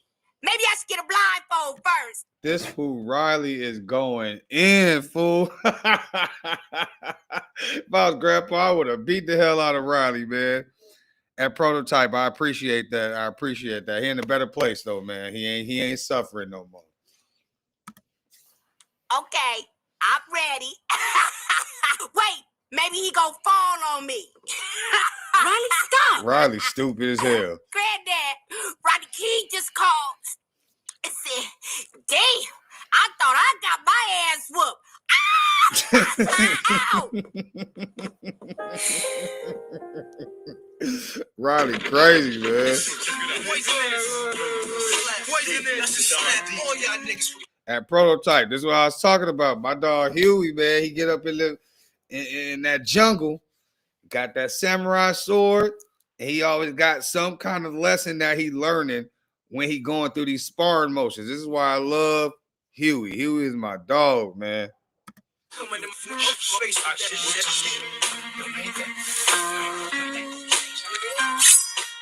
Yep, you right, Ed. He says all about perspective. That night, I dreamt of a blind swordsman.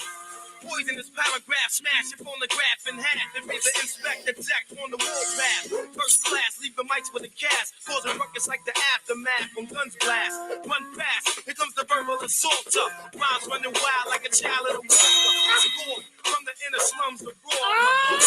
He knows my every move, yet he cannot see. As my mind fights to make sense of the impossible, he has turned my sight into a liability.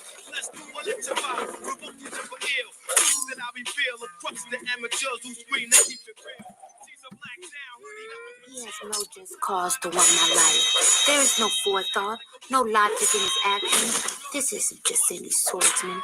This is the blind nigga samurai. The blind nigga samurai.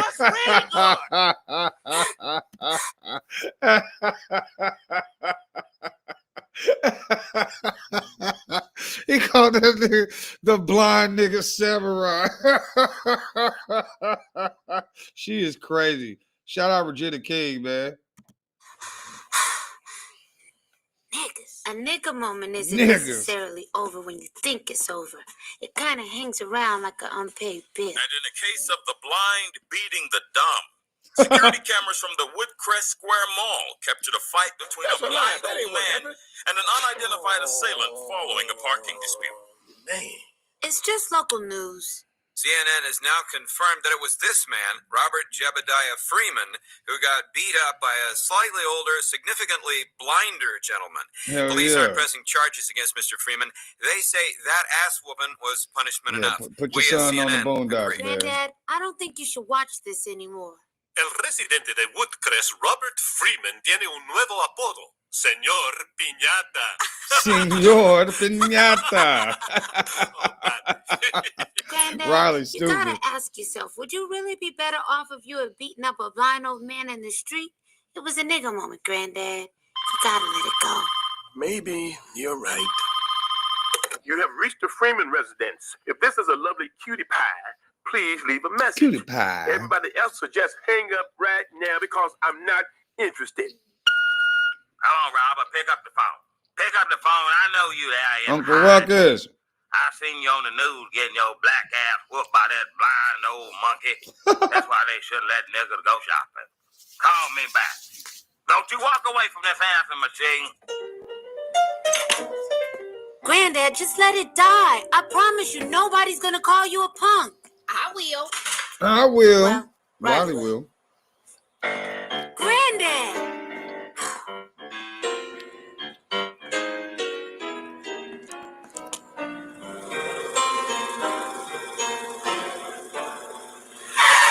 No relation. Oh, man.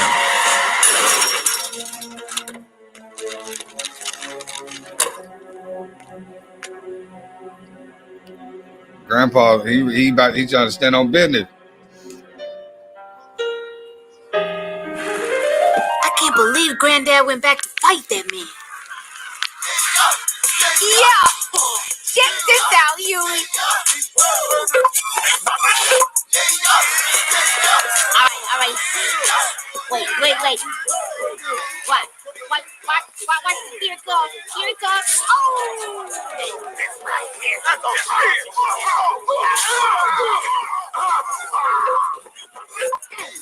You ever notice whenever someone throws a chair, a ball jumps off? Aren't you worried about Granddad? Look, you want to see it again? Hey, look. See, I say you don't even have to hit nobody with a chair. And niggas would still start wilding out. Significant and Sergeant Gutter Beef was Ice-T and Soldier Beef. Yep. Well, you don't look hurt.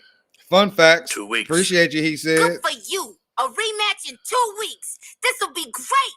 Hey, we might be able to make some money off this. The Slugfest in Woodcrest. Yeah. The Slugfest in Woodcrest. You don't understand, boy. I have to do this. Follow me. I want you to see what you're up against.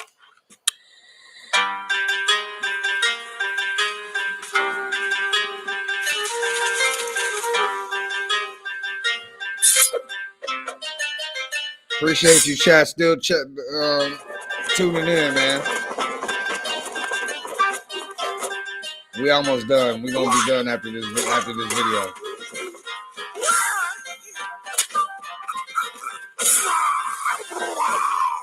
Holy shit. You remember the way he dodged your punch? Your enemy is the Satoichi, the blind swordsman. His ears give him more information than all your senses put together. If you underestimate him, he will kill you.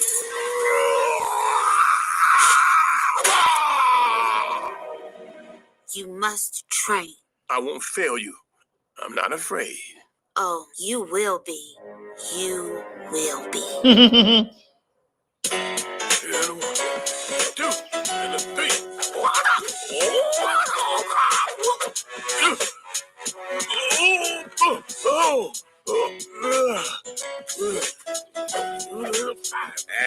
Between me and you, your granddaddy shouldn't be too worried. Everybody knows niggas can't fight. I'm sorry? You heard me, nigga. Niggas can't fight. They don't possess the strength for character or the mental quickness to be a great fighter. Uncle Ruckus is That's wild. why all the best fighters in the world have always been white men. Jack. Anybody on here got an Uncle Ruckus in their family or know some Uncle Ruckus anywhere in their vicinities? That is a wild man. Rocky Marciano, Sylvester Stallone, and don't forget Ralph Macchio. You name me one great black heavyweight fighter. Name one. Go ahead, name one. See that you can't do it. What? Oh, you want to pull Ali out your ass? That what you think about? Muhammad Ali? Well, that nigga so tough, then why he didn't go to Vietnam? I'll tell you why. Because he was scared. No Vietnamese ever called me nigga. I called him a nigga 8 times before I had breakfast. Now what he gonna do? Hold on, I'll make it 9. Nigga.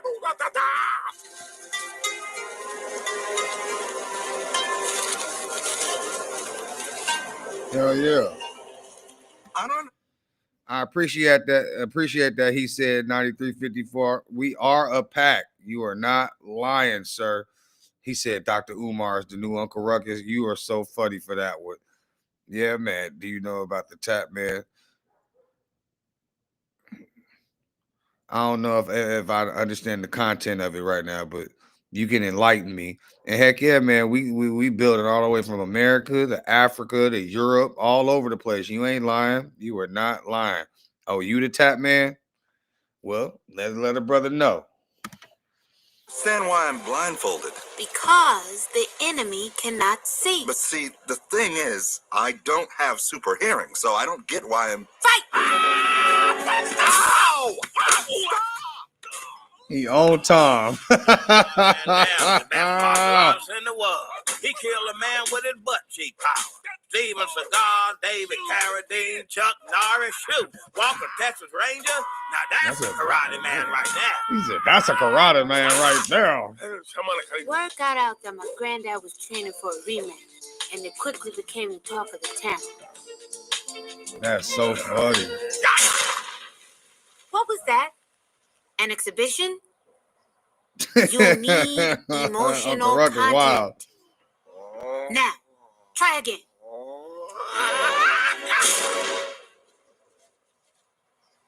Yeah, one leaf fall. Damn, that hurts. Damn it, boy. Ooh. Everybody knows niggas tree, not kick 'em. Ruckus. Riley had the brilliant idea to take advance orders for the DVD release of the fight and take a little action on the side. Riley is a hustler. He hired a street team to create the necessary hype. Stupid.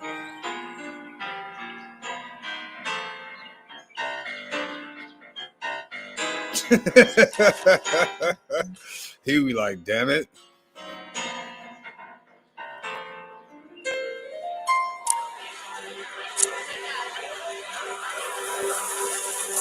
The fight had a huge turnout. Seems like watching niggas act stupid is becoming America's favorite pastime. Hey, listen up. I'm gonna tell y'all one more time. This fight ain't starting till I get $10 from all y'all. Hey, you. Nah, nigga, I didn't get yours yet. Give me that. Private nigga moments, public nigga moments. Riley wasn't playing. He was like, give me that money, bro. Public nigga moment shames the whole race. Oh, this is it. This is it. Ass Granddad, the only way to win is not to fight. That's right, Robert. Nobody's gonna call you a fruity boy or a pansy fruity pants boy. if you don't do this. I will. Right. Well, Riley will. I mean, everybody's just talking so far. You scared? Yeah, you scared, ain't you, bitch, nigga? I can smell the bitch in you. Heck yeah, that shit was funny. We'll probably You must have do a review on that one tomorrow, or well later on after I wake back up and start streaming again. And as I watched Stink Man move blindly around the ring, I had a terrifying realization. He wasn't a trained swordsman, and he didn't have super hearing. He was a blind old man who had just gotten lucky. Granddad! Wait! No! Stop! Granddad about to put in work.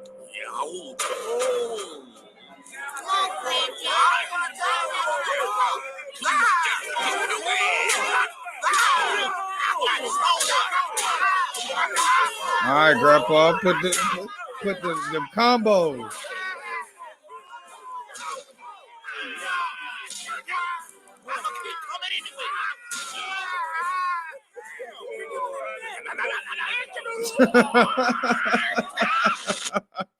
You know, we could all be reading a book right now. Grandpa put that work in. He wouldn't trade.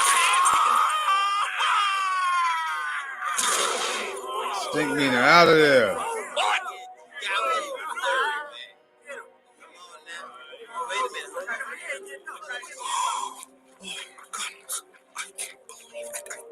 Dang, Granddad, you had to kill him. And so, Granddad emerged from the nigga moment victorious. Riley is stupid. Congratulations, Robert. I told you a nigga that black couldn't fight. Woo! Good going. That wasn't even worth it, Appreciate you, prototype. I want my money now. Give me my damn money. Marley's stupid. Oh my God, a chair.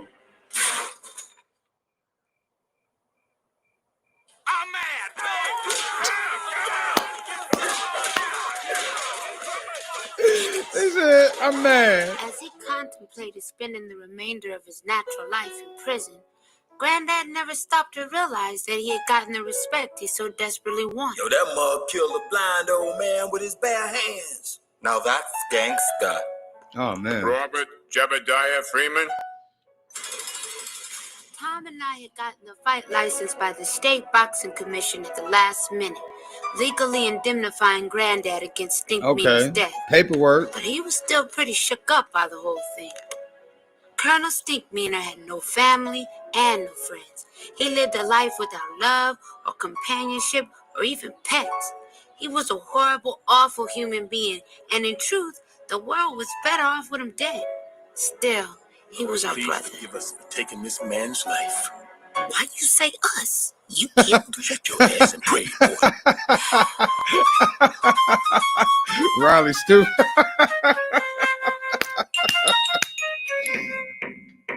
All right, man.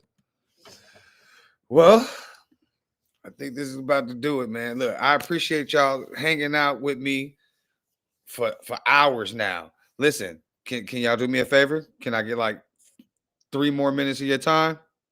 So look, my dog, what do you call it, said it earlier. He said we are a pack.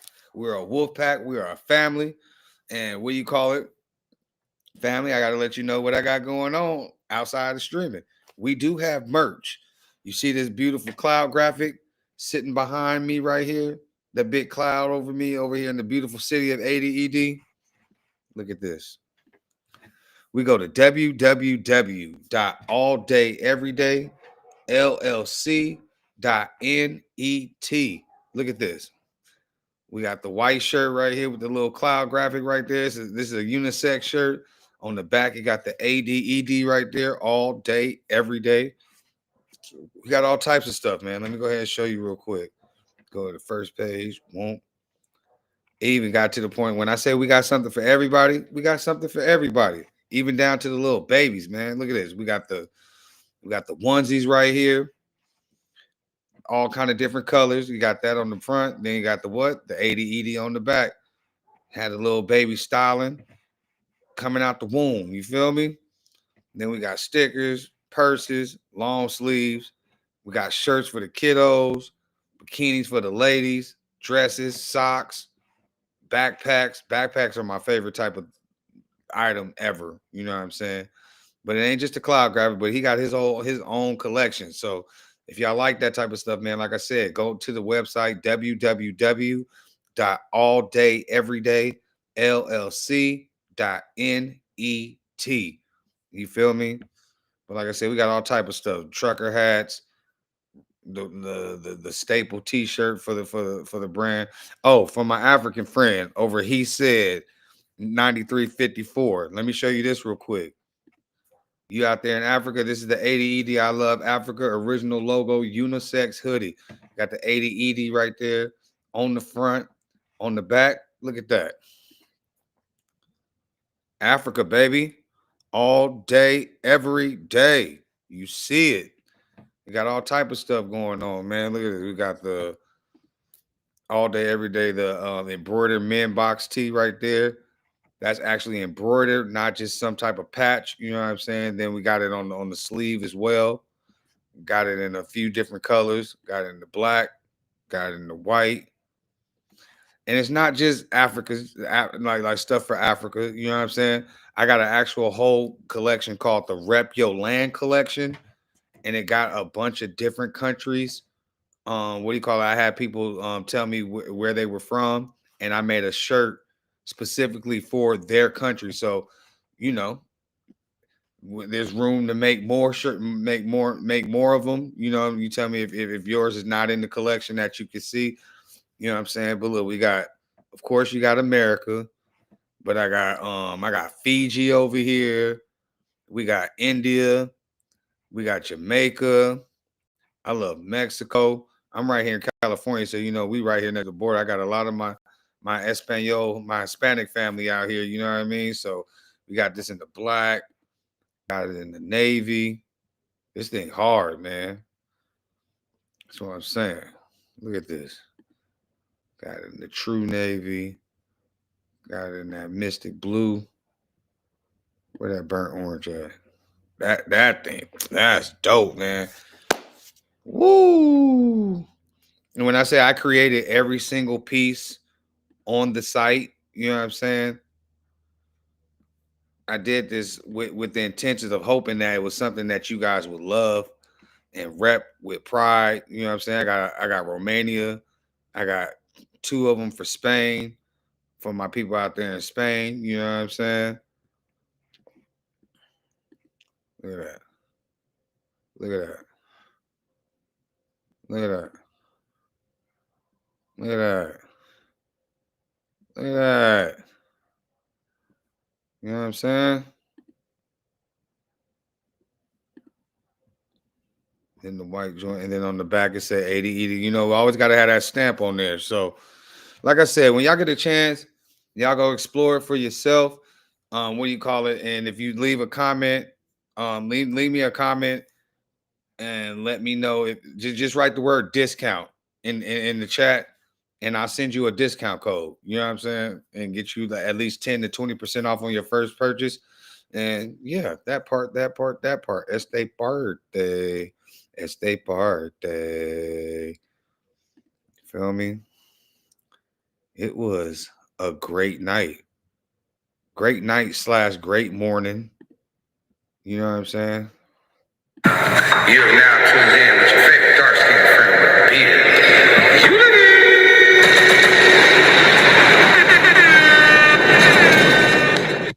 Make sure y'all press that like button, press the comments, share, subscribe, hit that notification bell, hit the hype stars. Let them know that you're messing with your boy. And we got the cash apps over there tagged at the top of the chat. Show some love. I appreciate each and every one of y'all. Till next time, thank y'all. Thank y'all. Thank y'all. Good night.